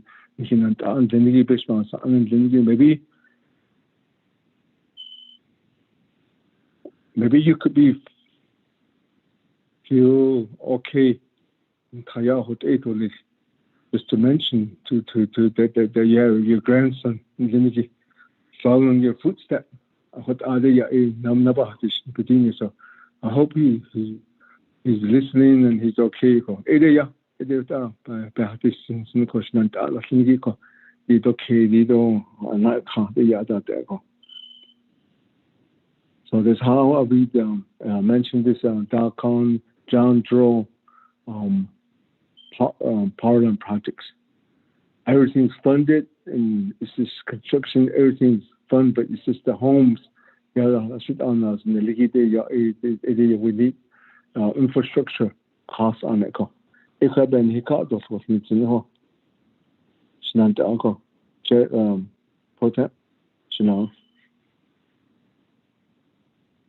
Thank you, Honorable Elmer Begay, for requesting your modification to Amendment 3. Mr. Rico, could you read this amendment into the record, please? Mr. Speaker Pro Tem, members of the 24th Navajo Council, this is a modification to Amendment number 3. Point of order, Chair Pro Tem. Honorable Henio, is that you? Please state your name. As Henio, I'm sorry, just my point of order is that we need to ask our sponsoring of this Amendment 3 if they concur before we read into the record. Idea. Thank you for that. I received a text that it's best to read it into the record, and after that, go to the motioning party for Amendment 3. So, Honorable Chairman Henio, I will just go ahead and have Mr. Rico read it into the record, and then I will go to Honorable Chair Charles Noon and Honorable Speaker Damon for their concurrence. Mr. Rico? Mr. Speaker Pro Tem and members of the 24th Navajo Nation Council, this is a proposed modification to Amendment number 3, page 3, next available line numbers. Insert new paragraph DX on new lines as follows. X underscore the Delicon Chapter John Jaw Power Line Project Business Unit number new in the amount of $1,076,760 as indicated in Exhibit X. The Office of the Controller has reviewed this request and the comments are included as part of Exhibit X1. The Office of Management and Budget has reviewed this request and provided a budget impact analysis, which is attached as X2. 2, add memo from OOC dated February 25th, 2021 as new Exhibit X1. 3, add memo from OMB dated February 12th, 2021 as new Exhibit X2. Mr. Speaker Pro Tem. Oh, let me get the attachments as well. Also attached with this proposed modification are the memos from the controller dated February 25th.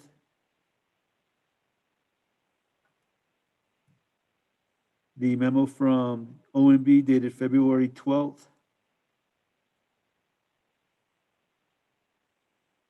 Let me see.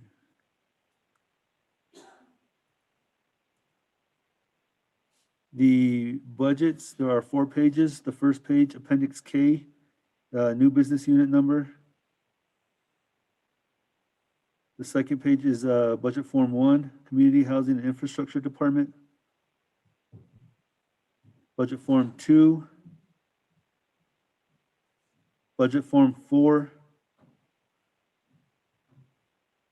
Let me see what else is here.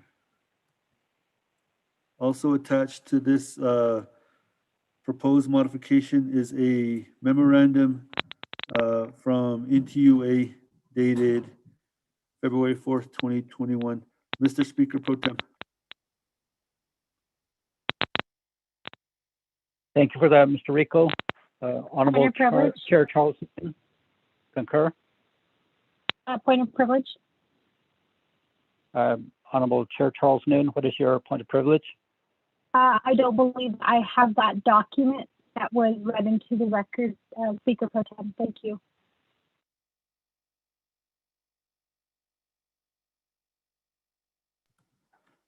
Mr. Speaker Pro Tem, this amendment was sent out by Kristen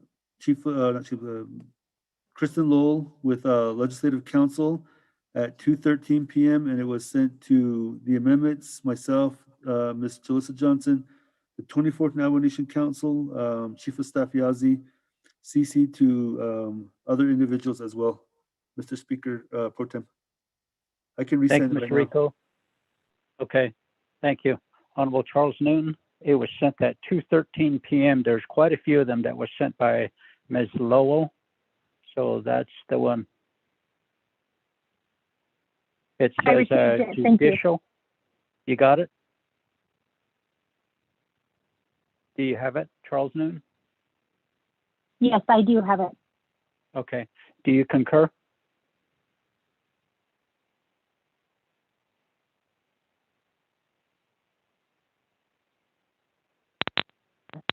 Honorable Charles Newton, do you concur to the modification? Speaker Pro Tem, so I think that this actually should be a separate amendment because I think we're talking about like the supplement to be added to the program. What I see in front of me, I mean, this is, it's a project request dealing with houses, which I support completely. But I think that out of fairness for all of the delegates, I think that this is something that needs to be discussed a little bit more as far as what other delegates have in their areas that do need assistance for housing. And that was the reason why I asked for a work session on housing, Speaker Pro Tem. So at this point, I don't see how this amendment is related to the supplemental budget. Perhaps I'm not looking at all of the documents correctly. So I'm sorry. I think that this should be a separate amendment. Thank you. Okay, thank you, Charles Newton, for that. Honorable Elmer Begay, your modification to Amendment 3 has been rejected. And if you would, I will go back to you after we finish with Amendment 3 so you can prepare for Amendment 4. Tonight, Honorable Elmer Begay.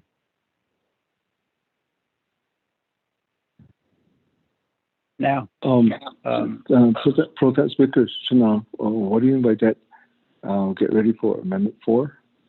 Do I need to do amendment to number 4 again, or? Your modification will become Amendment 4.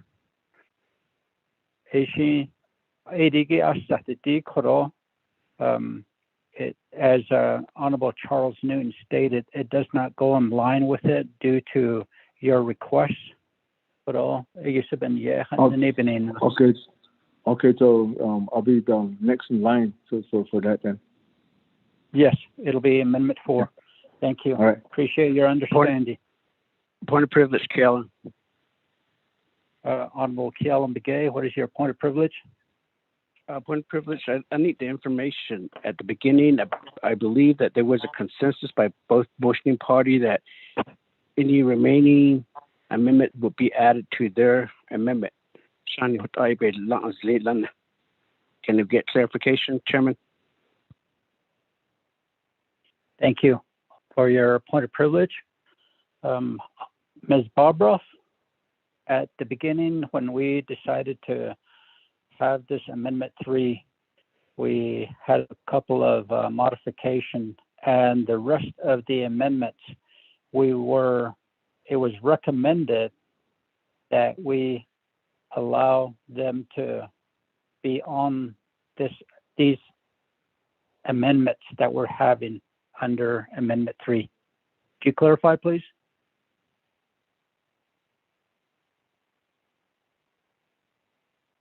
Thank you, Speaker and delegates. Right now, you're working on 3. There are a lot of requests made by delegates for separate amendments. However, it was thought that it could be more efficient to just modify Amendment 3 to include the other delegates' requests.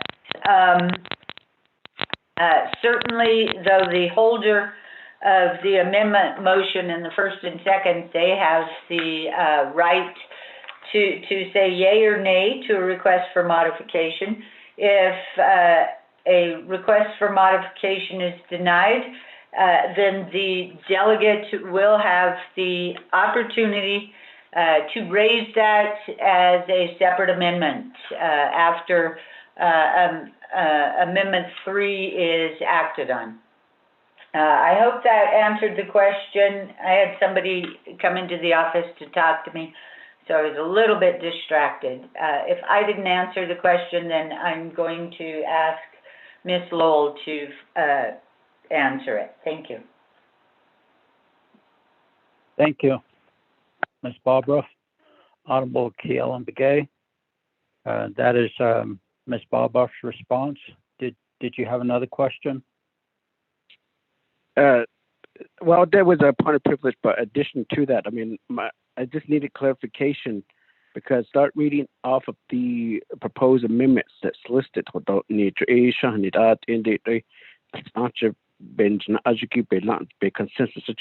will start reading off of these amendments. So I just wanted clarification. Okay, thank you. Could I explain my reason again? Yes, you have the floor, Chair Charles Noonan. Speaker Pro Tem, I should say to ask the question. The reason why I asked Chair Charles Noonan, you're breaking up. Charles Noonan. Oh, can you hear me? Can you hear me? You're breaking up. Now I can hear you. Go ahead. Okay.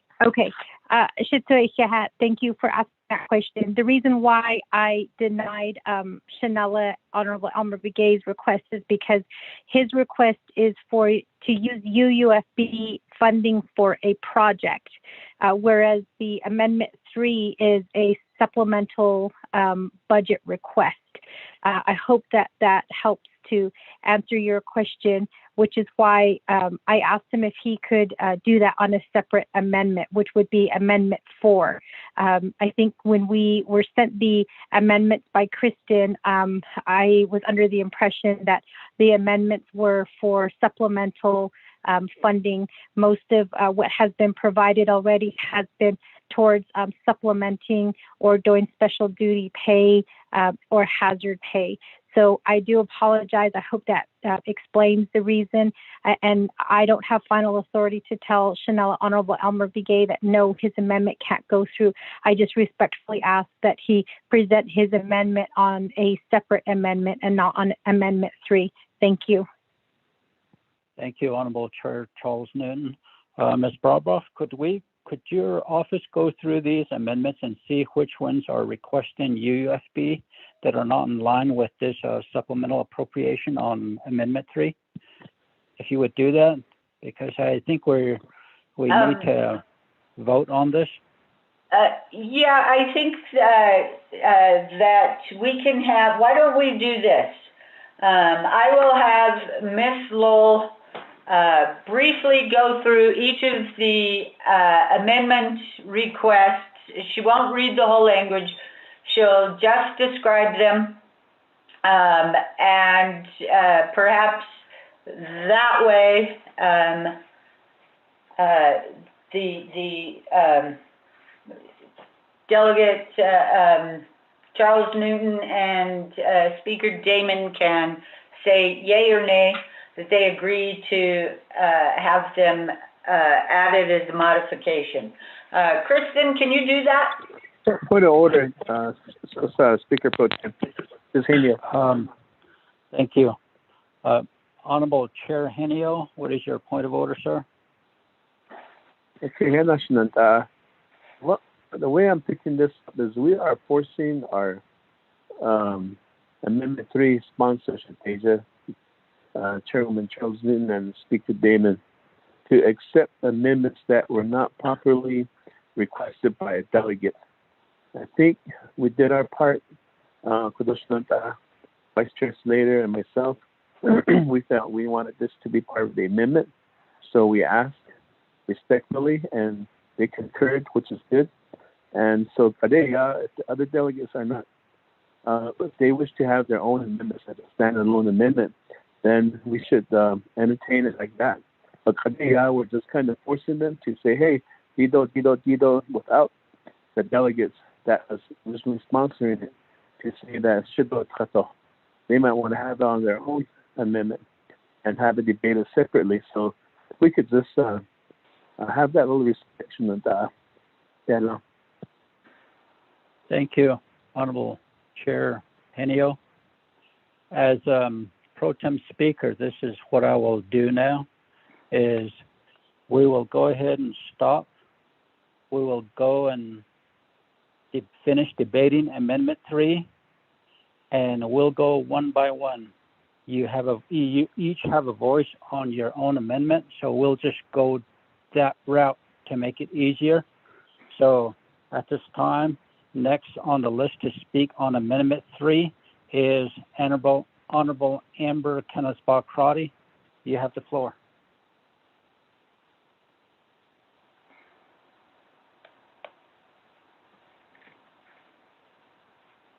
Honorable Crotty.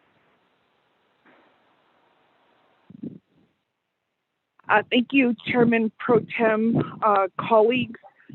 I just want to pause for a moment and think about the integrity of how the council is moving forward on this legislation.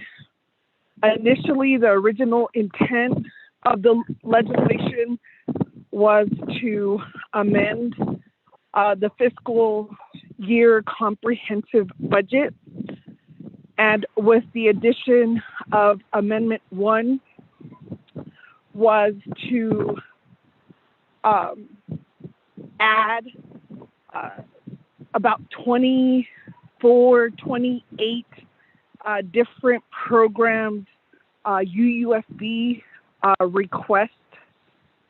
And now with this amendment, it is not just one area, but it's there's really, in terms of how this council is moving forward with the vetting, and I'm having some concern. And so I do want to ask and look at the RAMA memos. I would need those OMB questions to be answered. I understand RAMA has a different status. It's not a Navajo Nation government entity. And so I would like those questions to be answered, and I'll reserve my time. Thank you.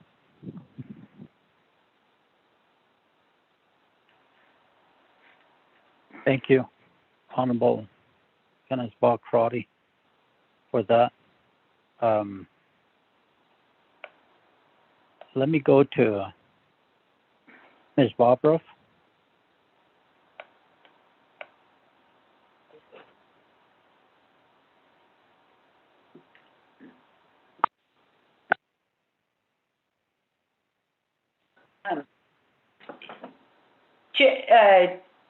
Chair, I'm not sure what the question is in front of me, but certainly Delegate Crotty's request to have the questions explained how the OMB questions have been addressed. That's certainly within her purview. You know, you're in this has gotten challenging. It was not, the Office of Legislative Counsel did not structure the amendments. We structured them to be done one at a time and debated. But right now, as you modify Amendment 3, certainly every delegate has the opportunity to raise questions about the modification. I hope that is, I answered why it was, you called on me. If not, if you could clarify, that would be great. Thank you. Thank you, Ms. Bobroff. Let me go back to Honorable Crotty. You have 3 minutes and 10 seconds. I appreciate that, Pro Tem. If I could, Dominic Leal is on the line to answer the questions on the OMB memo. Thank you, and I'll reserve my time. Thank you, Honorable Crotty. Mr. Bial from OMB, are you on the call?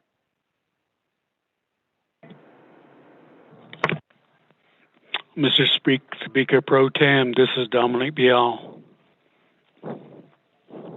Yes, sir. Could you respond, sir? As I understand Delegate Crotty, she's asking for me to elaborate or further explain our memorandum on the Rama Navajo Police budget request. So in that particular memorandum, I don't know if the delegates and other parties accepting the other parties helping supporting the council has it before them, but I'll be as brief as I can. In the memo, we raise seven matters or 7 items. Numbers 1 and 2 is pretty standard language that we often use. Number 1 simply saying that the BIM would require the appropriate branch chiefs to prioritize all supplemental funding requests. And that would go a long ways toward it, helping all of us, including what you're trying to do now, is, what are the priorities that would be supported by the branch chiefs? Because remember, by now, I believe all of the council is familiar with the fact that there's oftentimes many supplemental proposals. And so that's what that speaks about. It's only a recommendation. Number 2 is the complying with the Appropriations Act, where again the branch chiefs that are affected with the particular budget matter should also advise, concur, on the proposal. Again, that's another recommendation. Now, number 3, here's where it says that the Division of Public Safety, Navajo Nation Division of Public Safety, is, of course, as we all know, responsible for public safety matters on the Navajo Nation. So they should be consulted or have a voice in this particular matter. Number 4, it is our understanding that the Rama Police Department does not receive Navajo funds. Their funding is from the BIA Albuquerque area region. So therefore, if they're funded, if our understanding is correct, then we'd have to do a new business unit, and it might be even in the form of a grant agreement, because we would be funding a police department that we haven't funded previously and might be under the jurisdiction of a separate entity, not Navajo region, BIA. Number 5, and then this one just speaks to the obvious, I think, is just that a lot of proposals are coming in literally almost every hour since the council has come into session now, where I think it was Delegate Crotty, in fact, who mentioned last evening, that at one time there was 39 individual budget proposals, and a number of them hadn't been vetted. By that I mean they haven't been reviewed. They didn't go through the normal process. They're just being added by floor amendments. So the various oversight committees that might be involved and affected, including the divisions, they haven't had the chance to review it. Number 6, the way to get around this is if, pursuant to Title II, there's language that I think you all are familiar with, that if it's deemed an emergency and it meets the criteria for emergency, then it doesn't have to go through the normal process. And it would be our understanding is that's how it would be added, if anything is to be added. Now, number 7 finally simply says that hopefully DOJ or perhaps even Legislative Council can advise on some of these matters, like the jurisdiction question, BIA region office, whether it's Gallup or Albuquerque. Does that make a difference in this particular proposal? And then all of these proposals not going through the normal process. And again, because they're not emergencies. That's the gist or the very quick additional comments and what we're trying to say in our particular memo. Mr. Chair Pro Tem, Speaker Pro Tem, that's my answer to Delegate Crotty's question. Thank you. Thank you, Mr. Bial, for your explanation and your response. Honorable Amber Kennisbaugh Crotty, do you have a follow-up question? Yes, thank you, Pro Tem. I would like to ask Department of Justice if I could get clarification on the status of Rima Police Department and if OMB has any documents regarding that police department received, if there's any evidence that they did not receive funding for special duty hazard pay. Thank you, and I'll reserve my time. Thank you, Honorable Crotty. Madam AG McPaul, may you respond, please?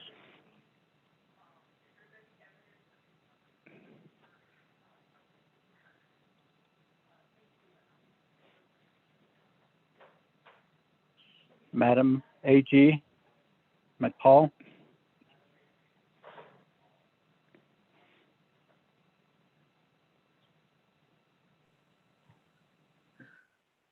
Good afternoon, Speaker Pro Tem. This is Deputy AG. Madam AG is not on the call. I can attempt to answer the question or at least attempt to have someone else answer it. Would you please identify yourself, please? This is Deputy AG Dutcher, sir. Okay, go ahead and respond, please. Sir, I need to hear the question again. I only caught the tail end of it. Okay, thank you. Honorable Member Kennisbaugh Crotty, I will not take time away from you, but could you repeat your question, please? Rima. Thank you, Pro Tem. Thank you, Deputy Attorney Director. There's a memo on this. Honorable Crotty? Honorable Crotty? Yes. We could barely hear you. There's a lot of static there.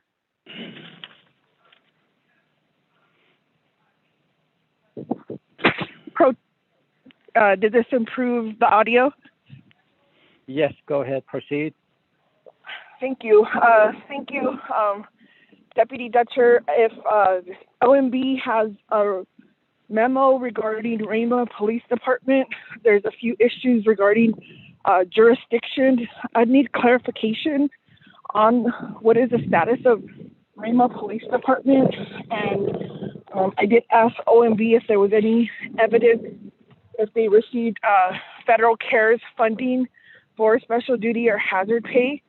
And then I think, excuse me, my last question would be then REMA, or there was an amendment yesterday to the Deb Holland confirmation that REMA wants to continue to be recognized as a separate entity. If I could just get clarification.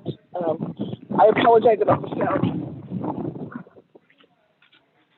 Thank you, Honorable Crotty. Ms. Dutcher, may you respond.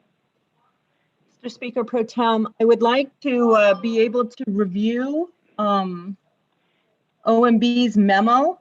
I prefer not to comment on something I haven't read.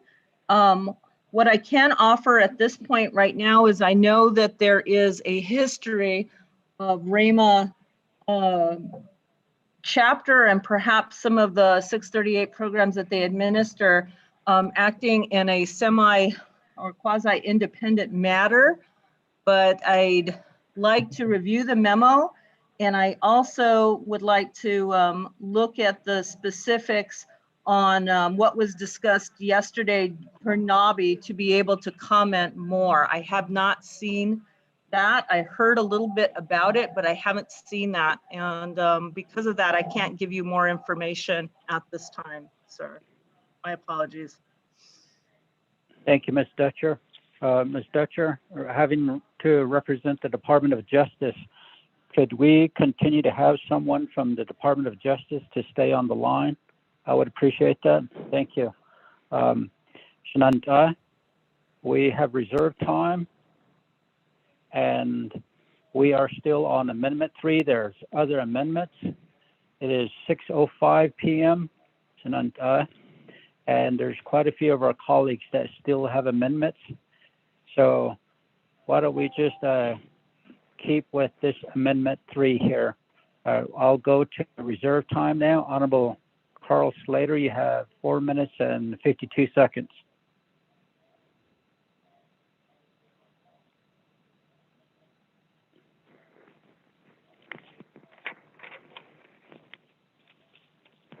Honorable Slater.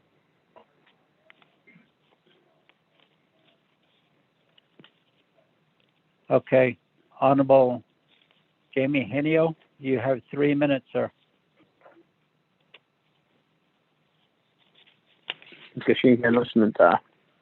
Speaker Pro Tem, Chairman Nez, and with this, as far as Amendment 3 is concerned, and with the modifications that is has been accepted, and we're moving along, I am ready to vote on Amendment 3. So wait the rest of my time. Thank you, Honorable Chairman Henio.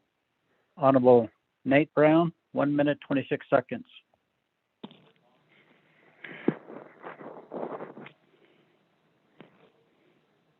Yeah, Brown. Can you hear me now? Yes, go ahead. Okay. Yeah.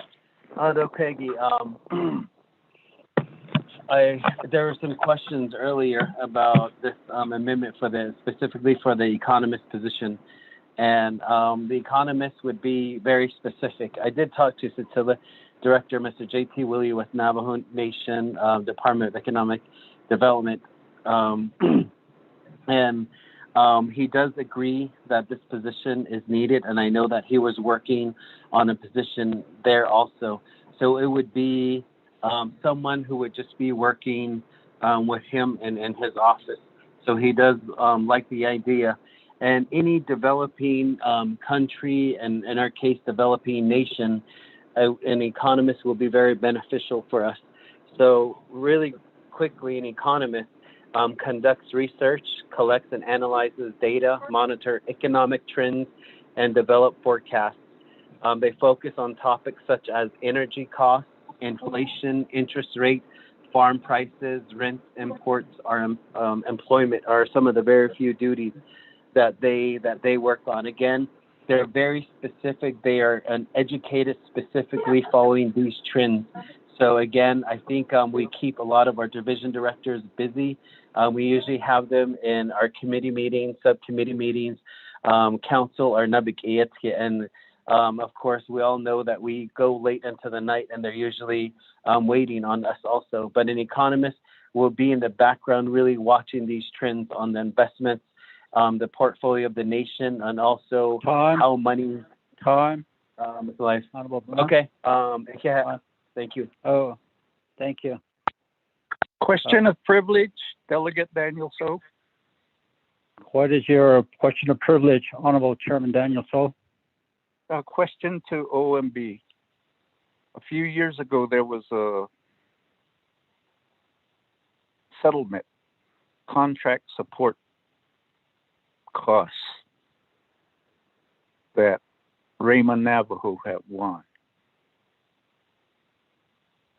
What happened to those funds is my question of privilege. Thank you, Honorable Chairman Daniel So. Mr. Dwayne Dominic Bial, may you respond, sir?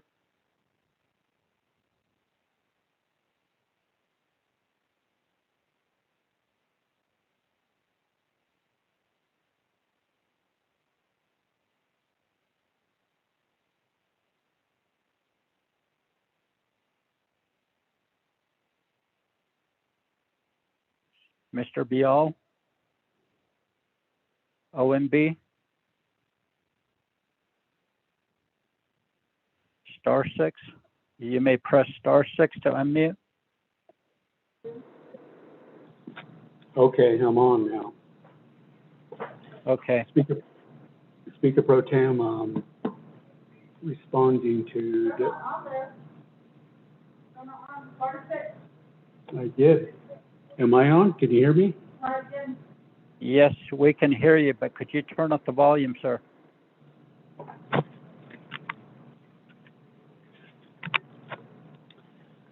Okay, this is Dominic Bial, OMB, responding to the question raised by Delegate So about the prior year's Raymond Navajo settlement case. I don't remember the specific name of that litigation or the settlement. I think the attorneys that are advising the council as well as DOJ are probably more familiar with it than we are, than certainly I am. But anyways, there was a settlement on behalf of RAMA and that affected the Navajo Nation as well.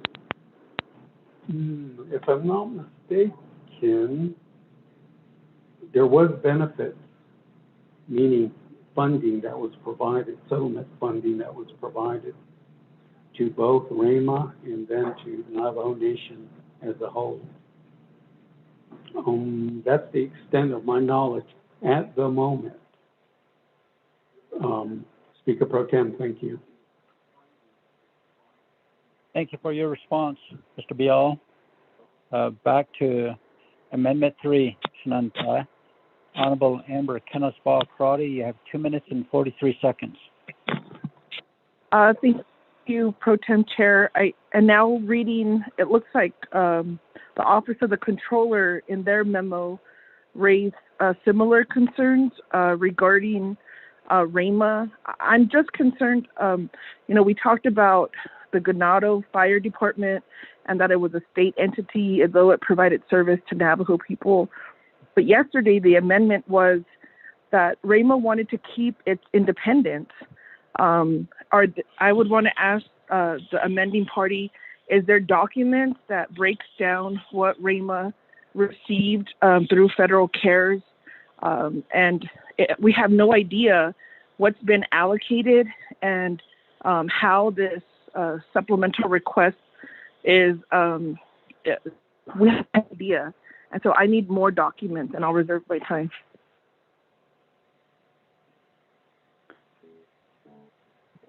Thank you.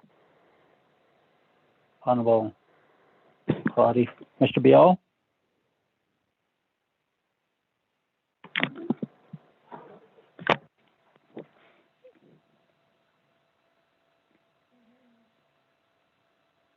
Mr. Bial? Yes. Speaker Pro Tem, can you hear me? Yes, go ahead and proceed. Okay, I think the documents that Delegate Crotty is inquiring about, and furthermore, I haven't seen the controller's memo, but those documents would be filed with the controller's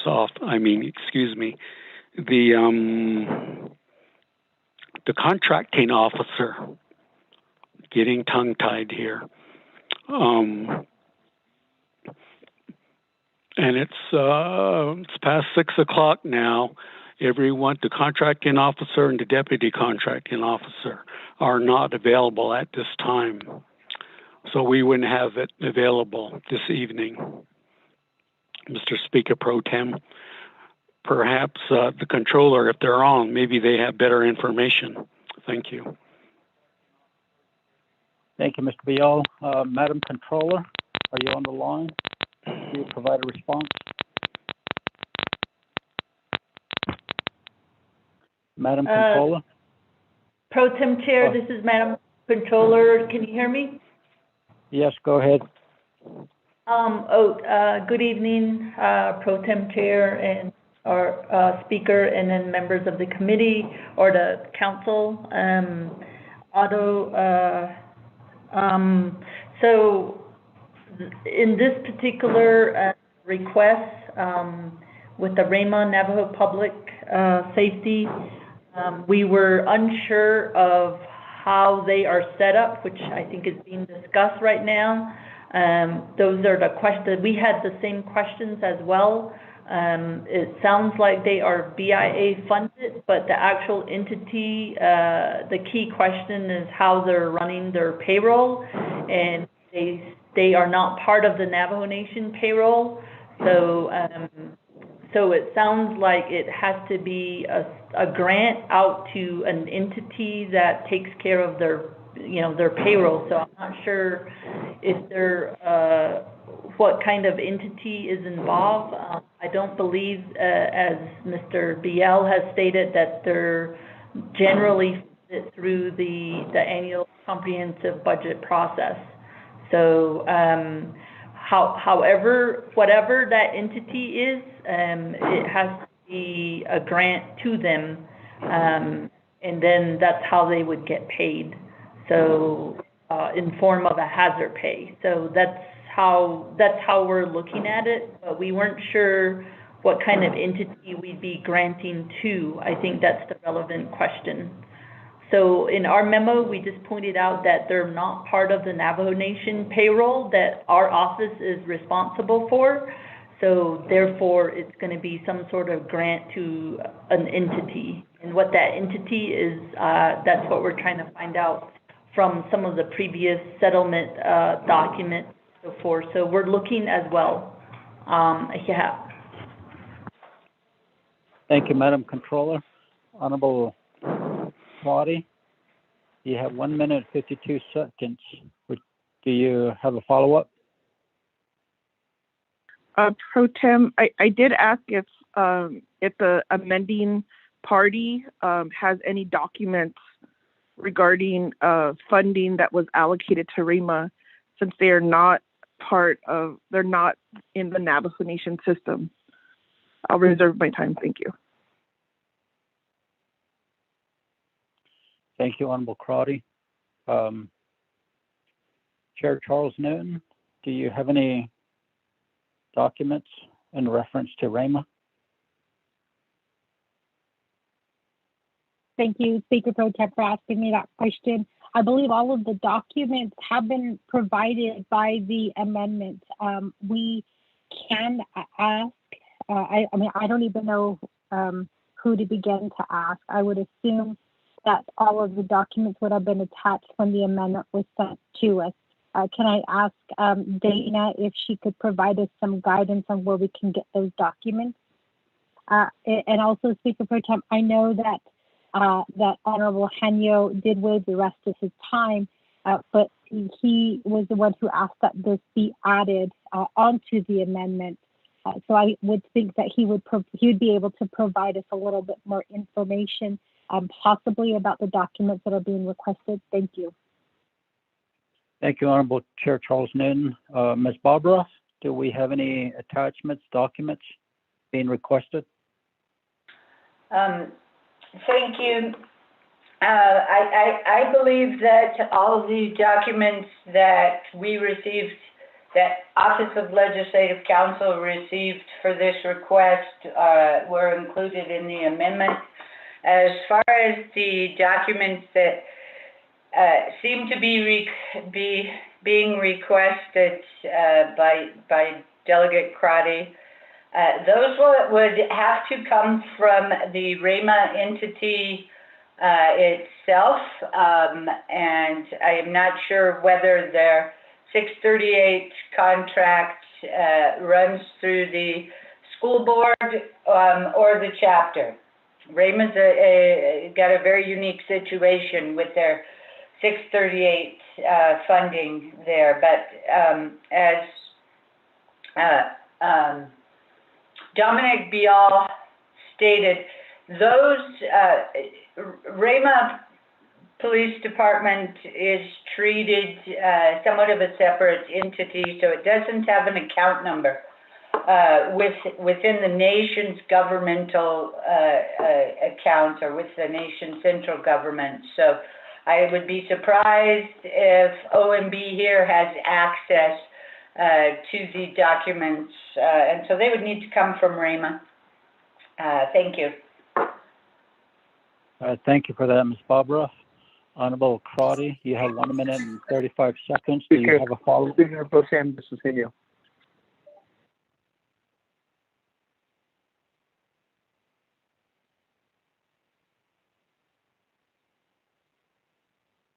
Honorable Henyo, you have no time reserved. No, I wanted to provide an explanation to the questions, if that will help.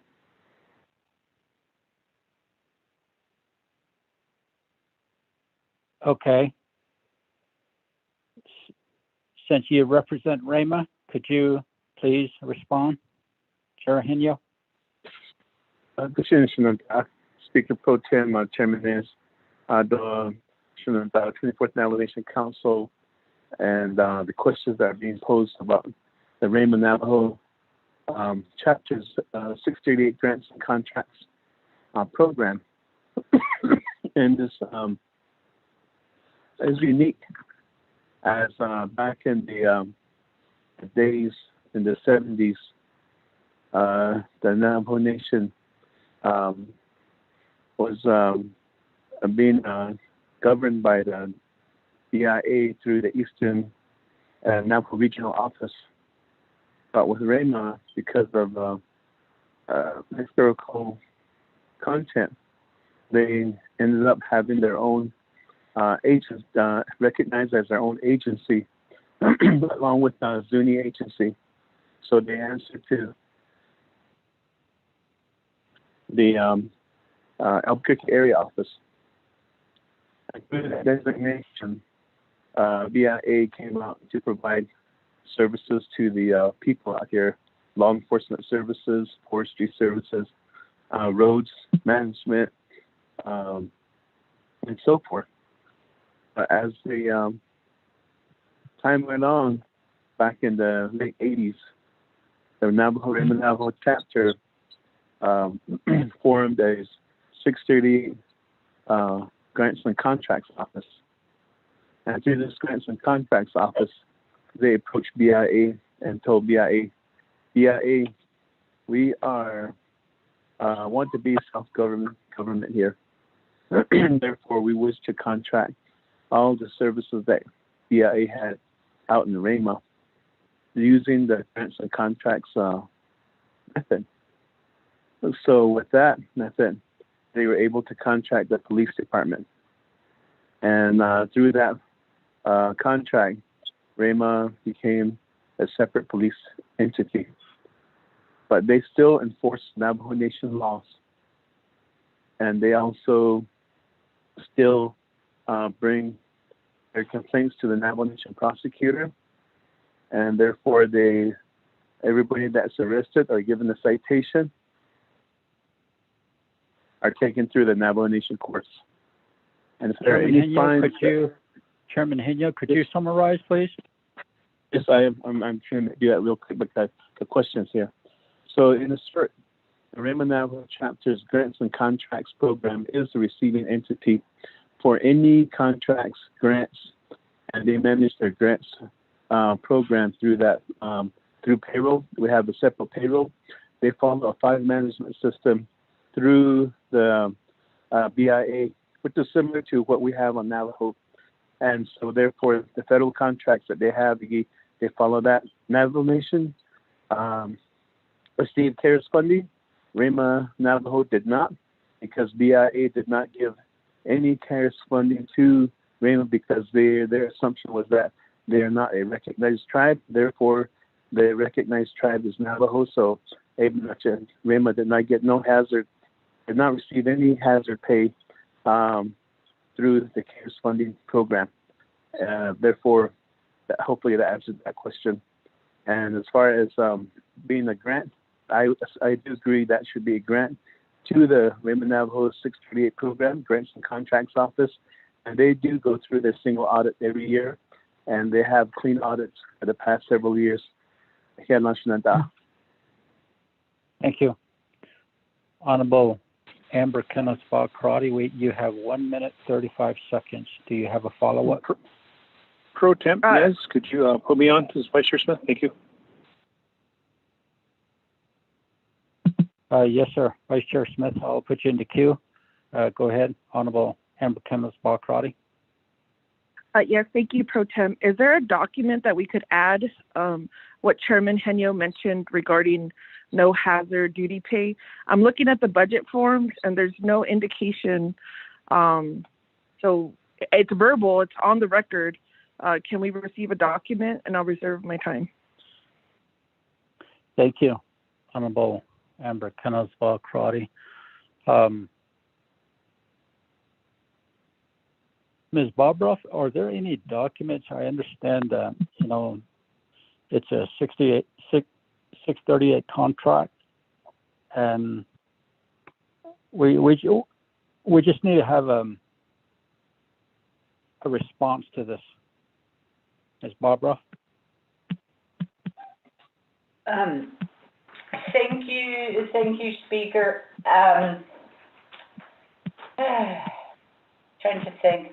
I do not know how to locate documents concerning REMA on a Friday at 6:30. As Chair Henyo was talking, and I appreciated the history. REMA is run separately. Their funding comes in separately from the feds. It's run through their contracts and grants section. If REMA received notice from the Albuquerque BIA office that they would not be receiving any CARES funds, I do not know that Navajo would have that document. If they did, it probably went to the controller or to the nation's contracting officer, Mr. Cordell Shorty. So in short, my answer is I do not know how to locate such documents at the moment. Thank you. Thank you, Chair. Thank you. We'll move right along. Honorable Vice Chair Smith, you have the floor, sir.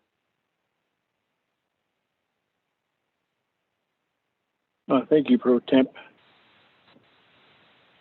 Thank you for allowing me to speak on this behalf. this is what happens when we combine all the amendments together. We can't decipher one or the other.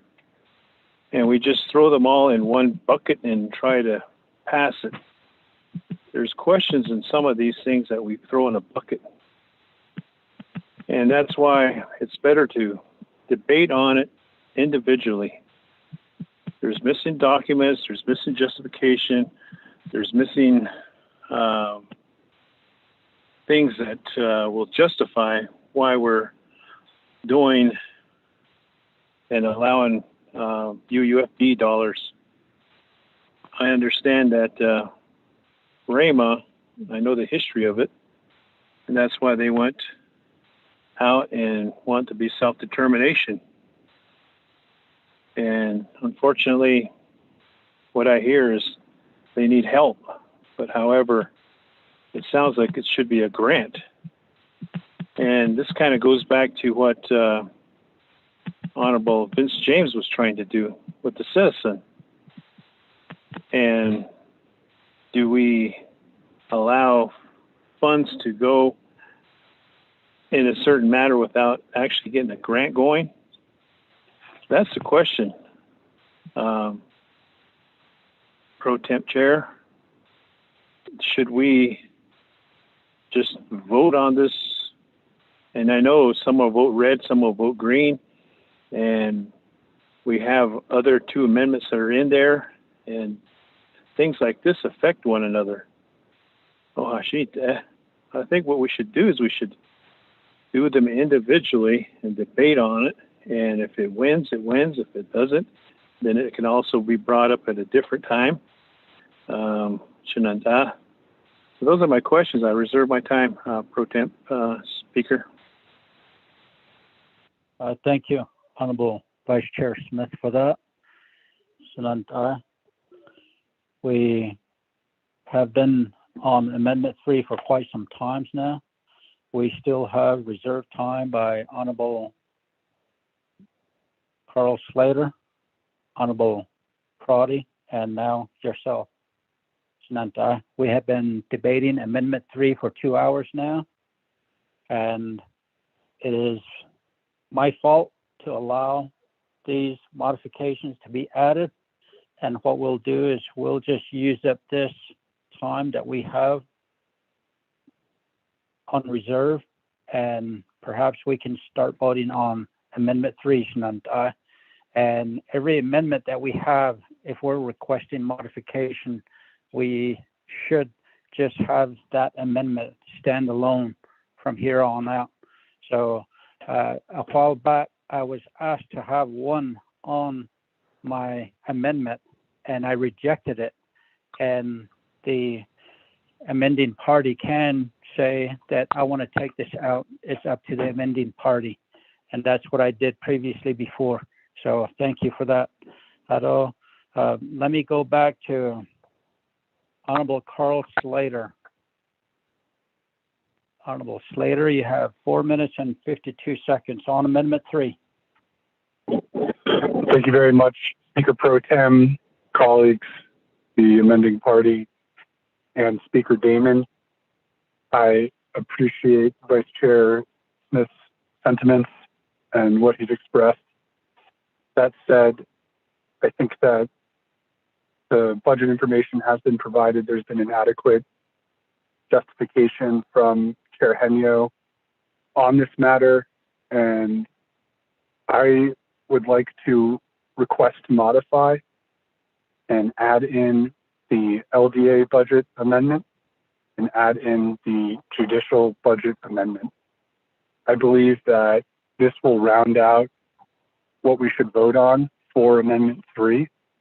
These are all going to be operational comprehensive year budget items, and they're not infrastructure items or things of that nature.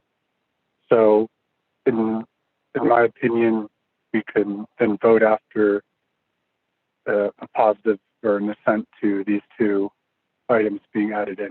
I'll reserve my time, Speaker Pro Tem.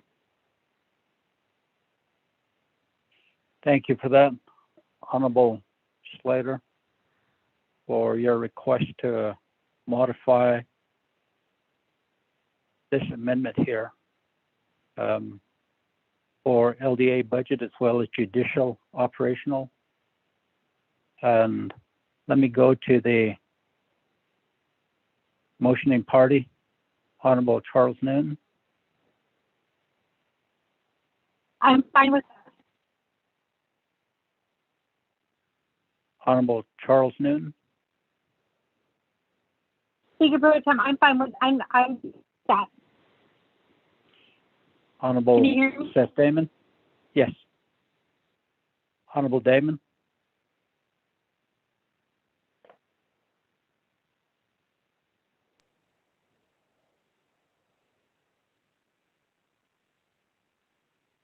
Honorable Seth Damon.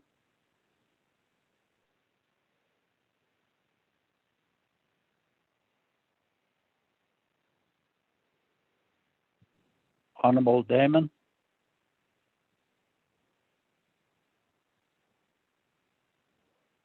Push *6. Honorable Damon. Mr. Rico, can you hear me? Can you hear me now? Yes, I can hear you now, Oh, Honorable yeah. Damon. Sorry, I was having technical difficulties here at the chambers. Thank you, Chairman Nez, and thank you for that. I will concur for the best benefit of the nation to pass legislation 006-21. We really need to get this legislation to get the legislative branch dollars back. Okay, thank you for your concurrence, Speaker Damon. Mr. Rico, could you read this LDA budget amendment as well as judicial branch in for the record, sir? Speaker Pro Tem and members of the 24th Navajo Council, modification to amendment number 3, 1, page 3, next available line numbers, insert new paragraph DX on new lines as follows. New language _ the Legislative District Assistant Program Business Unit 101034 in the amount of $188,723 as indicated in Exhibit X. The Office of the Controller has reviewed this request and the comments are included as part of Exhibit X1. The Office of Management and Budget has reviewed this request and provided a budget impact analysis, which is attached as Exhibit X2. 2, add memo from OOC dated February 25th, 2021 as new Exhibit X1. Add memo from OMB dated February 12th, 2021 as new Exhibit X2. Also attached to this are the said memos from the Office of the Controller, as well as, let me see here. The budgets, there are 4 pages. The first page is Appendix K for Business Unit 101034. The second page is Budget Form 1 for 101034. The third page is Budget Form 2. And the fourth page is Budget Form 4. Now going to the judicial requests. Let me see here. Page 3, next available line numbers, insert new paragraph DX on new lines as follows. New paragraph _ the Judicial Branch Administrative Office of the Courts, Business Unit number 102001 in the amount of $1,133,684 as indicated in Exhibit X. The Office of the Controller has reviewed this request and the comments are included as part of Exhibit X1. The Office of Management and Budget has reviewed this request and provided a budget impact analysis, which is attached as Exhibit X2. Add memo from OOC dated February, let me get the date on that real quick.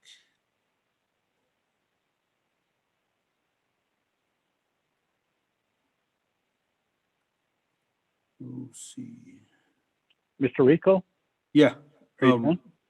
Yeah, I'm trying to open up the memo here. Okay. Where is that?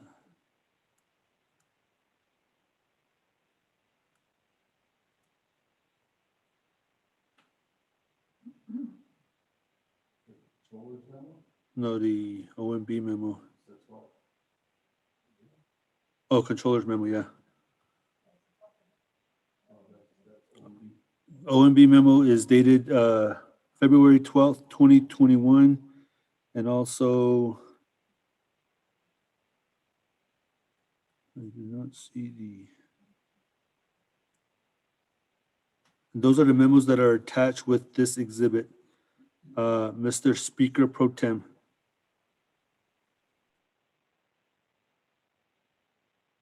Thank you for that, Mr. Rico. Honorable members of the 24th Council, we still have reserve time on Amendment 3. Honorable Crowdy, you have 1 minute and 17 seconds. Chair, I just want to say that it's difficult to properly debate and review these documents when we're only allocated the 5 minutes and additional information keeps being added. I want to say that all of these UUFB requests on this legislation should be called out of order. They did not go through the process, and quoting from Controller's memo on February 25th, it says this amending format is unprecedented for such requests of unmet needs for supplemental funding. The normal process goes through the branch chiefs, Budget and Finance Committee, etc. Our office was not aware of these supplemental requests, and it appears all other divisions were requesting unmet needs in this manner. Therefore, to ensure OOC is fully funded, we submit our unmet needs as well. I want to say, Council, we are in dangerous grounds.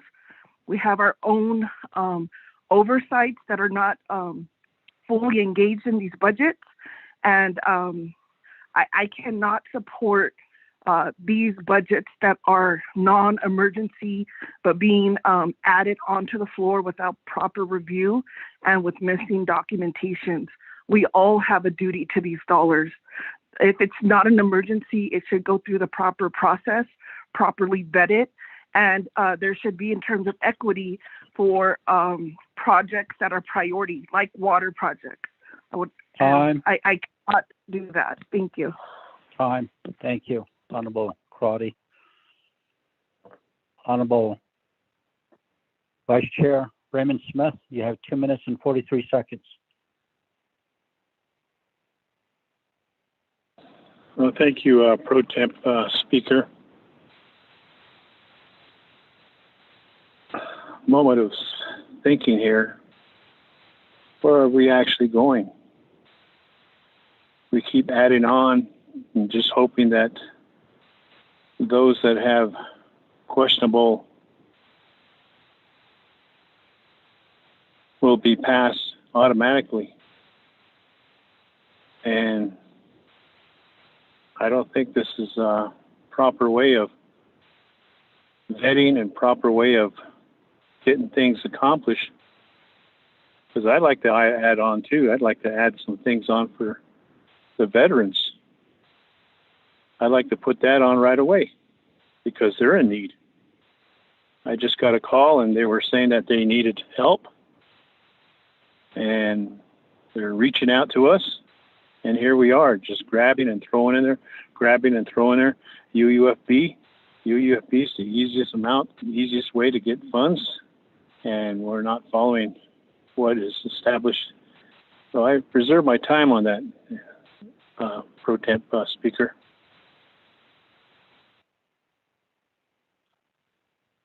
Thank you, Honorable Vice Chair Walker, for that. You have 1 minute and 30 seconds. I don't have anybody in the queue. And you're the only person that has 1 minute and 30 seconds other than Honorable Carl Slater. You have 3 minutes and 42 seconds, Honorable Slater.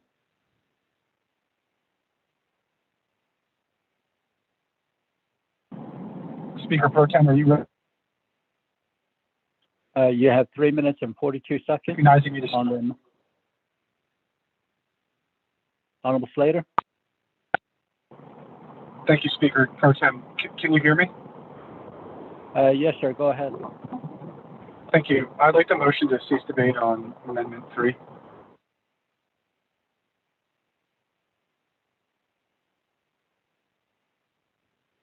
Honorable Slater, there's only two people debating, yourself and Honorable Vice Chair Smith. And your time is 3:42, was 3:42. And Honorable Smith has 1:30. Speaker Pro Tem, with that said, I'll just leave the rest of my time. Thank you. Okay, thank you. Honorable Vice Chair Smith, you only have 1 minute and 30 seconds left.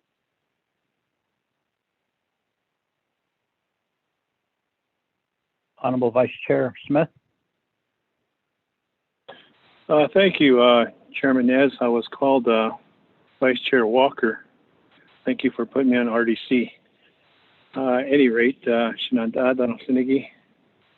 Yeah, you see. How she. Oh. So, yeah, Shwoda. What they. Oh, is she been a Bishmasa Anita? President of Dada. Writers. Oh, you kids in the. Oh, you not so okay. Of course, oh, she ka. Say, I see. That, Oban is the case. I know going out, Italia.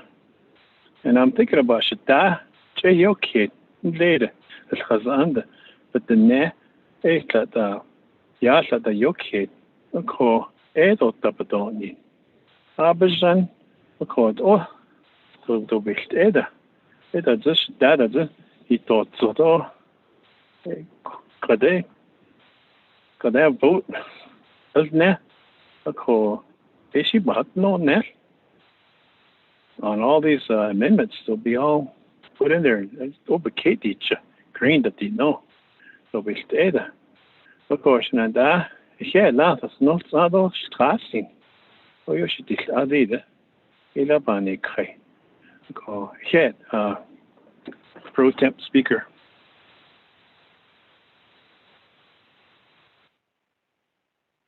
Thank you, Vice Chair Smith. I apologize for calling you Honorable Vice Chair Walker. It wasn't intentional. Honorable members of the 24th Council, Cool. Thank you, there's though. no one in the queue. And I believe we'll go ahead and vote on Amendment 3 at this time. Roll call vote, please.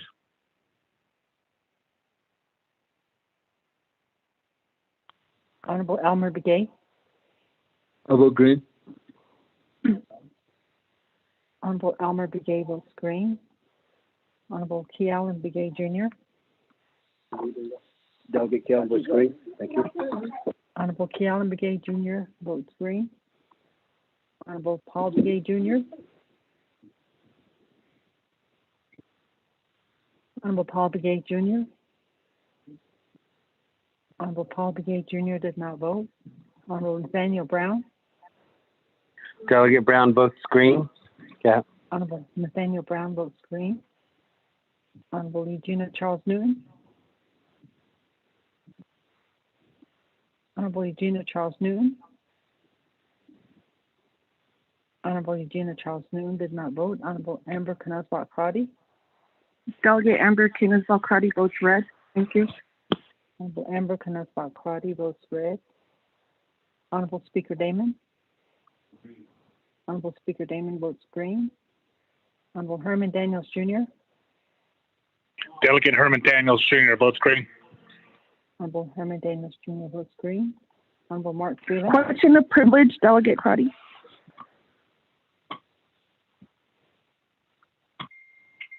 What is your question of privilege, Honorable Crotty? Yes, thank you, Pro Tem. If I could ask OMB or OOC with the RAMA grant, who will be managing that grant, and then who mismanaged the RAMA funding, the $1 million investment? I just need that clarification. Thank you. Thank you. Mr. Dominic Bial, may you respond?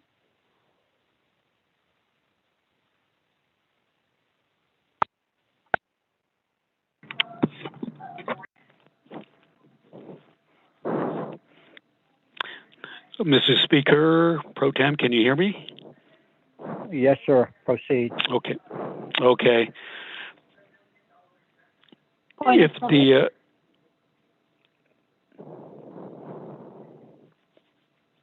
Just pause for a moment there.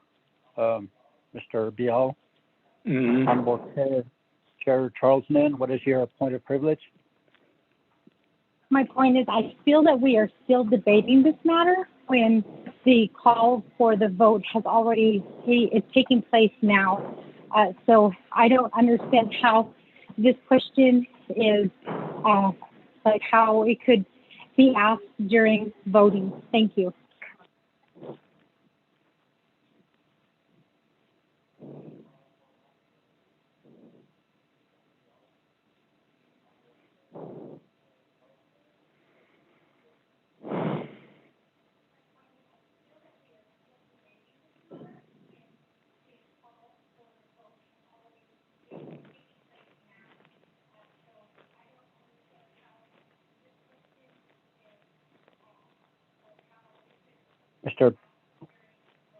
The point of privilege is to receive additional information. So could you also have that in writing in your response?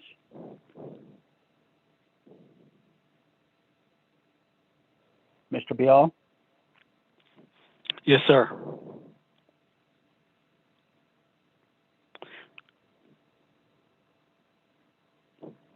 Thank you. Speaker Pro Tem, as I understand the question from Delegate, or is made by Delegate Crotty, it's who would be administering the grant with Rama Police? That would remain to be determined, but my initial reaction would be it would be with Navajo Division of Public Safety. Mr. Speaker. Thank you very much, Mr. Bial. For everyone's information, a point of privilege can interrupt a vote to gather more information before or during the vote. Thank you. Staff, proceed with the roll call vote, please. Honorable Mark Freeland.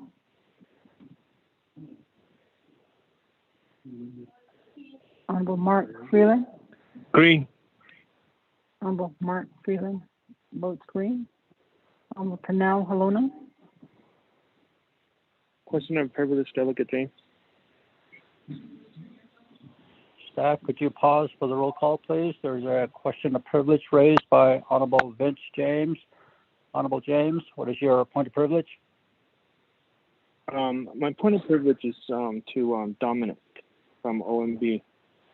I'd like to know if he could indicate of all the requests that went through his office, and then also working with OPVP of programs, and how long it took for certain programs to go through his office to get the process in place.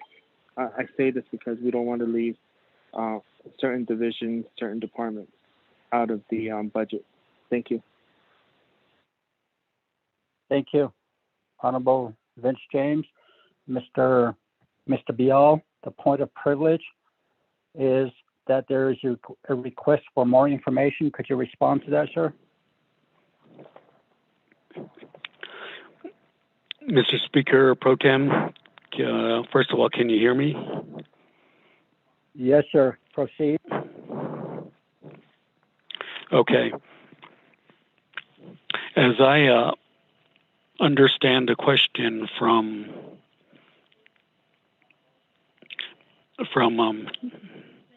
Delegate James, it was about the number of proposals that were under review and whether they were in what process they were submitted through, and whether it was following the normal procedure and so on, and whether there were other proposals perhaps that were not that are not being considered up to this point. All I can say about this, Delegate James and members of the council, is that the original sponsorship for this particular legislation 0006 is the Speaker Damon. So my understanding, based on the discussion and so on over the last 2-3 weeks, is the Speaker has been working with the President's office, President Nez, on doing a number of things. First of all, restoring some of the money, particularly to the legislative branch, that was line item vetoed. So that's the original set of budgets that are in legislation 0006. Subsequently, and that's been the basis of the discussion yesterday and today, is the additional 9.2 million, which essentially was the monies that was line item vetoed, with the fund source being the personal savings lapse. And so the President and Speaker, I understand, met and considered how to make those particular allocations. And so the President had 8.1 million that you've been looking at, and the Speaker's legislative share, if I recall correctly, is just a little bit over $1 million. So those decisions were made, as I understand it, again, by the two branches working in consultation with each other. Now, any other budgets, OMB, we're not aware of any other budgets or proposals that might have been considered or are there on the table, still waiting to be reviewed, assessed, and considered. So we're just going by the legislation as drafted and as amended through the process so far, and per the proposal that is submitted by the branch chiefs of those two divisions. Speaker Pro Tem, Delegate James, that's my response. Thank you, Mr. Bial. Staff, proceed with the roll call vote, please. Honorable Pernell Halona. Honorable Pernell Halona. Honorable Pernell Halona did not vote. Honorable Jamie Henyo. Honorable Jamie Henyo. Honorable Jamie Henyo did not vote. Honorable Vince James. Delegate James votes red. Honorable Vince James votes red. Honorable Carl Slater. Slater green. Honorable Carl Slater votes green. Honorable Raymond Smith Jr. Red. Honorable Raymond Smith Jr. votes red. Honorable Wilson Stewart Jr. Green. Honorable Wilson Stewart Jr. votes green. Honorable Otto So. I vote red. Honorable Otto So votes red. Honorable Charlene So. Honorable Charlene So. Honorable Charlene So does not vote. Honorable Daniel So. I vote green. Honorable Daniel So votes green. Honorable Eugene So. Honorable Eugene So. Honorable Eugene So did not vote. Honorable Thomas Walker Jr. Honorable Thomas Walker Jr. Honorable Thomas Walker Jr. did not vote. Honorable Edison Winika. Honorable Edison Winika. Green. Honorable Edison Winika votes green. Honorable Edmund Yazzie. Green. Honorable Edmund Yazzie votes green. Honorable Jimmy Yellowhair. I'll vote red. Honorable Jimmy Yellowhair votes red. Honorable Paul Begay Jr.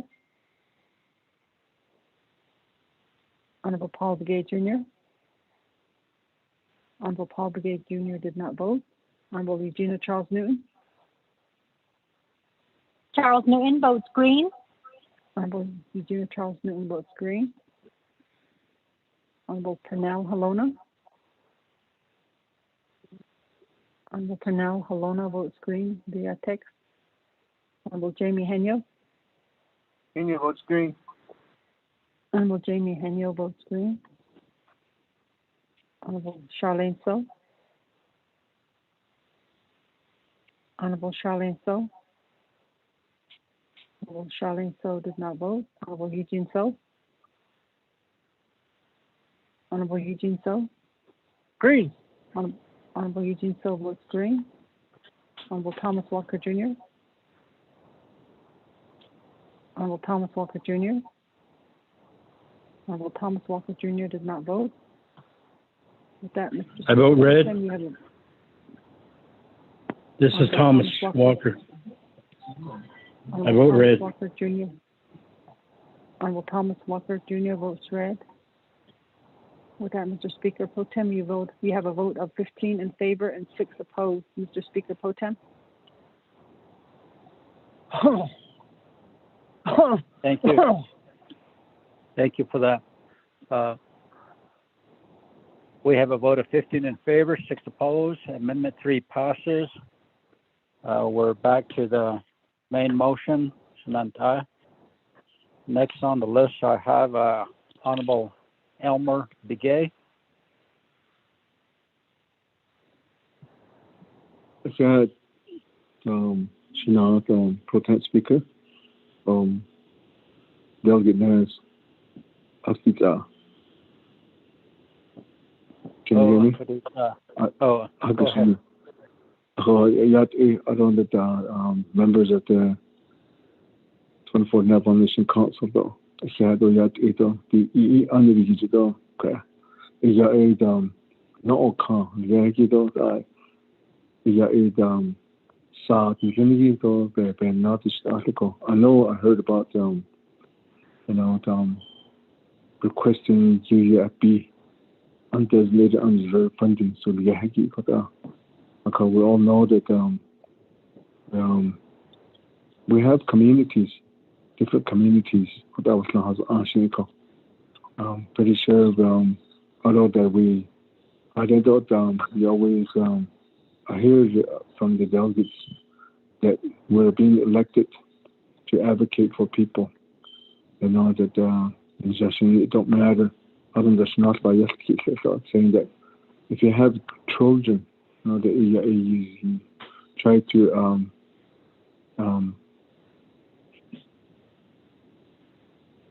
treat them equally.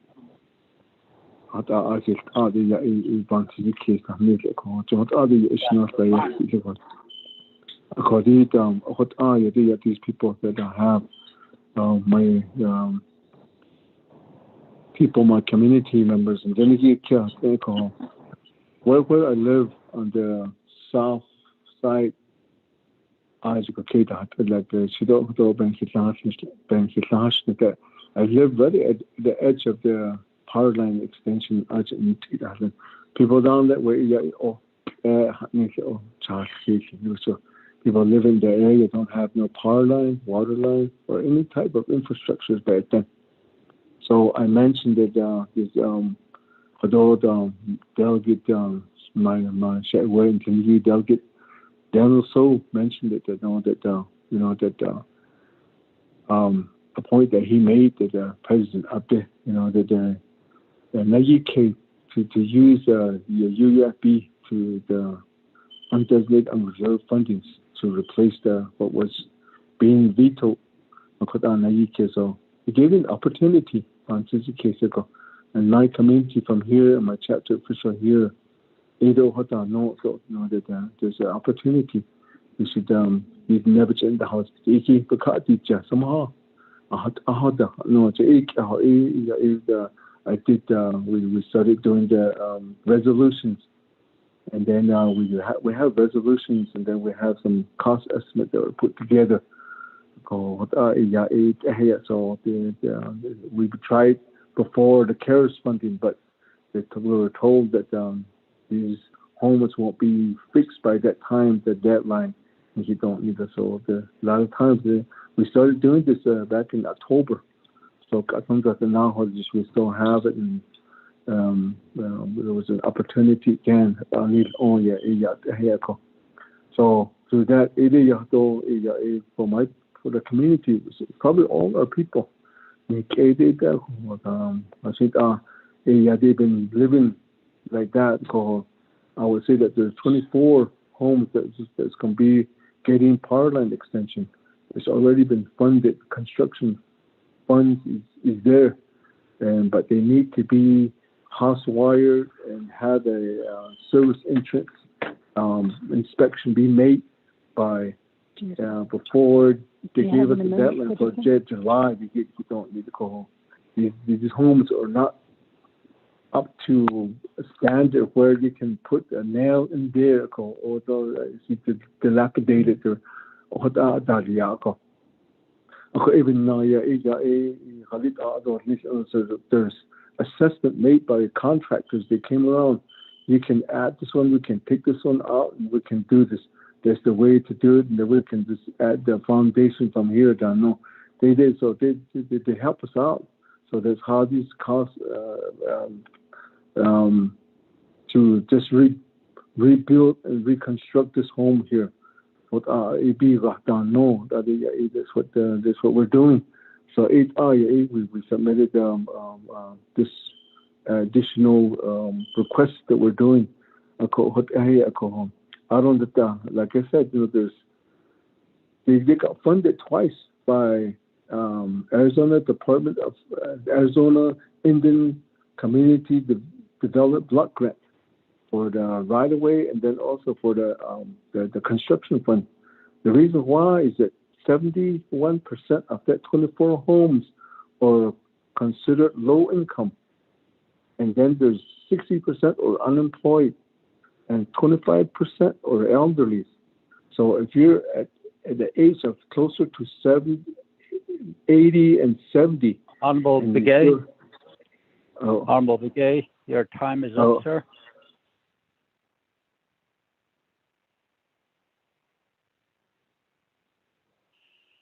Thank you.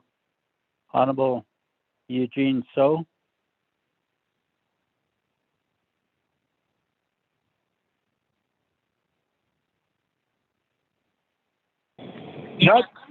Yato.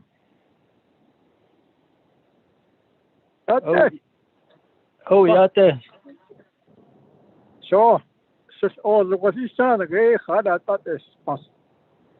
So, they call it First Amendment Amendment. Now, you give a lot of road to a calf, eventually it will tangled up in it. It seems to me that's what we're doing to this legislation 0006.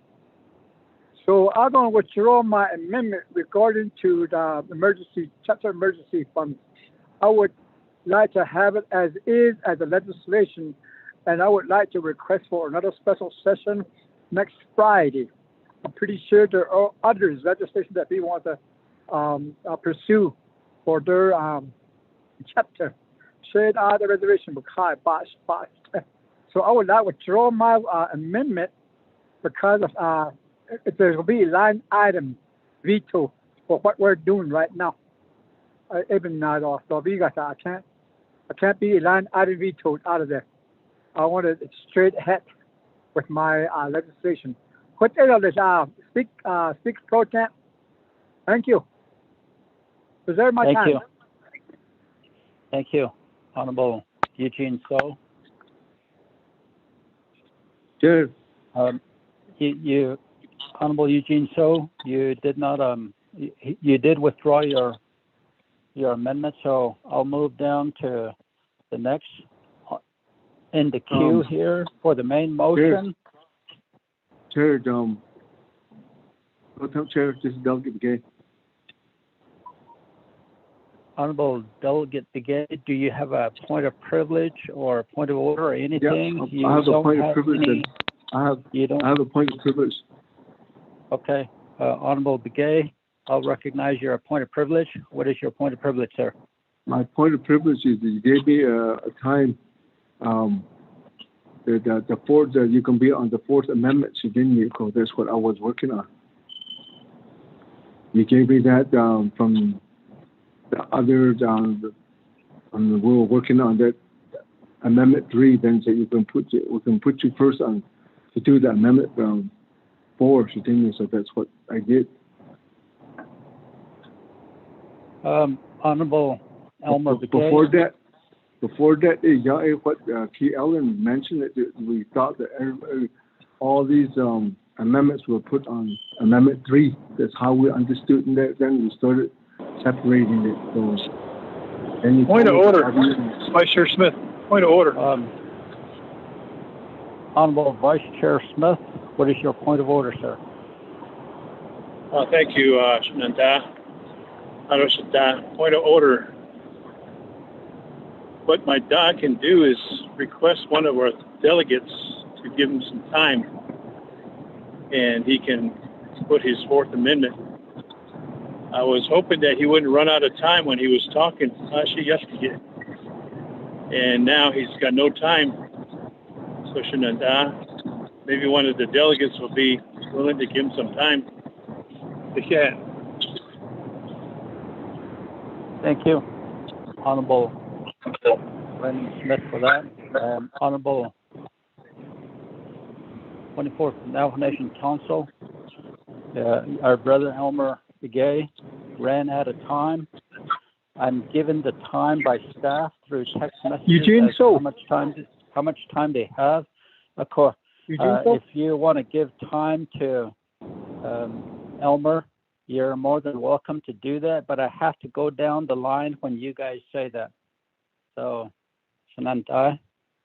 next in line after Honorable Eugene So spoke was Honorable Amber Kennesbaugh Crotty.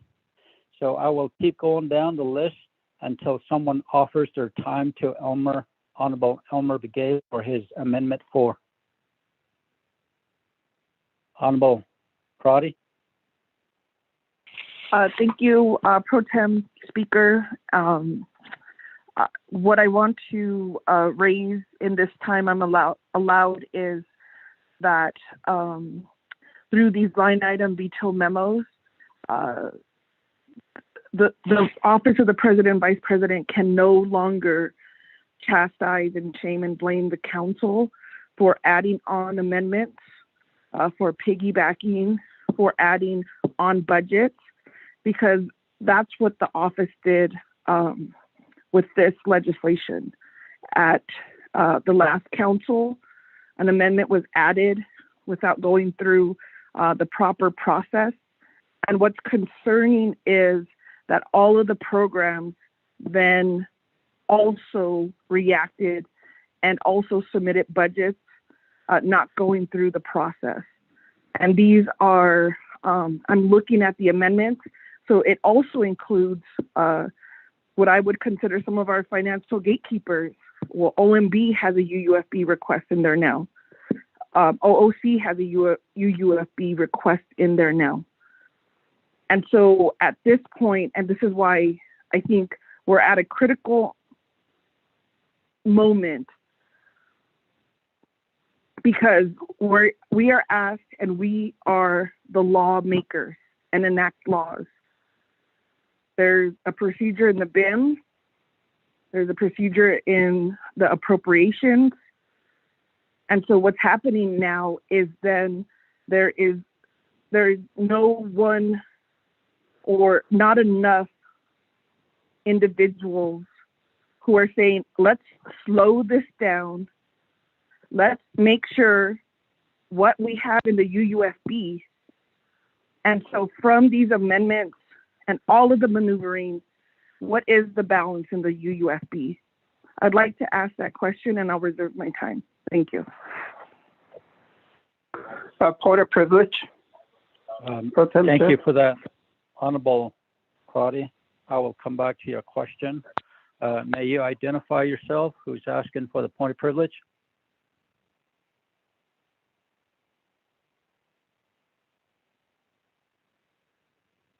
May you identify yourself, who has the point of privilege? Chair Pro Tem, this is Delegate Paul Begay, point of privilege. Okay. Honorable Paul Begay, what is your point of privilege, sir? Thank you. Just right prior to the last vote, I got kicked off the line. I just got back on. So if there has not been a motion established yet, I would like to get my vote counted. That is my point of privilege. Thank you.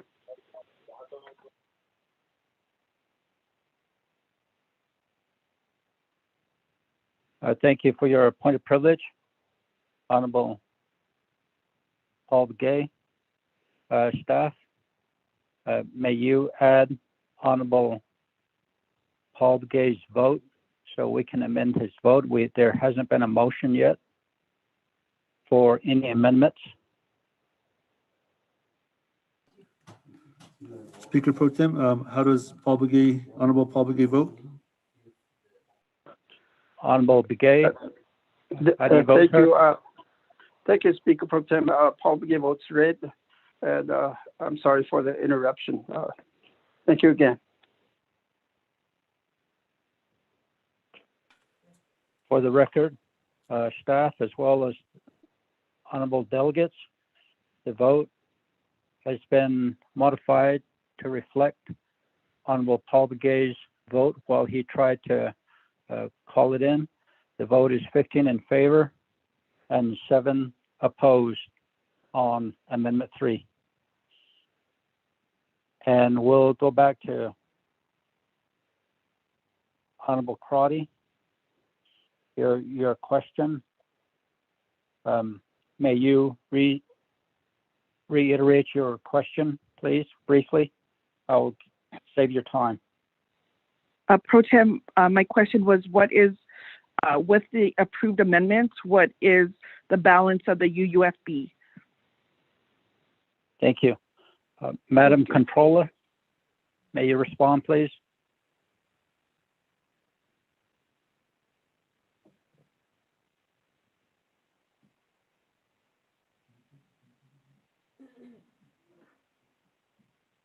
Madam Controller Kirk? If Chairman Nez, this is Speaker Damon, if Madam Controller doesn't come on, I can answer that question. Okay, Honorable Speaker Damon, may you respond to that question, sir? If you allow me, Madam Chair, Amber Crotty and Pro Tem Speaker Nez, on February 11th, 2021, the controller indicated that there were $62,401,081. Today, we got 2 legislations that were signed by the President. One was CF 10-21, which is giving dollars to the enterprises, and the other one was CF 08-21, which sponsored dollars to the summer youth employment. With that, there was $18,759,447 that was given to the enterprises and $4 million that was given to the chapters for summer youth employment. If you add that up and minus that from the $62.4 million, as of today, there is $39,641,634 that we're starting off with.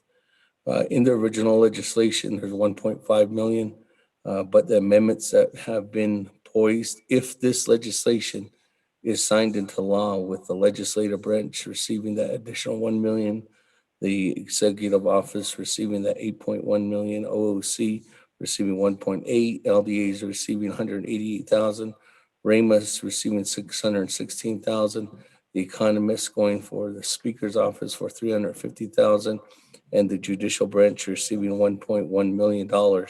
That total amount is $14,912,352.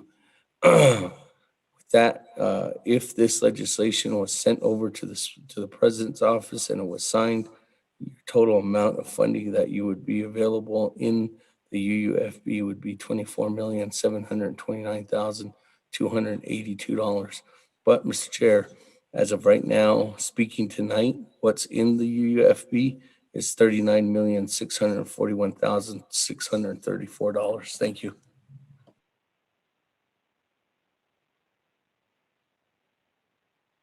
Thank you, Honorable Speaker Damon, for that.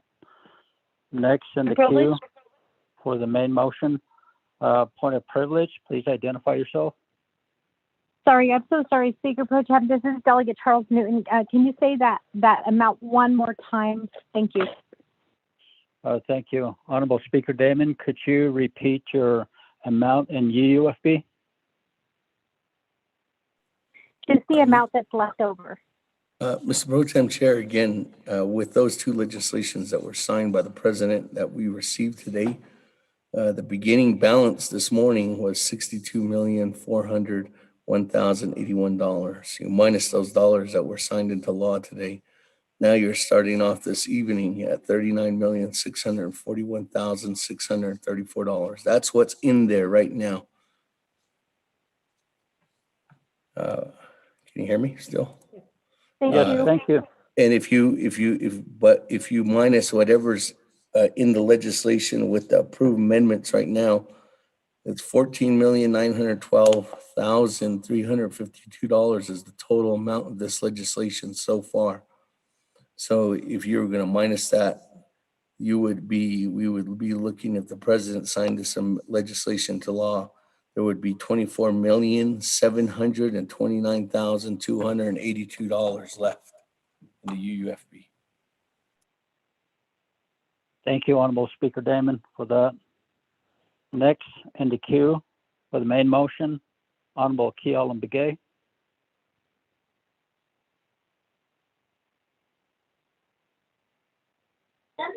Chairman, I want to reserve the time. Thank you. Okay, thank you.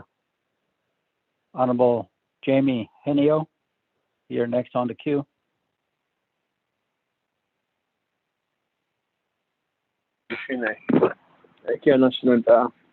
On the main motion, I think that we do need to move forward with this legislation, and maybe we can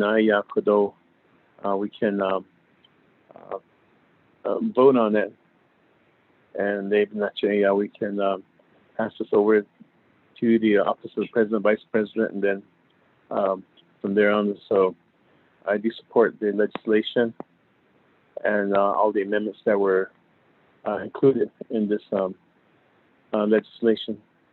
And so with that, I'll reserve my time for now. Thank you, Honorable Henio. Let me go back to reserve time. I don't have anybody in the queue. At reserve time, I have Honorable Carl Slater at 4 minutes and 30 seconds.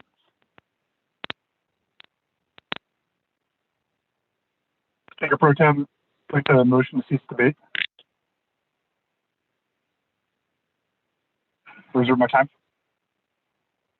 May you identify yourself, please?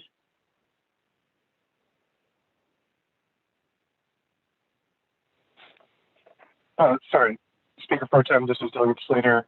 I'd like to motion to cease debate, and I reserve my time.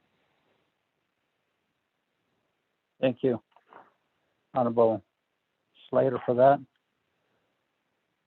Shananta, Kuro, looking at my notes, we still have reserved time from Charles Newton at 4 minutes, 54 seconds, and Honorable Daniel So, 30 seconds. Honorable Eugene So, 3 minutes and 37 seconds. Honorable Crotty at 2 minutes and 56 6 seconds. And then staff, could you give me the time for Honorable Begay and Honorable Henya?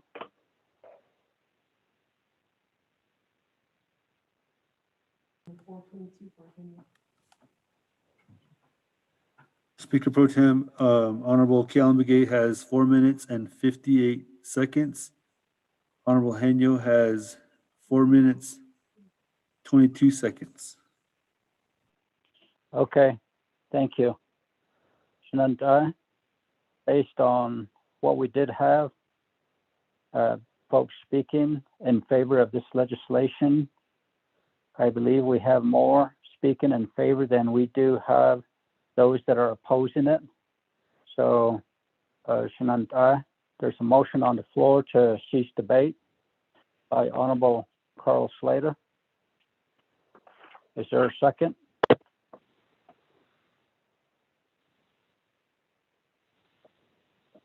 Second, Daniel So. Honorable Daniel So seconds the motion to cease debate. Are there any questions? No questions.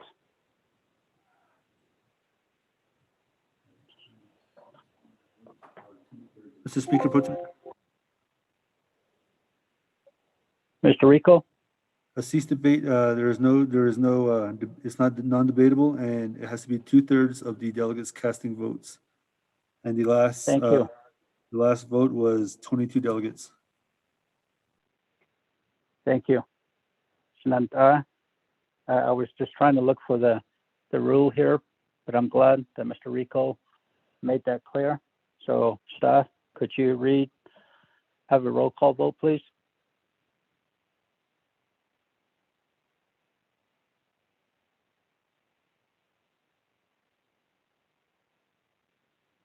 Honorable Almer Begay. I'll vote red. Honorable Almer Begay votes red. Honorable Kealan Begay Jr. Please put your phones on mute. Thank you. May Honorable proceed with Kealan the roll Begay call. Jr. Kealan votes red. Honorable Kealan Begay Jr. votes red. Honorable Paul Begay Jr. Delegate Paul Begay votes red. Honorable Paul Begay Jr. votes red. Honorable Nathaniel Brown. Honorable Nathaniel Brown. Honorable Nathaniel Brown did not vote. Honorable Regina Charles Newton. Newton votes red. Honorable Eugenia Charles Newton votes red. Honorable Amber Knutsvall Crotty.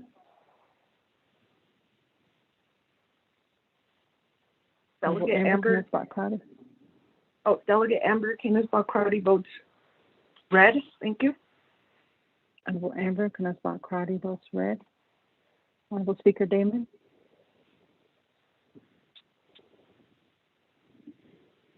Honorable Speaker Damon votes green. Honorable Herman Daniels. Honorable Herman Daniels. Honorable Herman Daniels does not vote. Honorable Mark Freeland. Honorable Mark Freeland. Honorable Mark Freeland did not vote. Honorable Panel Halona. Halona votes green. Honorable Panel Halona votes green. Honorable Jamie Henyo. Henry votes green. Honorable Jamie Henyo votes green. Honorable Vince James.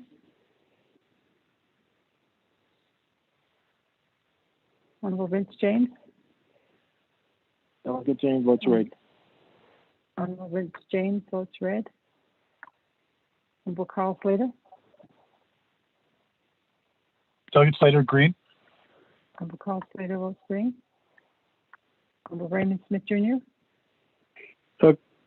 Pro Temp Chair, or Speaker, lost signal. I had to turn my phone off and then turn it back on. What are we voting for, sir? Honorable Vice Chair Smith, we are voting on cease debate, rule number 12. Thank you, sir. I vote red. Yes. Honorable Raymond Smith Jr. votes red. Honorable Wilson Stewart Jr. Red. Honorable Wilson Stewart Jr. votes red. Honorable Otto So. Honorable Otto So. Honorable Otto So did not vote. Honorable Charlene So. I vote green. Honorable Charlene So votes green. Honorable Daniel So. I vote Honorable green. Daniel So. Honorable Daniel So votes green. Honorable Eugene So. Green. Oh. Honorable Eugene So votes green. Honorable Thomas Walker Jr. Thomas Walker votes red. Honorable Thomas Walker Jr. votes red. Honorable Edison Winika. Green. Honorable Edison Winika votes green. Honorable Edmund Yazzie. Green. Honorable Edmund Yazzie votes green. Honorable Jimmy Yellowhair. Delegate Yellowhair votes red. Honorable Jimmy Yellowhair votes red. Honorable Nathaniel Brown. Honorable Nathaniel Brown. Honorable Nathaniel Brown did not vote. Honorable Herman Daniels Jr. I vote red. Honorable Herman Daniels Jr. votes red. Honorable Mark Freeland. Green. Honorable Mark Freeland votes green. Honorable Otto So. Honorable Otto So. With that, Mr. Speaker Pro Tem, you have a vote of 10 in favor and 11 opposed. Mr. Speaker Pro Tem. Thank you for that. There's a vote of 10 in favor, 11 opposed. Motion fails. Cease debate. We'll go back to the main motion. Honorable Daniel So, you have 30 seconds, sir. Time. Honorable Chairman Daniel So.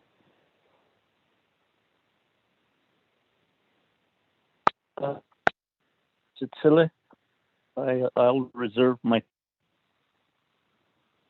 Okay, thank you. Honorable Eugenia Charles Newton, you have 4 minutes and 54 seconds.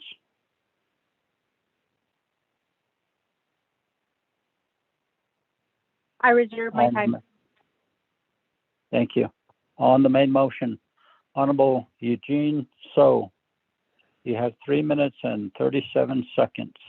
Nantai. Yeah. What is Oh, what is Sure. It's all yeah, had this. I have a shin that this. I let the England so this shit that they seem to go to your host. So I thought nothing that low.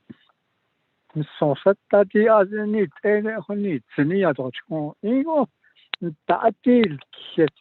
Is that but you're going to but they ought to.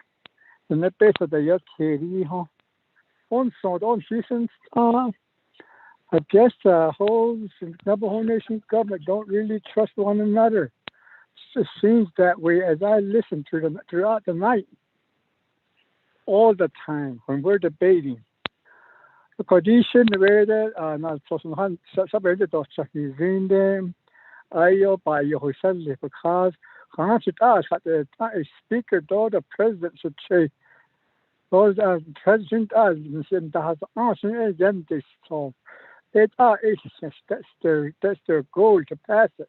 I eat up better heat and I was not so sad after another day the 8 out not now all down the你在南安里头一那是俺的口音说到这你去的那是这样。So whatever they wish for, that's what was discussed among my chair speaker and the president of the Navajo Nation Council. I assume that's what they wanted, and that's what they want to push through. And we're adding on about another note on it. To me, I feel that there's going to be a lot of line items to regards to some of these amendments. They never been vetted, never went through the process, and so there's a lot of legislation that contains to it. But that has on it, and that's I hope not by not a deal kid. Also, has feel reason to reserve my time as Speaker. Thank you for your statement, Honorable Eugene So. Honorable Point of privilege. Honorable Chairman So. Otto So, what is your point of privilege, sir? Okay, on the last vote, I was trying to vote, and my phone wouldn't unlock. See, but I will go ahead and vote green on the last vote if no motion had happened. Let the record reflect that. Thank you.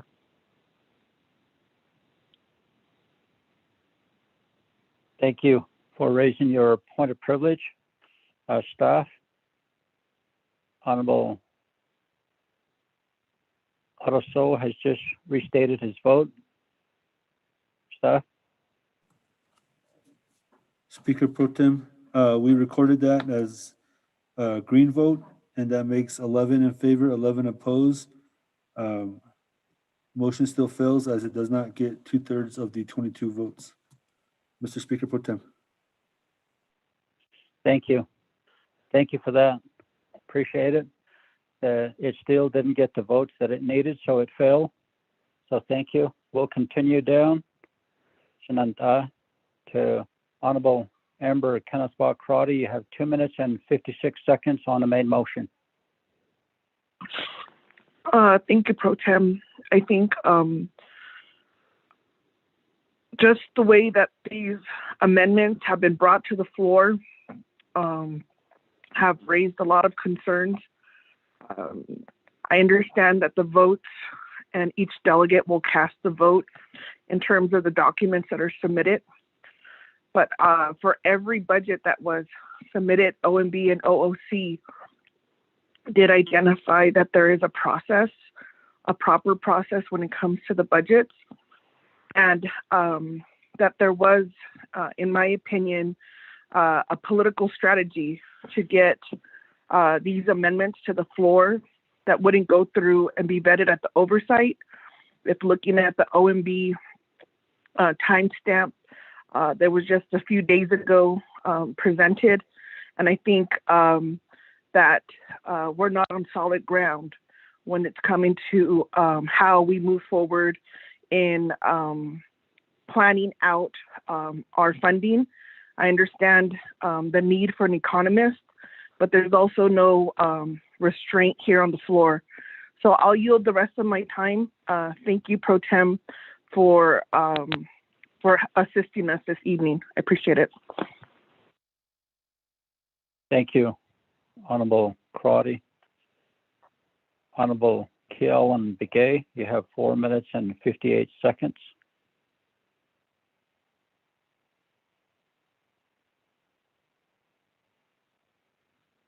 Honorable Kiel and Begay Jr.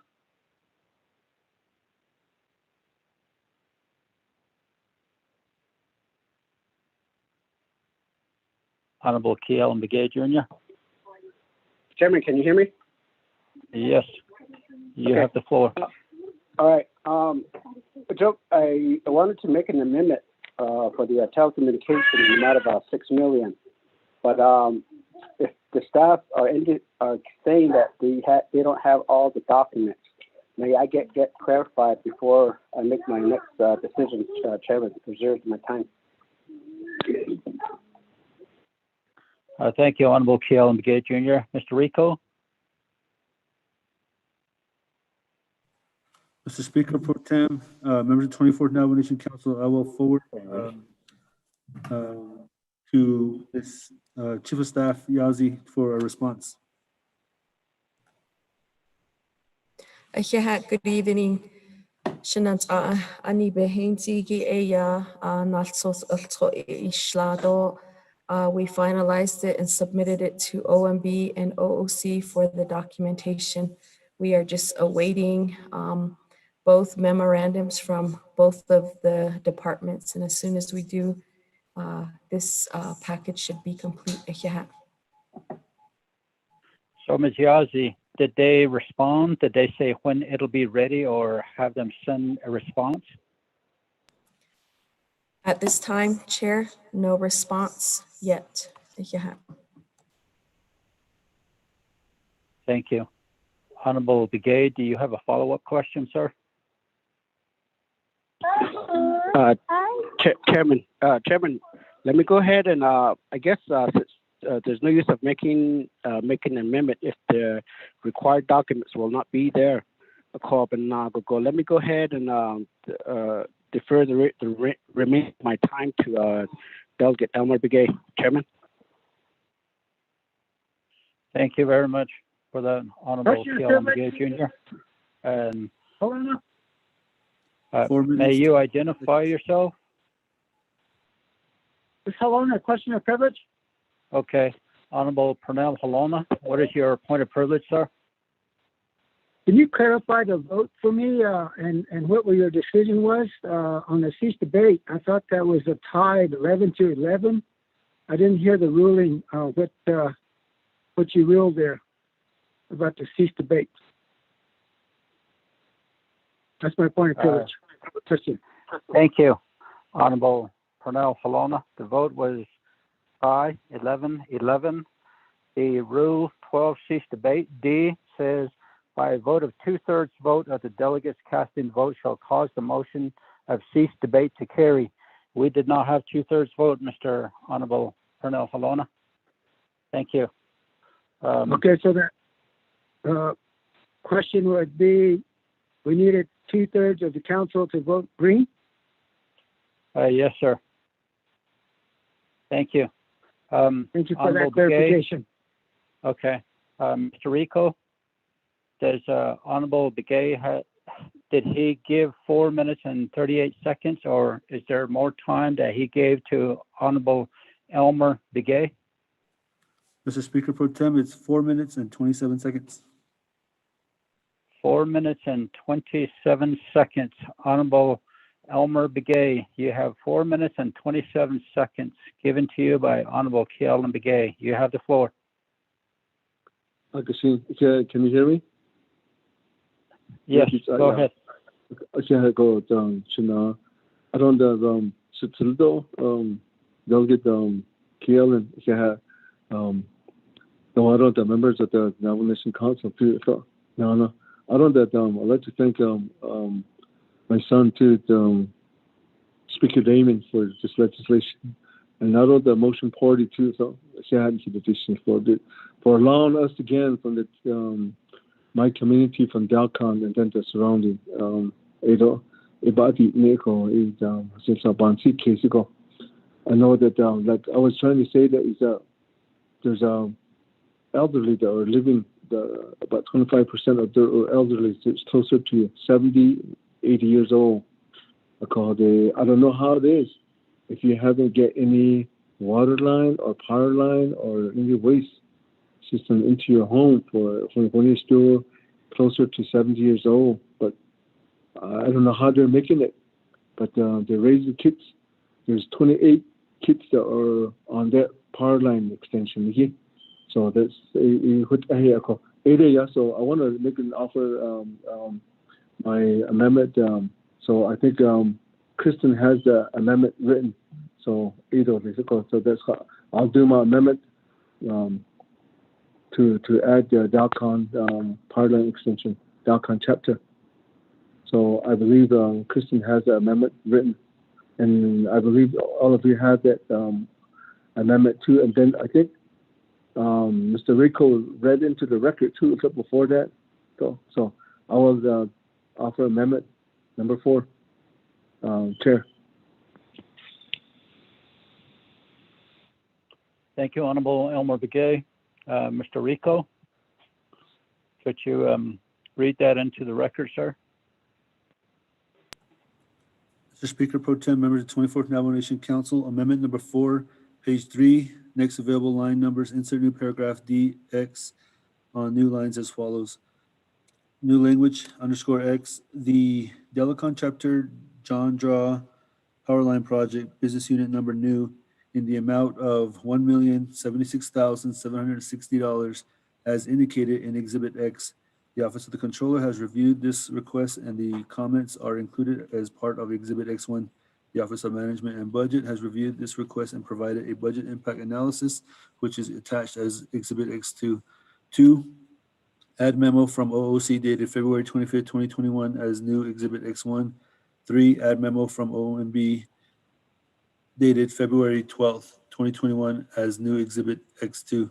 4, the Office of Legislative Counsel and the Office of Legislative Services shall work with the Office of Management and Budget to update any cumulative totals throughout the resolution consistent with the amendments made in this resolution. 5, programs and departments are directed to provide updated budget documents to the Office of Management and Budget, Office of Legislative Counsel, and the Office of Legislative Services consistent with the amendments made in this resolution for expeditious implementation of the amendment to Council Resolution CN-88-26. Renumber letter succeeding paragraphs, sections, and exhibits accordingly. If necessary, this amendment shall supersede inconsistent language contained in any other committee amendment which shall be conformed to the intent or language of this amendment. The Office of Legislative Services, with notice to the sponsor of the legislation, is hereby authorized to make necessary grammatical changes.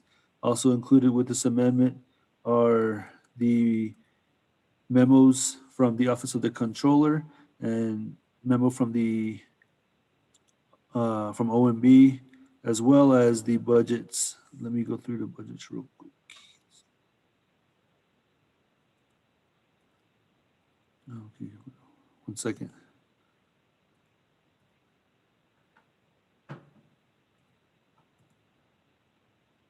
Okay, attached for budgets is there are 4 pages. Business unit number new for Delicon chapter and community housing / infrastructure department. Appendix K. There is also budget form 1, budget form 2, and budget form 4. Mr. Speaker Pro Tem.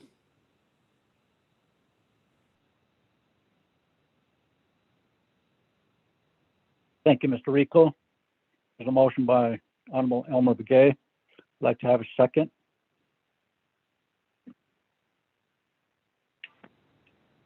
I will second Thomas Walker. Honorable Vice Chair Walker, thank you. Honorable members of the 24th Council, are there any questions or comments? We don't have anybody in the queue. Going once. Going twice. Going 3 times. Speaker, you Roll have call Speaker vote. Pro Tem. You have Thomas Walker.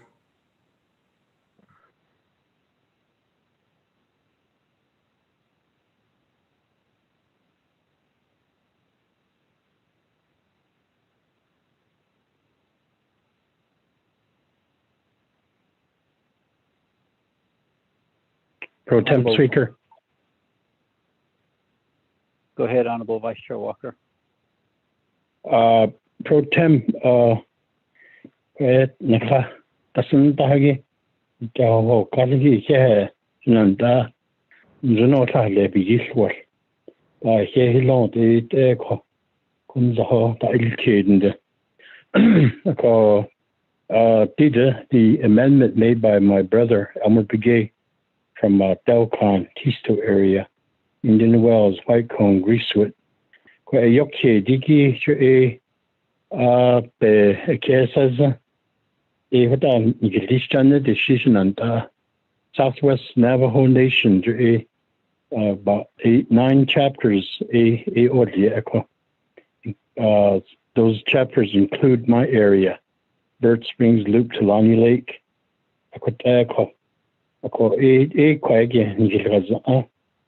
Service area, healthcare service area, other law enforcement service area, non-judicial judiciary court services, that area, social services, what the quick what they go.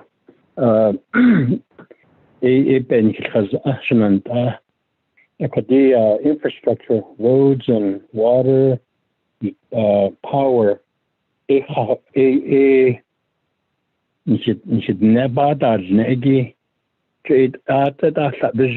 our whole area, Southwest region.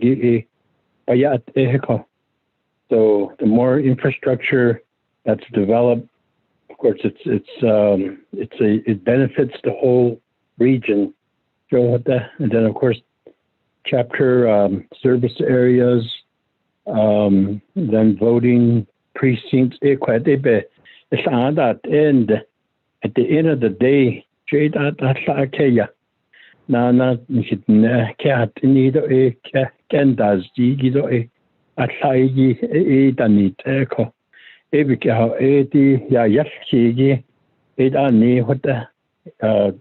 information that he provided, some of the data on the population and the various age groups and the various types of needs. He certainly, as a neighboring chapter, we can attest to our neighbors' needs over in Dalcon Tisto area. The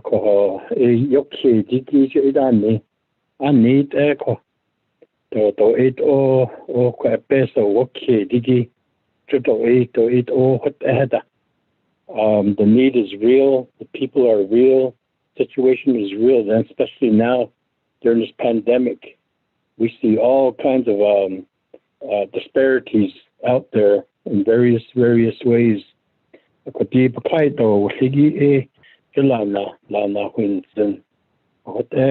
then, of course, as a neighboring chapter, if you're a neighboring chapter, if they start doing power line extensions, water line extensions, road improvements, if you're sitting right adjacent to that, then your community benefits also.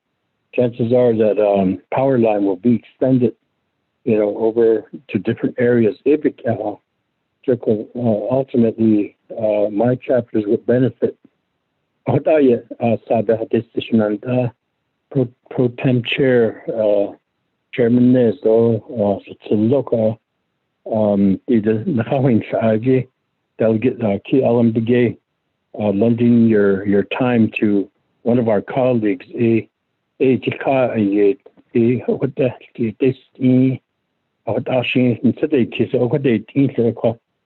I want to make my comments in support of this amendment. Thank you, Pro Tem Speaker. Thank you, Honorable Vice Chair Walker, for that. Honorable members of the 24th Council, are there any other comments or questions on Amendment 4? Going once, going twice, going 3 times. Staff, roll call vote, please. Honorable Elmer Begay. I vote green. Honorable Elmer Begay votes green. Honorable Kealan Begay Jr. Delegate Kale votes green. Honorable Kealan Begay Jr. votes green. Honorable Paul Begay Jr. Honorable Paul Begay Jr. Honorable Paul Begay Jr. votes green. Honorable Nathaniel Brown. Honorable Nathaniel Brown. Delegate Brown votes green. Honorable Nathaniel Brown votes green. Honorable Regina Charles Newton. Charles Newton votes green. Honorable Regina Charles Newton votes green. Honorable Amber Kenneth Bakrati. Honorable Amber Kenneth Bakrati. Honorable Amber Kenneth Bakrati did not vote. Honorable Speaker Damon.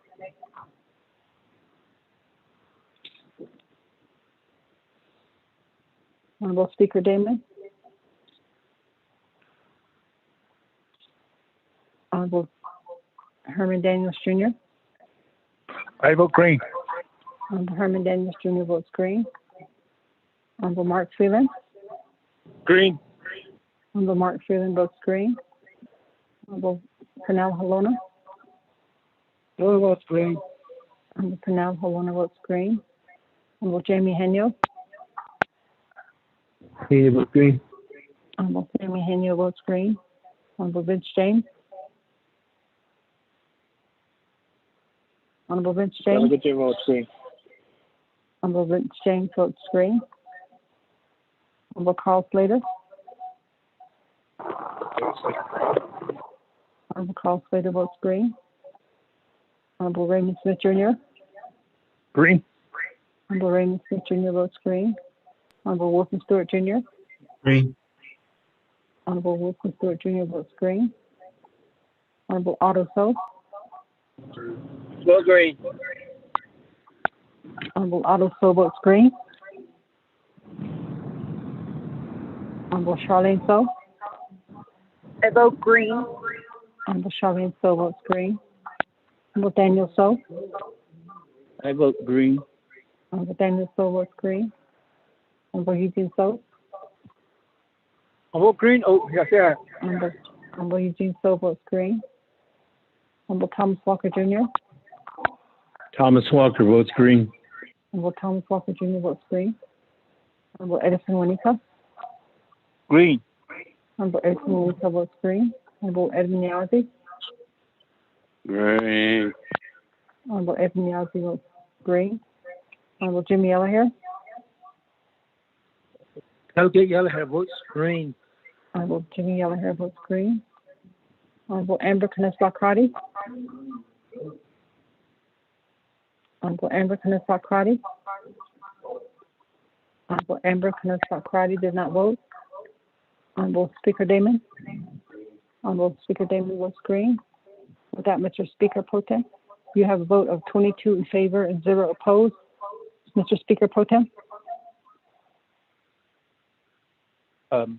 Staff, I didn't hear you quite well. On my end, you were breaking up, so could you give me the results of the vote again? 22 in favor and 0 opposed. Mr. Speaker Penn. Thank you very much. Honorable members of the 24th Council, Amendment 4 has voted 22 in favor, 0 opposed. Chair not voting. Pro Tem Speaker not voting. Thank you. The Amendment 4 passes. Back to the main motion. Honorable Slater, you have 4 minutes and 24 seconds. Reserve my time.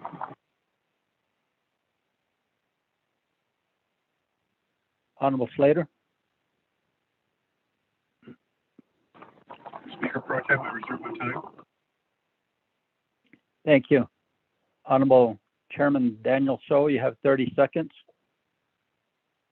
I reserve my time.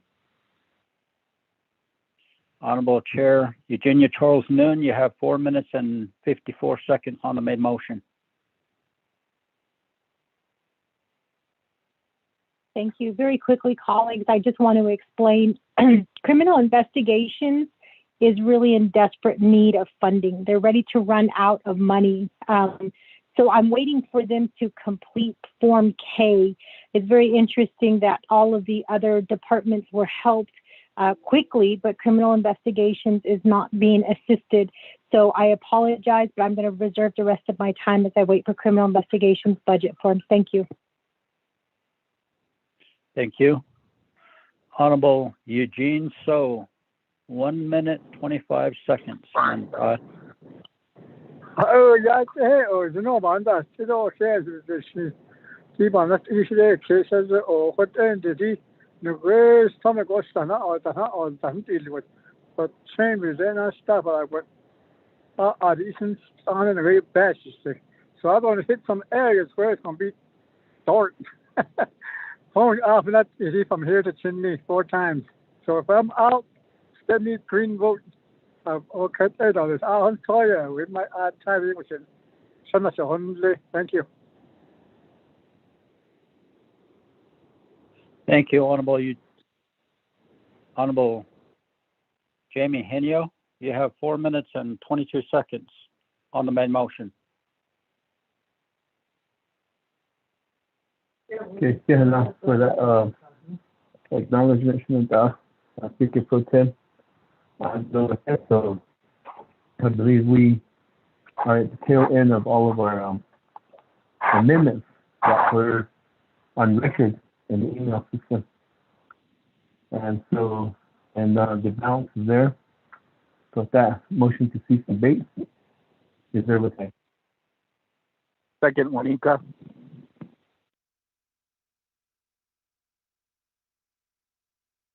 Thank you. Honorable Chairman Henio. There's Honorable Slater has 4:24. Daniel's Honorable Chairman So has 30 seconds.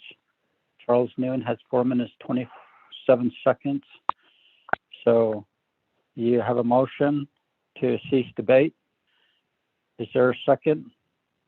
Honorable Second, Juanita. Okay. And there's no debate on this. Roll call vote for cease debate.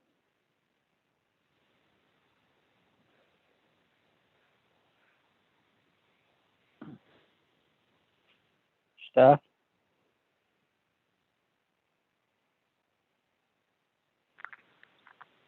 Honorable Elmer Begay. Honorable Green. Honorable Elmer Begay votes green. Honorable Kealan Begay Jr. Kealan Begay Jr. votes green. Thank you. Honorable Kealan Begay Jr. votes green. Honorable Paul Begay Jr. Honorable Paul Begay Jr. Honorable Paul Begay Jr. did not vote. Honorable Nathaniel Brown. Delegate Brown votes green. Honorable Nathaniel Brown votes green. Honorable Regina Charles Newton. Charles Newton votes red. Honorable Regina Charles Newton votes red. Honorable Amber Knassar Crotty. Honorable Amber Knassar.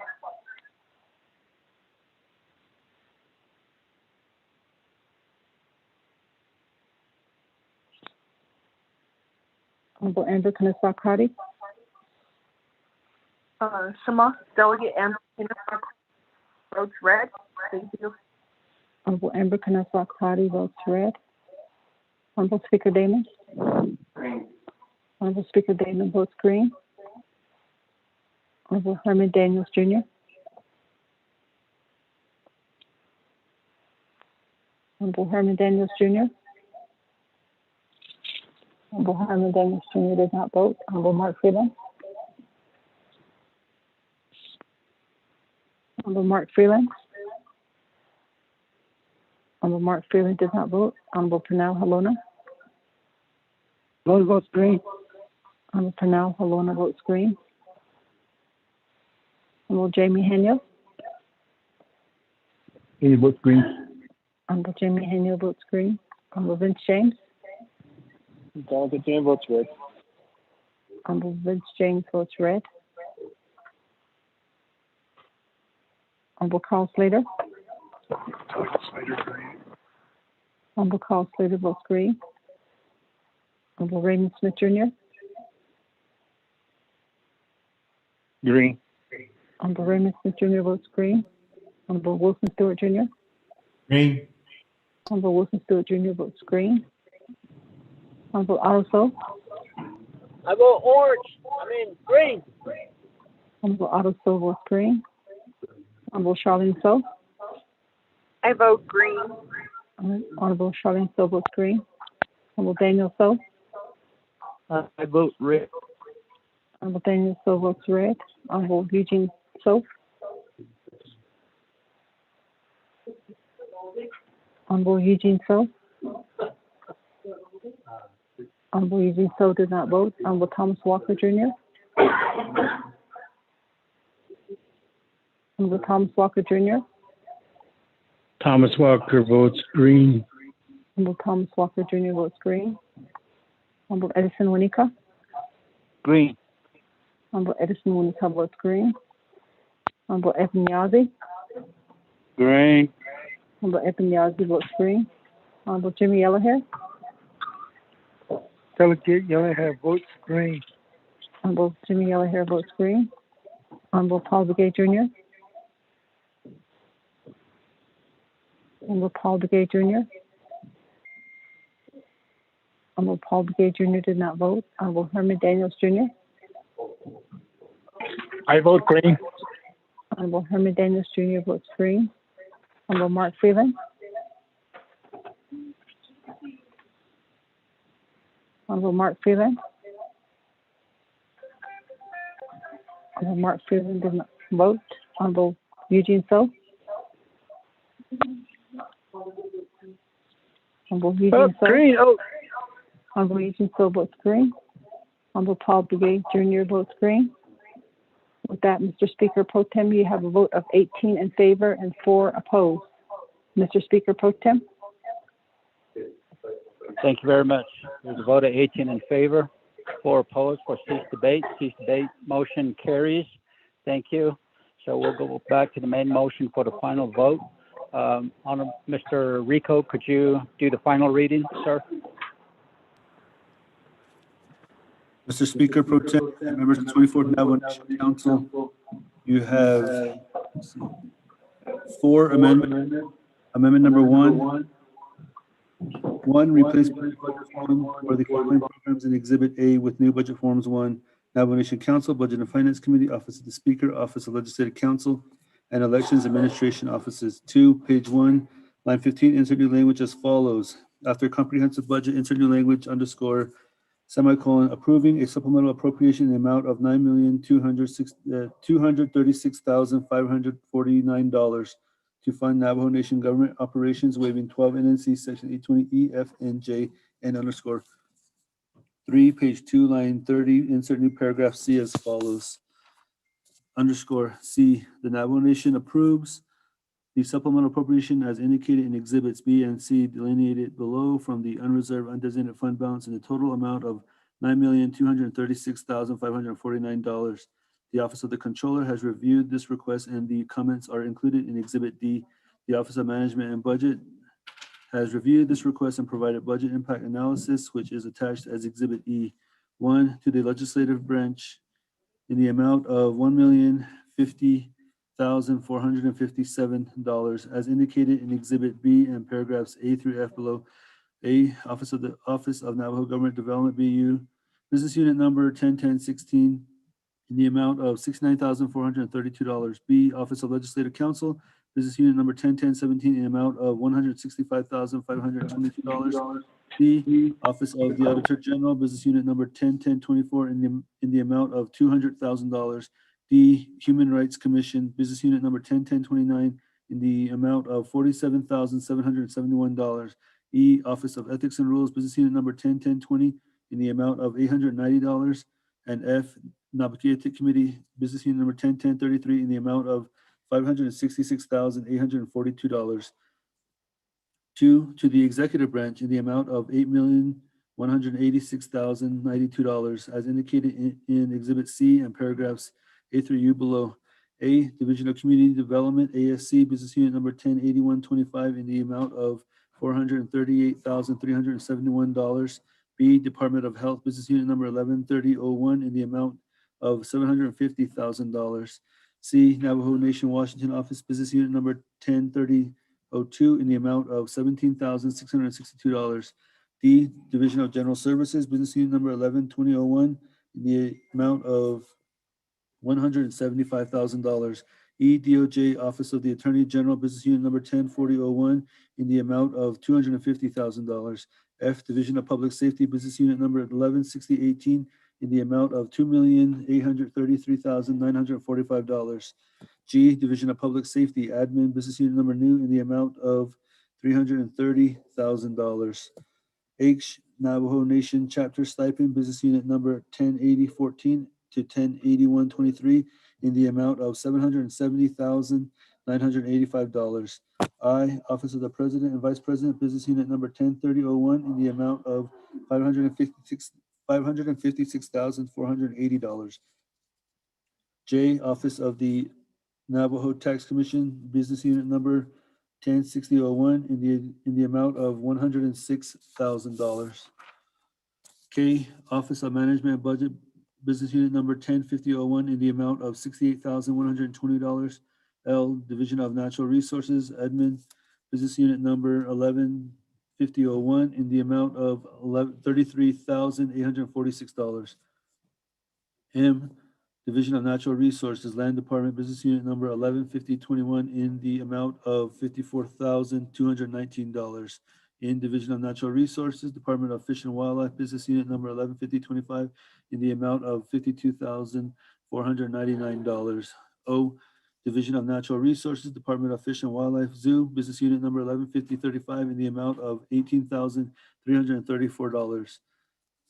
Division of Natural Resources Animal Control Program, Business Unit Number 115026 in the amount of $14,667.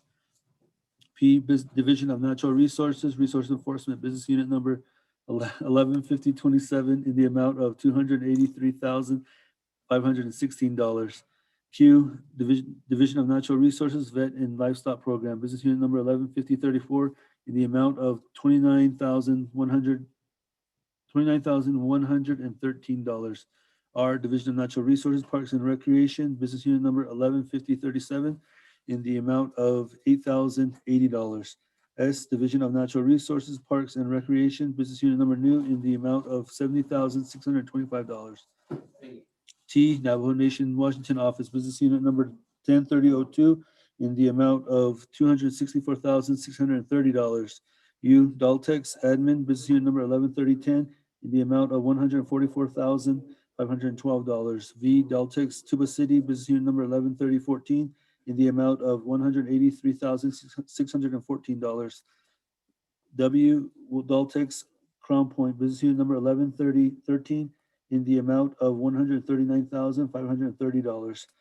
X, Daltex, Chinle, Business Unit Number 113011 in the amount of $204,558. Daltex, Fort Defiance, Business Unit Number 113012 in the amount of $177,175. Z, Daltex, Shiprock, Business Unit Number 113015 in the amount of $80,611. AA, Navajo Division of Transportation, Department of Roads, Business Unit Number 121004 in the amount of $130,000 and underscore. 4, page 2, line 18, insert new language as follows. After the words Navajo Nation fiscal year 2021 budget, insert this new language, underscore, and approving a supplemental appropriation in the amount of $9,236,549 and underscore. 5, add memo from OOC dated February 25th, 2021 as new Exhibit D, and memo from OMB dated February 24th, 2021 as new Exhibit E. 6, insert new Section 5 as follows. Underscore, Section 5, directive to programs and departments. All programs and departments are directed to provide updated budget documents to the Office of Management and Budget, Office of Legislative Counsel, and the Office of Legislative Services consistent with the amendments made in this resolution for expeditious implementation of the amendment to Council Resolution CN-88-20 and underscore. 7, insert new Section 6 as follows. Underscore, Section 6, waiving 12 NNC Section 820E, F, and J to the extent these provisions prevent the unreserved, undesignated fund balance to be used to fund recurring expenditures. Navajo Nation Council hereby waives 12 NNC Section 820E, F, and J to allow UUFB funds to be used for recurring expenditures and underscore. 8, the Office of Management and Budget, Office of Legislative Counsel, and the Office of Legislative Services shall coordinate to ensure all cumulative totals in this resolution conform to the amendments made at the standing committees and the Navajo Nation Council. 9, renumber re-letter succeeding paragraphs, sections of exhibits accordingly. If necessary, this amendment shall supersede inconsistent language contained in any other committee amendment, which shall be conformed to the intent or language of this amendment. The Office of Legislative Services, with notice to the sponsor of the legislation, is hereby authorized to make necessary grammatical changes. Amendment number 2, 1, on page 2, line 30, add the following new paragraph as follows. New paragraph D underscore, the Navajo Nation Council approves amending Council Resolution CN 8820 to reinstate the conditions of appropriations as set forth in Exhibit F. 2, insert new Exhibit F. Amendment number 3, 1, page 3, next available line, insert new paragraphs D1 and D2 on new line as follows. New paragraph D underscore D, the Navajo Nation approves the following additional supplemental appropriations. 1, the Office of the Controller in the amount of $1,871,934 as indicated in Exhibit NAL as follows. A, Office of the Controller, Business Unit number 107022 in the amount of $1,719,821. B, Office of the Controller, Purchasing Services, Business Unit number 107020 in the amount of $51,844. And C, Office of the Controller, Property Management, Business Unit number 107021 in the amount of $100,269. D, the Office of the Controller has reviewed this request and the comments are included as part of Exhibit NAL-1. The Office of Management and Budget has reviewed this request and provided a budget impact analysis, which is attached as Exhibit NAL-2. 2, the Office of the Speaker, Business Unit number 101015 in the amount of $350,000 for an economist consultant as indicated in Exhibit NAL.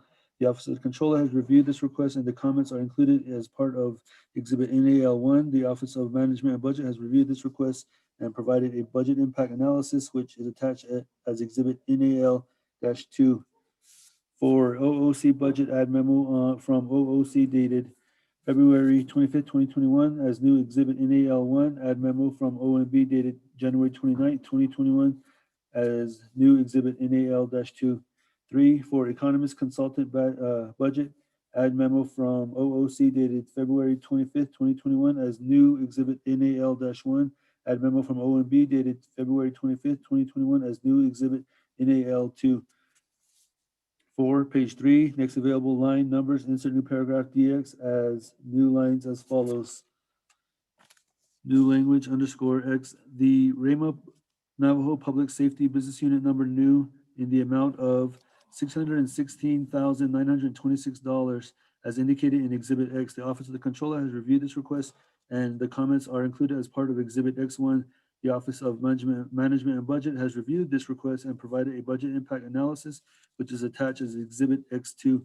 5, add memo from OOC dated February 25th, 2021 as new Exhibit X1. 6, add memo from OMB dated February 25th, 2021 as new Exhibit X2. 7, page 3, next available line numbers, insert new paragraph DX on new lines as follows. X underscore X, the Legislative District Assistance Program, Business Unit 101034 in the amount of $188,723 as indicated in Exhibit X. The Office of the Controller has reviewed this request and the comments are included as part of Exhibit X1. The Office of Management and Budget has reviewed this request and provided budget impact analysis, which is attached as Exhibit X2. 8, add memo from OOC dated February 25th, 2021 as new Exhibit X1. 9, add memo from OMB dated February 12th, 2021 as new Exhibit X2. 10, on page 3, next available line numbers, insert new paragraph DX on new lines as follows. X underscore the Judicial Branch Administrative Office of the Courts, Business Unit number 102001 in the amount of $1,133,684 as indicated in Exhibit X. The Office of the Controller has reviewed this request and the comments are included as part of Exhibit X1. The Office of Management and Budget has reviewed this request and provided a budget impact analysis, which is attached as Exhibit X2. 11, add memo from OOC dated February XX 2021 as new Exhibit X1. 12, add memo from OMB dated February 12th, 2021 as new Exhibit X2. 13, the Office of Legislative The Office of Legislative Counsel and the Office of Legislative Services shall work with the Office of Management and Budget to update any cumulative totals throughout the resolution consistent with the amendments made in this resolution. 14, programs and departments are directed to provide updated budget documents to the Office of Management and Budget, Office of Legislative Counsel, and the Office of Legislative Services consistent with amendments made to this resolution for expeditious implementation of the amendment to Council Resolution CN-88-20. Amendment number 4, page 3, next available line numbers, insert new paragraph DX as on new lines as follows. Underscore X, the Delicon chapter John Draw Power Line Project, Business Unit number new in the amount of $1,000,000 $76,760 as indicated in Exhibit X and underscore. The Office of the Controller has reviewed this request, and the comments are included as part of Exhibit X1. The Office of Management and Budget has reviewed this request and provided a budget impact analysis, which is attached as Exhibit X2. 2, add memo from OOC dated February 25th, 2021 as new Exhibit X1. 3, add memo from OMB dated February 12th, 2021 as new Exhibit X2. The Office of Legislative Counsel and the Office of Legislative Services shall work with the Office of Management and Budget to update any cumulative totals throughout this resolution consistent with the amendments made in this resolution. 5, programs and departments are directed to provide updated budget documents to the Office of Management and Budget, Office of Legislative Counsel, and the Office of Legislative Services, consistent with the amendments made in this resolution for expeditious implementation of the amendment to Council Resolution CN-88-20. Renumber, relater succeeding paragraphs, sections, exhibits accordingly. If necessary, this amendment shall supersede inconsistent language containing any other committee amendment, which shall be conformed to the intent or language of this amendment. The Office of Legislative Services, with notice to the sponsor of the legislation, is hereby authorized to make necessary grammatical changes. Mr. Speaker Pro Tem. Thank you, Mr. Rico, for reading that. Final vote, staff. Roll call. Honorable Elmer Begay. I'll vote green. Honorable Elmer Begay votes green. Honorable Kealan Begay Jr. Delegate Cal votes green. Thank you. Honorable Kealan Begay Jr. votes green. Honorable Paul Begay Jr.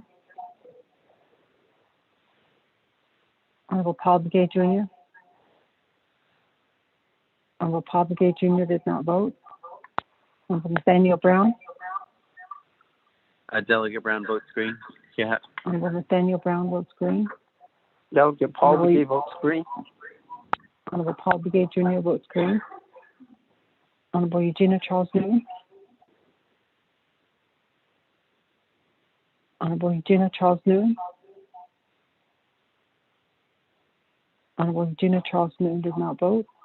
Honorable Amber Kanispah Crotty. Red. Honorable Amber Kanispah Crotty votes red via text.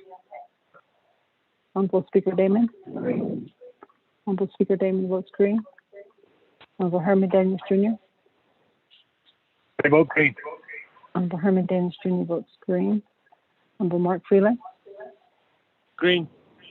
Honorable Mark Freeland votes green. Honorable Pernell Halona. Halona votes green. Honorable Pernell Halona votes green. Honorable Jamie Henry. He votes green. Honorable Jamie Henry votes green. Honorable Vince James. Honorable Vince James. Honorable Vince James did not vote. Honorable Carl Slater. Honorable Carl Slater. Delegate Slater green. Honorable Carl Slater votes green. Honorable Raymond Smith Jr. Green. Honorable Raymond Smith Jr. votes green. Honorable Wilson Stewart Jr. Green. Honorable Wilson Stewart Jr. votes green. Honorable Otto So. I vote green. Honorable Otto So votes green. Honorable Charlene So. I vote green. Honorable Charlene So votes green. Honorable Daniel So. Daniel So votes green. Honorable Daniel So votes green. Honorable Eugene So. Talk here. Thank you. Honorable Eugene So votes green. Honorable Thomas Walker Jr.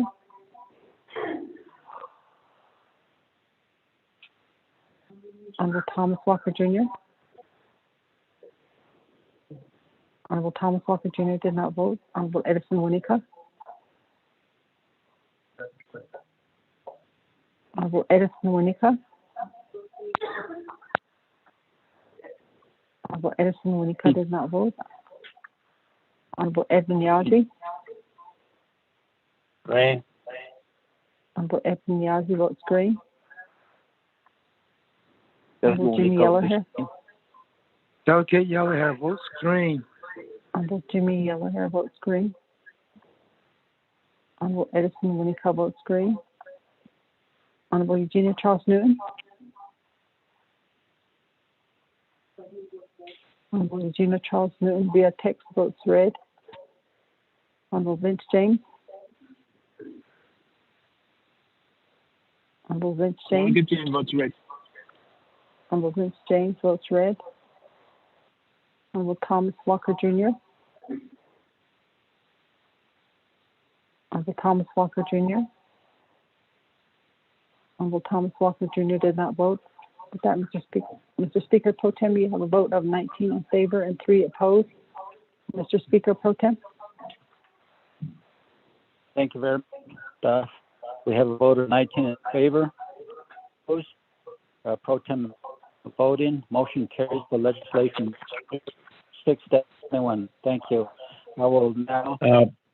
Pro Tem Chair, Thomas Walker, I'm voting green on that vote.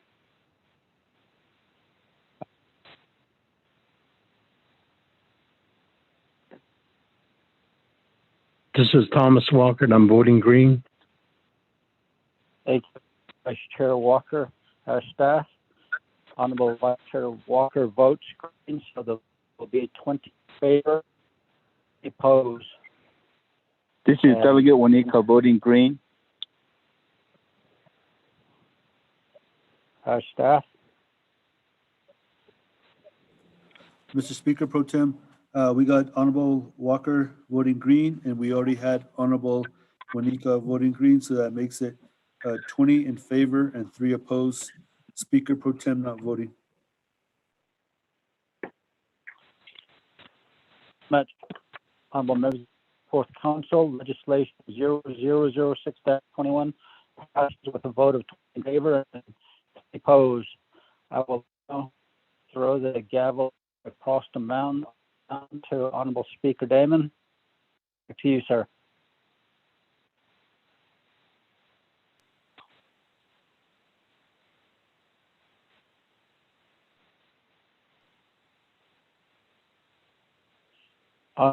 Damon. Speaker Pro Tem Delfino.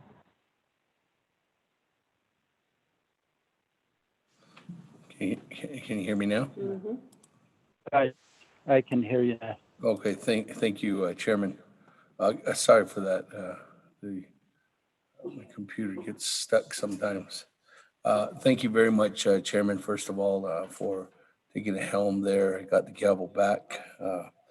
And thank you very much, colleagues, approving legislation 006-21. With that, colleagues, we are now on to new business. There are none, but I do have individuals in the queue that want to speak. So Honorable Halona, and then I have Chairman Hino. So Honorable Halona.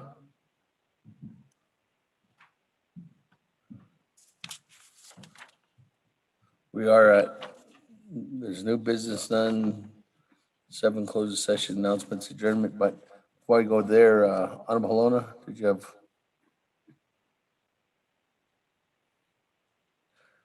Halona, you might have to press *6. Good evening, everyone. If you're barely joining us or you've been listening with us, we just got concluded with legislation 006-21. I thank Chairman Rick Nez for taking the helm on that legislation, as I was a sponsor. With that, colleagues, and listening in, everybody. I do have us moving along here, but I do have Honorable Halona, I think, who's on the line now. Honorable Halona. Thank you, sir. Speaker Damon, 24th Navajo Nation Council. I'd like to suspend the floor rules to add on legislation 028-21. I'd like to make that motion, Speaker. Colleagues, actually it was to amend the agenda to add on 0028-21 onto the agenda. Mr. Rico, could you, there is a motion before I recognize the second. Could you read that heading into the record. Mr. Speaker, members of the 24th Navajo Nation Council, tracking number 0028-21, an action relating to an emergency for the Navajo Nation Council, approving an allocation of supplemental funding from the unreserved undesignated fund balance in the total amount of $2,002,000 to the Navajo Nation Division of Social Services for COVID-19 related burial assistance, waiving 12 NNC Section 820 E, F, and J of the Appropriations Act. This legislation is sponsored by Honorable Pernell Halona and co-sponsored by Honorable Edison J. Wanika. Mr. Speaker. Thank you very much.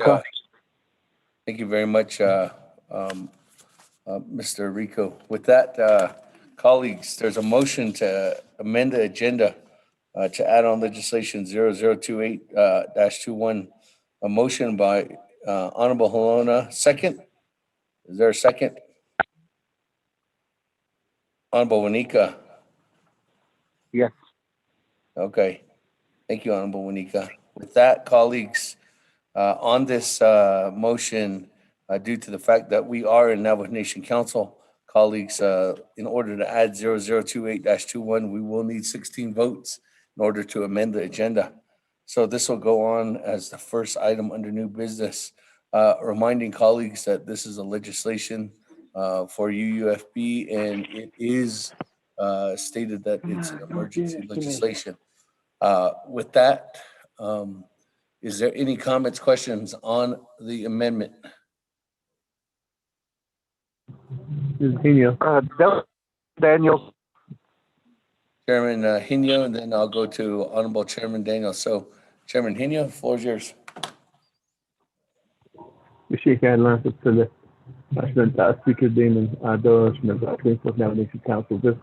First, I just want to say a sincere thank you to Chairman Whitney for really doing a good job, outstanding job, in maintaining order in legislation 006-121.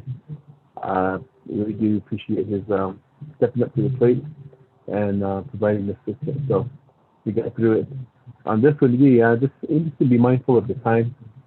Our staff, it's a Friday night, and as staff, they need to be home with their families, and I'm sure they haven't bought their groceries or anything. So let's just be mindful of that too also, because we need to be mindful that they do have families to go back and need to go home to.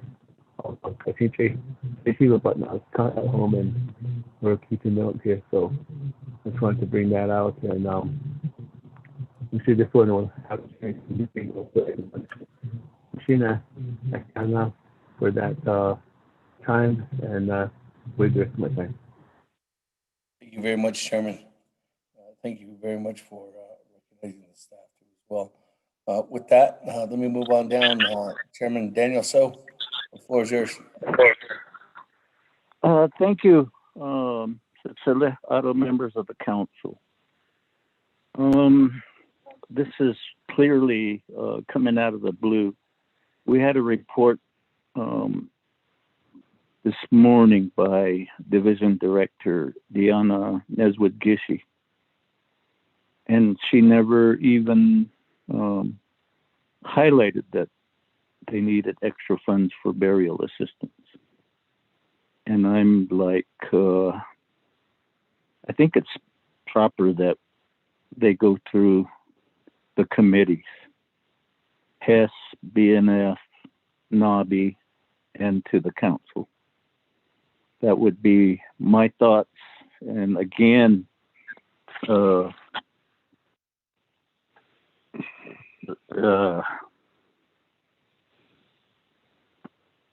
thank you. That's the extent of my statements, and I'll waive the rest of my time.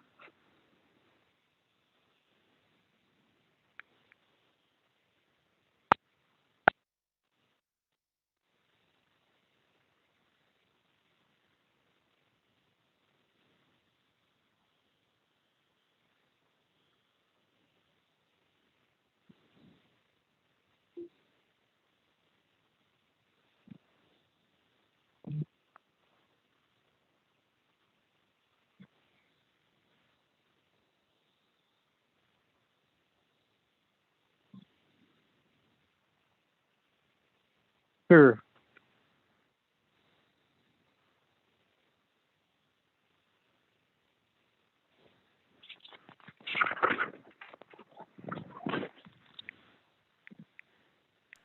Thank you. Sorry, I was just clarifying something, colleagues with the Office of Legislative Services.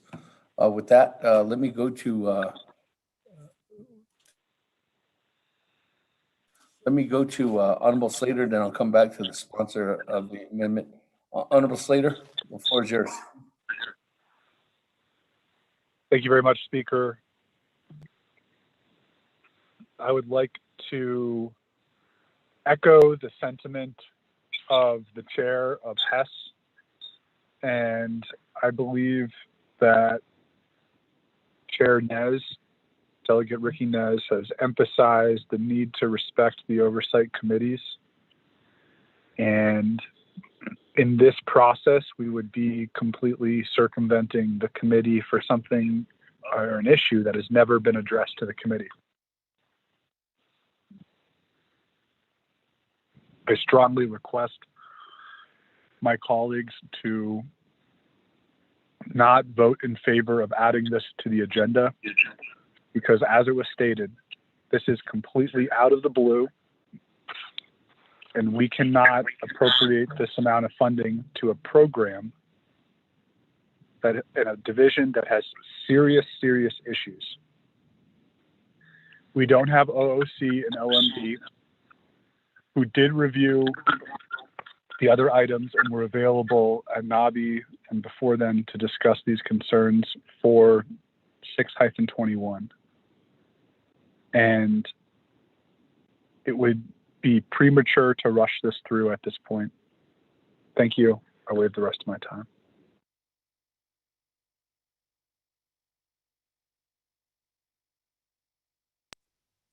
Thank you, Honorable Slater. That, let me go back onto Honorable Halona. Honorable Halona as a sponsor. Honorable Halona, you might have to press *6.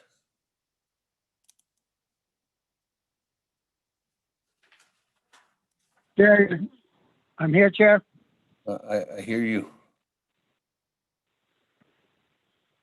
Okay, you know, this is not really a surprise. It's been circulating around the council a couple of weeks now.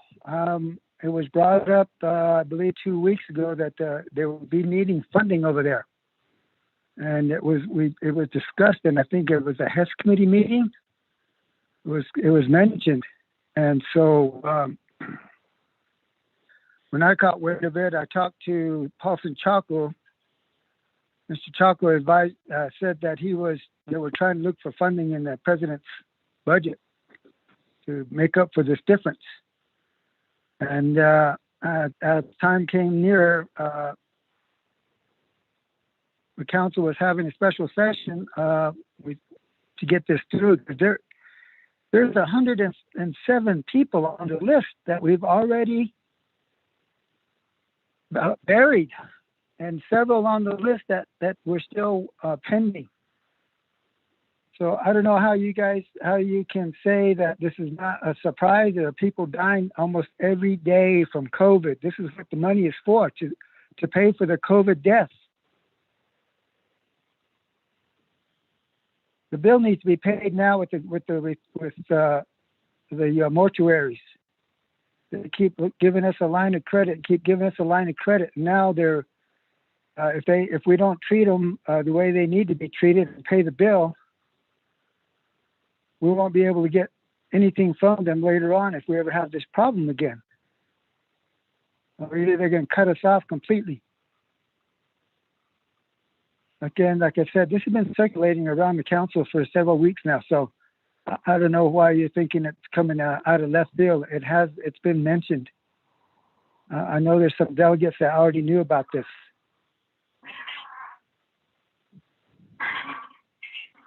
So with that, Speaker, I think we still need to go through, and I request my colleagues the legislation, and we need to get it done now because those people are out there looking for assistance, and trying to bury their loved ones. And here we are trying to argue on a little bit of formalities while this is emergency legislation. Or all the documents have been included in the legislation. From OMB, OOC, they're all there. Budget forms and all. So I asked my colleagues to approve this amendment. We can move forward. The bill's going to keep increasing.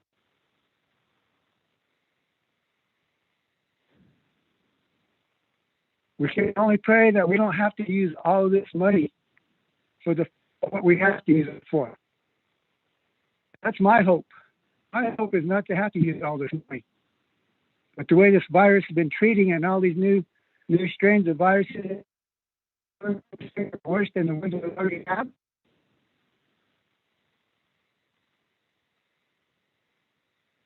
Last year we were talking about the virus coming to the Navajo Nation in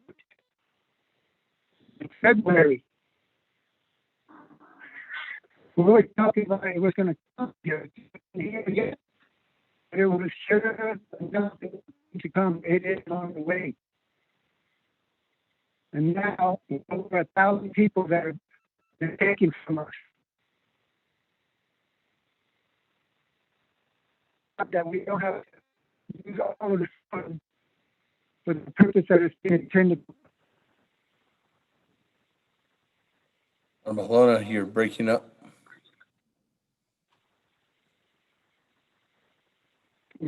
This legislation needs to be done. Speaker, question.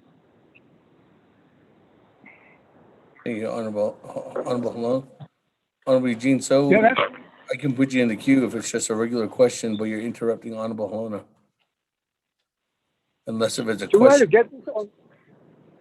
Do we have to get this on the agenda before? Honorable Eugene So, are you Honorable Eugene So, are you asking a question of privilege, or do you want me to put you in the queue? Yeah. Can you hear me? Yes. Do we have to put it on the agenda before we start debating on it? That's my question. At this time, the item is being debated on putting this on the agenda. So at this time, we are in order. Honorable Mahlona, the floor is yours. Sorry for the interruption. Thank you, Speaker. It's got to be done. Even if we hold off for another 2 weeks and let it go through all the committees, we're still going to be at the same impasse. The only problem is the mortuaries are going to be frowning a little bit more because they're not getting paid. So we can do it now, we can do it later. The hope is to get it done now. There's a lot of people on the waiting list. There's no money in there to to pay for these things. So you're saying no to this legislation. You're saying no to all those people who have loved ones that are waiting to be buried. I think that's how we need to think about it, is that we need to get this done. The virus, like I said, hopefully the new strain that's coming along is not going to be as bad as they say it is. And hopefully we won't have to use this money. But that, as it is right now, there's 107 people that are on the list waiting right now.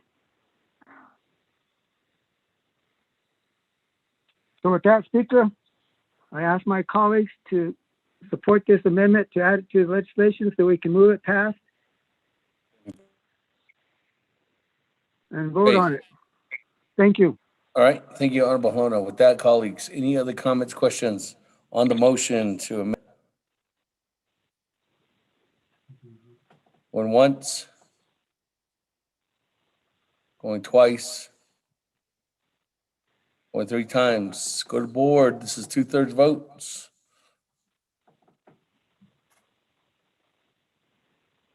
This is a 2/3 vote. Honorable Elmer Begay. Honorable Elmer Begay.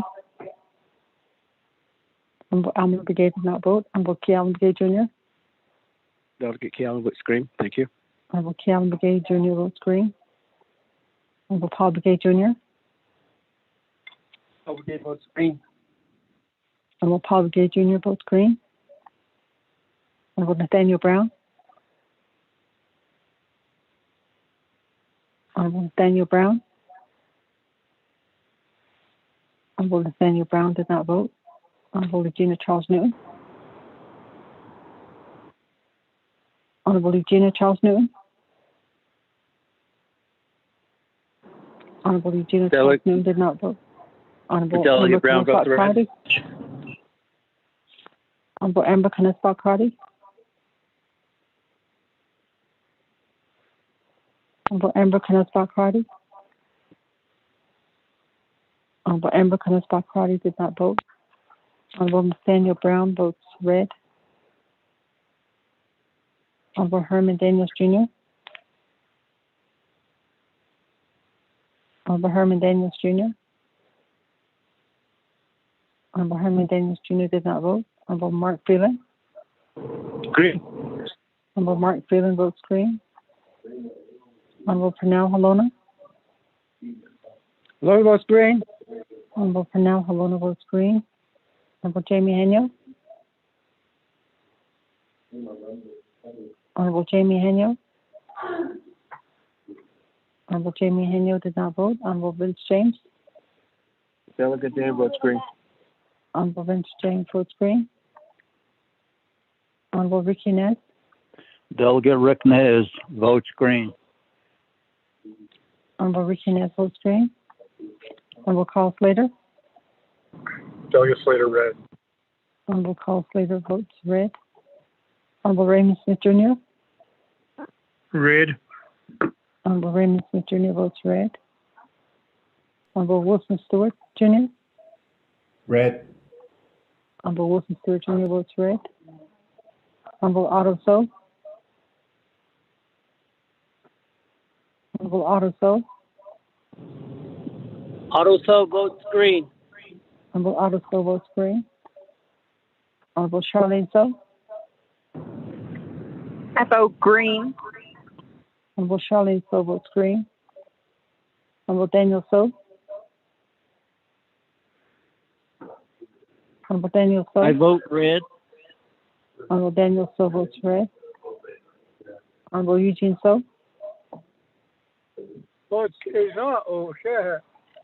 Honorable Eugene So votes green. Honorable Thomas Walker Jr. I vote green. Honorable Thomas Walker Jr. votes green. Honorable Edison Winika. Green. Honorable Edison Winika votes green. Honorable Edwin Yazzie. Green. Honorable Edwin Yazzie votes green. Honorable Jimmy Yellowhair. Delegate Yellowhair votes green. Honorable Jimmy Yellowhair votes green. Honorable Elmer Begay. Honorable Elmer Begay. Honorable Elmer Begay did not vote. Honorable Eugenia Charles Newton. Charles Newton votes green. Honorable Eugenia Charles Newton votes green. Honorable Amber Canespa Cardi.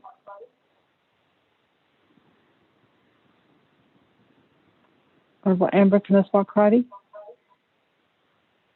Honorable Amber Canespa Cardi did not vote. Honorable Herman Daniels Jr. Honorable Herman Daniels Jr. Honorable Herman Daniels Jr. did not vote. Honorable Jamie Henyo. You vote red. Honorable Jamie Henyo votes red. With that, Mr. Speaker, you have a vote of 14 in favor and 6 opposed. 14 in favor and 6 opposed. Thank you very much. That, the vote of 14 in favor, 6 opposed, 10 voting, motion failed. Speaker, we can't hear you. Can you hear me now?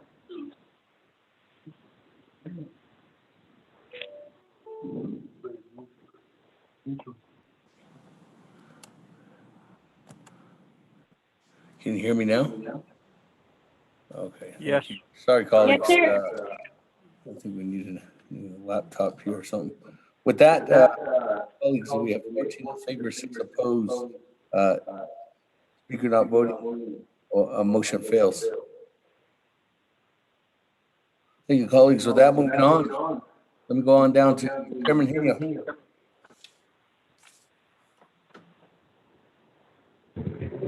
Yeah, I already spoke. I just wanted to express my gratitude to Chairman Rickman for taking the helm to heavy legislation. Thank you. With my time. All right, with that, let's continue on down then. I don't have anything on new business, anything on closed, so announcements. Honorable Stewart, on announcements. Yes, good evening, Speaker. Honorable Honorable Stewart, I have you, and then I hear you, Honorable Otto, so I'll put you in the queue. Honorable Stewart, the floor is yours. Okay, thank you, Speaker, and staff there this late hour in the evening, working diligently. Thank you for that. Our colleagues as well. One announcement I have, Speaker, I want to share with my colleagues, especially with RDC, is that one of our chapters that we've been working with so diligently to get out of sanction is Sawmill Chapter.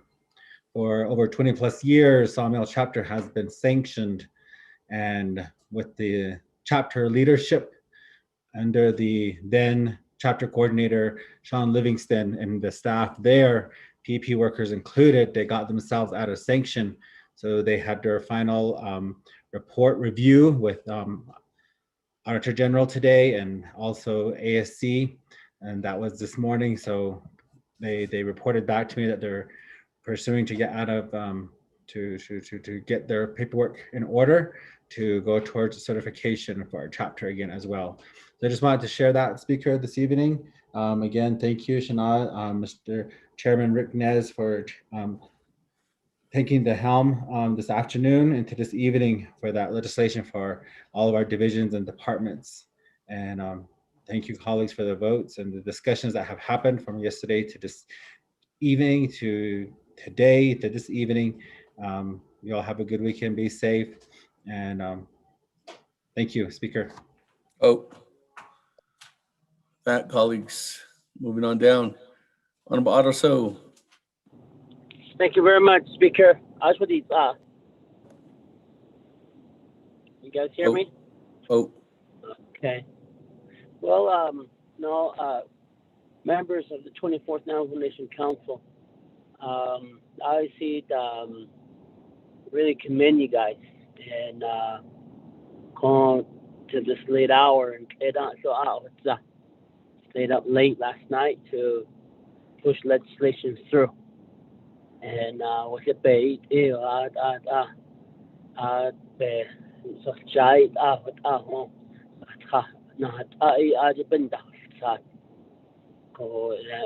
am grateful for that.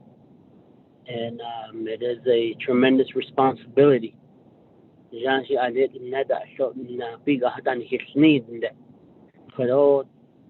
work in the nation's interest to try to keep the government running. And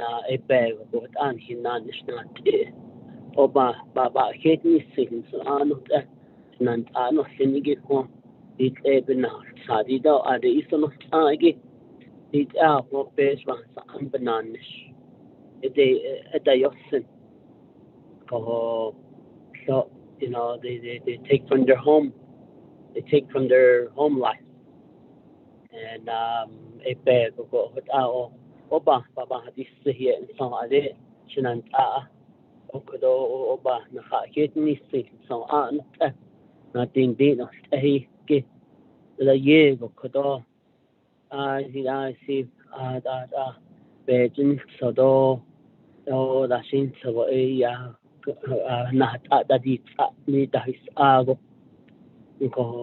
every day, we said in these meetings, we affect lives, and whether we vote green or red.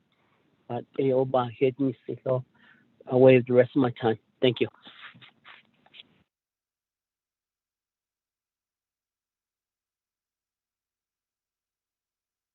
Thank you very much, Honorable Otto. So,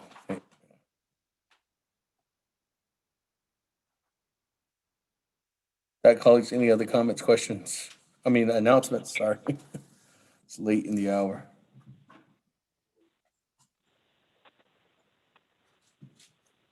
Motion to adjourn. If there, thank you, Honorable Paul Gabe. I'll recognize. But colleagues, before I recognize that, I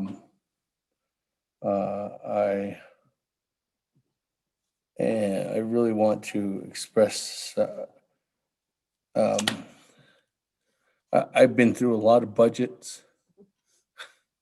I've been through a lot of budget seasons, but I can honestly say this legislation 0006-21 was one of the toughest ones I've ever had to work with. I really want to thank the staff. I want to thank, first of all, Miss Lisa Jim, Miss Darlene Sam, and Miss Nanette Francisco down at OMB. I don't know what kind of trouble, or you have more toughness in you ladies than I know of. I thank you for your work.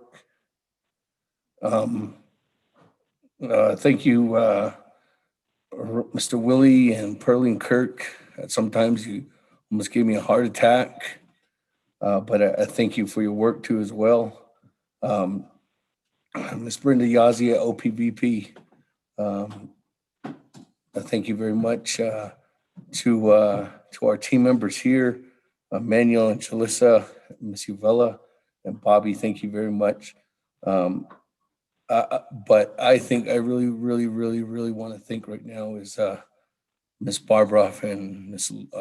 Kristen Lowell. You have no idea how much they had to work on this legislation. This is one of the toughest legislations I've ever had to work on, colleagues. And last but not least, the Speaker's office. I could not have done this without Melinda, Ms. Lynette, and Chief of Staff, Ms. Yazzie. I really want to thank all of you for getting this done. It was a tremendous amount of work over the last month and a half, and it was tedious at most times. And on a future note, I think we definitely need to get some training on budget forms. And I stated that to Paulson and Mr. Henry there at the OPVP. Before division directors can even get appointed, I'll say it, maybe you need to go to budget school in order to fill out budget forms. But I really want to thank everyone. It was a tough effort to get this legislation done. It was working into the midnight hours, so many hours, and it was a really tough legislation. And I really want to thank my colleagues for having a successful effort on this. And I know that every time there's a budget that goes through the process, everybody's not satisfied. But that's what it is. It's a debate and debacle of what we need to do to make sure that we change these initiatives and moving things forward. So again, I thank all the staff who worked on this legislation in order to get it done. Last but not least, colleagues, I do want to give a shout out to Sawmill Chapter. The Sawmill Chapter is when I was a former budget and finance chair. I never thought Sawmill could get out of sanction. It was so tough for them. So congratulations to all the individuals out there. Congratulations, Honorable Stewart, for leading the charge out there too as well. And I just wanted to close on that note. So colleagues, again, thank you very much. And thank you to the staff again. Yeah. So with that, Honorable Paul Begay, I'll recognize your motion to adjourn. Is there a second? Freeland. Afternoon. Honorable Freeland. Colleagues, any comments on the adjournment? Speaker. Once. Speaker. Twice. Great message. Chairman Daniel, so you have a comment? Oh, I can't. So and good closing remarks. Appreciate your leadership, Chairman Nez. We worked you into a corner and we got you out of that corner too. Colleagues, we didn't agree on everything, but I think what we're all learning is there's a tomorrow. And so in that respect, I appreciate everybody's attention to this budget process and even to our service to the Navajo Nation.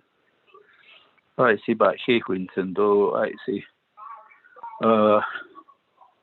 I see Njono not only to know without any chance to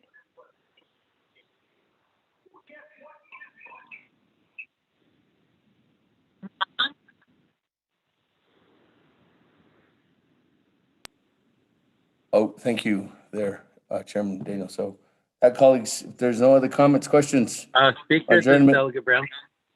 Honorable Brown, go ahead. Speaker. Thank you, Ashanant. Ado, Gina Behasi. Earlier, I made a comment about the Utah water settlement in Salt Lake City with Senator. I forget, I'm sorry, but we were able to speak, and they did approve 2 legislations here in Utah. The Senate bill SB 0225 and SJR 014. And this is really kind of the tail end. Of course, President Trump at the time did sign it, and now the work on the Utah side, it has begun here. When I talked to the engineers who have been working on this here in Salt Lake City area, they reported to me that once these 2 passed, they were kind of hesitant because people in the area, sometimes there are people, non-natives, who would object to this because of the amount of money that might be coming from the state, and because of Navajo leadership speaking up and talking about how 1400, and I read the speaker on the priorities that was emailed to all the delegates. I read part of that, and then also I was texting Navajo Nation Department of Justice, and really at their direction. And today, the Utah leadership really appreciates when Navajo leadership shows up at these state leadership meetings and they're on these Senate bills. So they were able to approve it. They did notice the amount of work that goes into it from Navajo DOJ side, the engineers, Washington from the Navajo side. So, but the work doesn't stop here. And as I know in New Mexico, really lucky individuals there with a water line going through there. And now here in Utah, now we just need to roll up our sleeves, like my Shadej just said before. And I believe that it's time for us to roll up our sleeves and get to work. And which means that within Utah, we as council need to start working on, should we create it would be great to create a NAFI on the San Juan County between Aneth, Montezuma Creek, all along the river, since now we have these water settlements moving forward at such a tremendous pace. So they are now looking at Navajo and seeing what we could do. And San Juan County are looking at Navajo leadership on how are we going to use the fund to use these monies. I mean, there are people in Phoenix and Tucson who have golf courses, etc. But those are thoughts how we're going to use the. And I just want to. There's so many people that to thank, like you said, that have worked on this. So everyone who worked on the Utah water settlement, and you know who you are. Thank you, Speaker. Okay, thank you, Honorable Brown. Honorable Brown? Yeah. Honorable Brown, we will work together to set up a couple of those meetings. I know the effort that needs to be done, and we will make sure we're on top of that to start executing that and making sure that the state follows through on their efforts as well. So we can work together on that, Honorable Brown. And Speaker, you reminded me, but on March 12th, I did secure a meeting with the newly elected Governor Cox and Lieutenant Governor on March 12th. And so that meeting has been set up so we can work around that date also. Yeah. Oh. Hey, colleagues, that we have a motion and a second to adjourn. It's 9:04 p.m. What about Elmer Begay? What's yours? Speaker, is it too late to vote on Halona's legislation? Because my phone drops out. Barely got back on. Yes. Green on it. On Elmer Begay, I did get you're able to vote until the next motion. And right now I have a motion to adjourn by Honorable Paul Begay and second by Honorable Freeland. So Honorable Elmer Begay, unfortunately, it's too late to vote. Okay. Hey, colleagues. Motion adjourned. Speaker. Vice Chair Walker, is that you? Freeland. Oh, Honorable Freeland. Sorry. Good evening, Speaker, colleagues. Thank you. I know I just want to make a comment real quick. Now that we've passed your legislation, and thank you for your comments as well. Definitely appreciate that.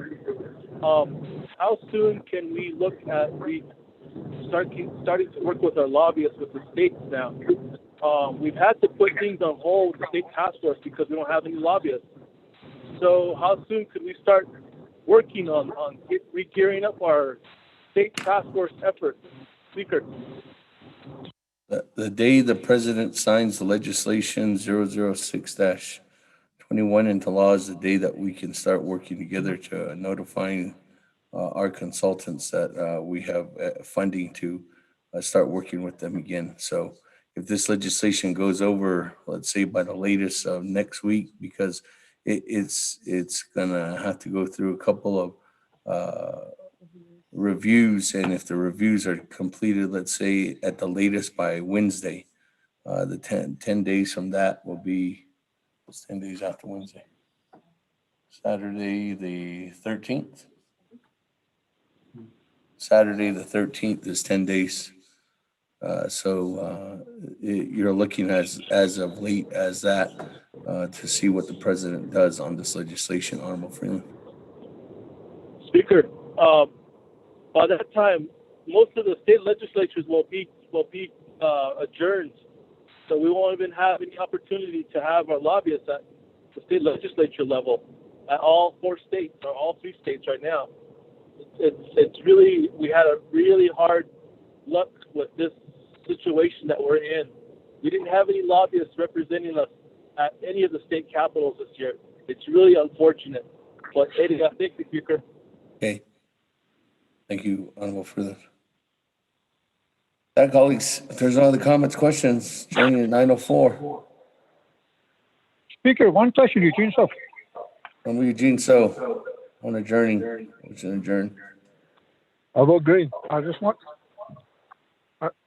to know if we can have another special session Friday. I need my legislation going. Honorable Eugene So, we're looking at it. We might be able to have one as early as Wednesday afternoon if it's just that legislation. Colleagues, speaking of that legislation, 00 what? Honorable Eugene So's legislation. Oh, 002? Speaker, this is Vice Chair Smith. Legislation.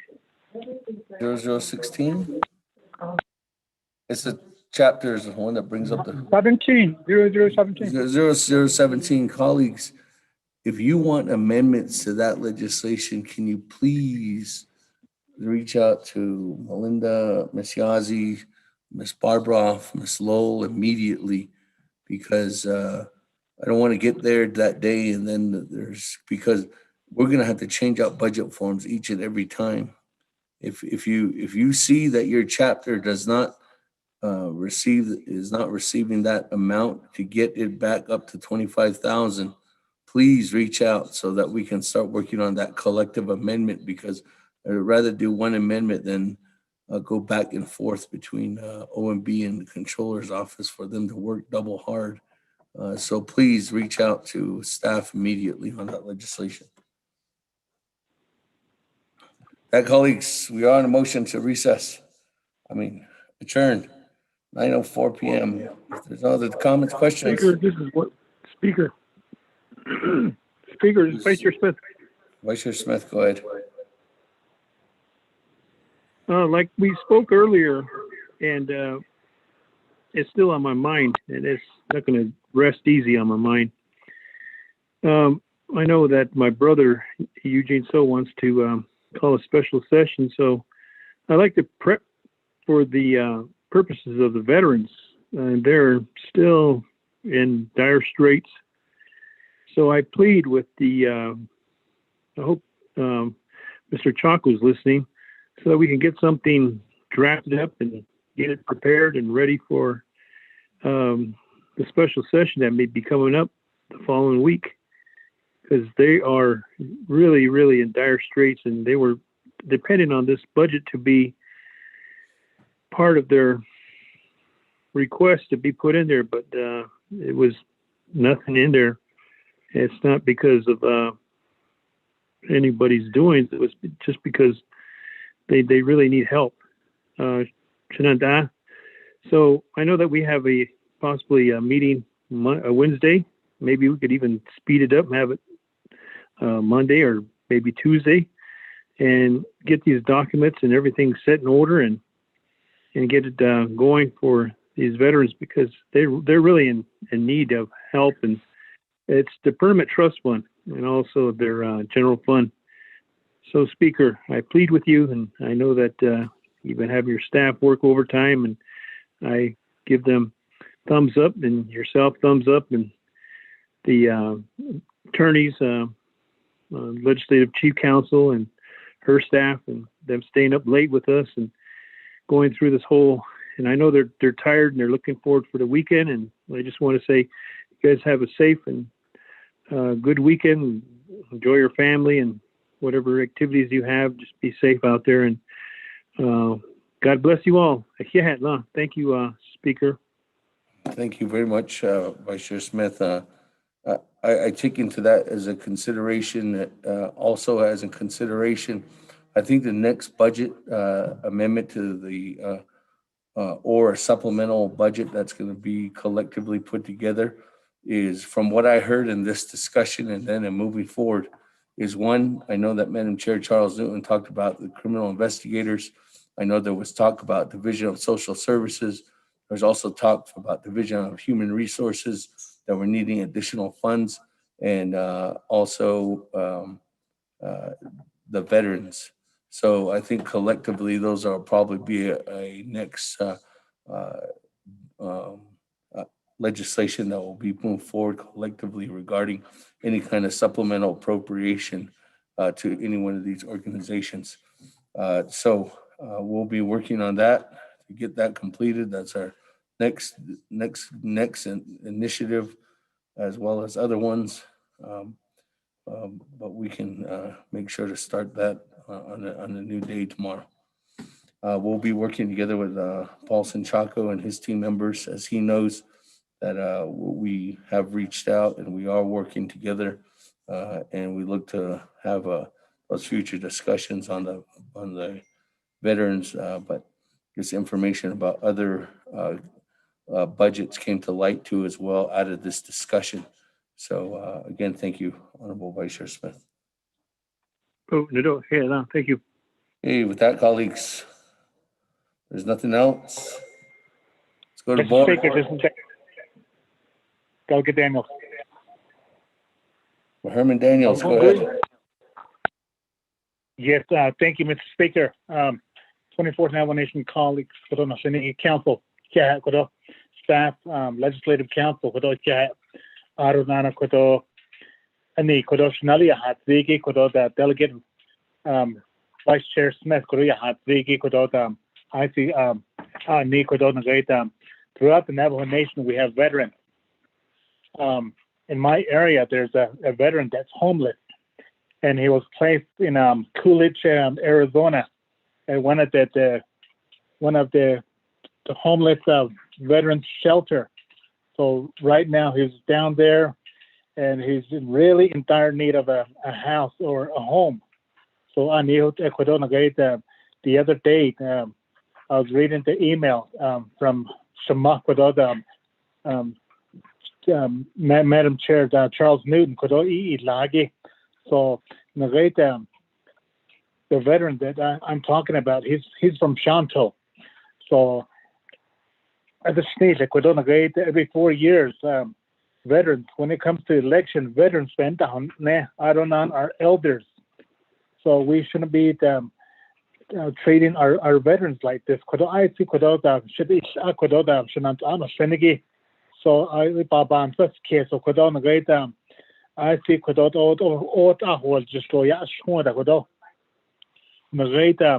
I was thinking about just dropping a legislation, emergency legislation to help some veterans, homeless veterans on the Navajo Nation, maybe like 5 veterans from each agency, just build them a house. So Delegate Vice Chair Smith, I see which entity cost. Let's help them. Let's help our veterans throughout the Navajo Nation, our homeless veterans. I see Mr. Speaker. Thank you. Thank you very much, Honorable Herman Daniels. There was a request at yesterday's NAPKA committee to schedule a work session on veterans housing and what NHA was doing and veterans themselves. Unfortunately, there was NAPKA committee timed out. So that will be on the next agenda to schedule a work session. I know Chairman Nez is working together with Navajo Housing Authority and Resource and Development. And I know Health, Education, Human Services working with the Veterans Associations too as well. So we'll reach out. The work session does come to fruition with both of the chairs and help that in the guidance of the work session, Honorable Daniels. So with that, colleagues, any other comments, questions? Not? 9:04, adjourning. Go to board. Elmer Begay.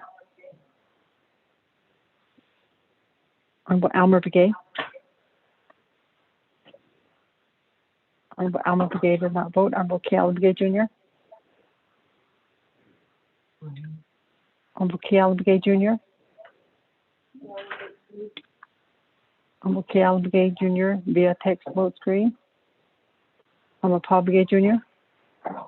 Delegate Paul Begay votes green. Honorable Paul Begay Jr. votes green. Honorable Nathaniel Brown. Honorable Nathaniel Brown. Honorable Nathaniel Brown did not vote. Honorable Eugenia Charles Newton. Charles Newton votes green. Honorable Eugenia Charles Newton votes green. Delegate Brown votes green. Honorable Nathaniel Brown votes green. Honorable Amber Canespa Crotty. Honorable Amber Canespa Crotty via text vote screen. Honorable Herman Daniels Jr. Green. Honorable Herman Daniels Jr. votes green. Honorable Mark Freeland. Green. Honorable Mark Freeland votes green. Honorable Pernell Halona. Honorable Pernell Halona. Honorable Pernell Halona did not vote. Honorable Jamie Haniel. Honorable Jamie Haniel. Green. Honorable Jamie Henio votes green. Honorable Vince James. Honorable Vince James. Delegate Dan votes green. Honorable Vince James via text votes green. Honorable Ricky Ness. Delegate Rick Nez votes green. Thank you. Honorable Ricky Nez votes green. Honorable Carl Slater. Honorable Carl Slater. Honorable Carl Slater did not vote. Honorable Raymond Smith Jr. Buenas noches. I vote green. Honorable Raymond Smith Jr. votes green. Honorable Wilson Stewart Jr. Green. Honorable Wilson Stewart Jr. votes green. Honorable Otto So. Honorable Otto So. Honorable Otto So via text votes green. Honorable Charlene So. I vote green. Honorable Charlene So votes green. Honorable Daniel So. Honorable Daniel So. Honorable Daniel So did not vote. Honorable Eugene So. Honorable Eugene So votes green. Honorable Thomas Walker Jr. Honorable Thomas Walker Jr. Honorable Thomas Walker Jr. did not vote. Honorable Edison Winika. Green. Honorable Edison Winika votes green. Honorable Evan Yazi. Green. Honorable Evan Yazi votes green. Honorable Jimmy Yellowhair. Honorable Jimmy Yellowhair. Delegate Yellowhair votes green. Thank you. Honorable Jimmy Yellowhair votes green. Honorable Alma Begay. Honorable Alma Begay. Honorable Alma Begay did not vote. Honorable Pernell Halona.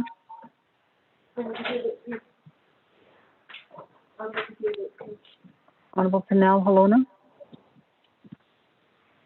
Honorable Pernell Halona did not vote. Honorable Alma Begay votes green via text.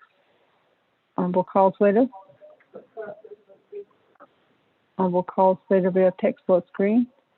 Honorable Daniel So. Honorable Daniel So. Green. Honorable Daniel So votes green. Honorable Thomas Walker Jr. Walker votes green. Honorable Thomas Walker Jr. votes green. That, Mr. Speaker, you have a vote of 22 in favor and 0 opposed. Mr. Speaker. Thank you very much. Can you hear me? That, colleagues, it's 22 in favor.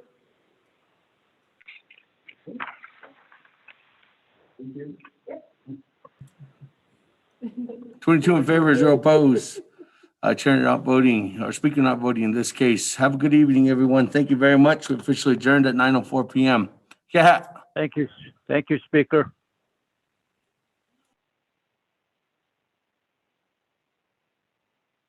Thank you, Speaker.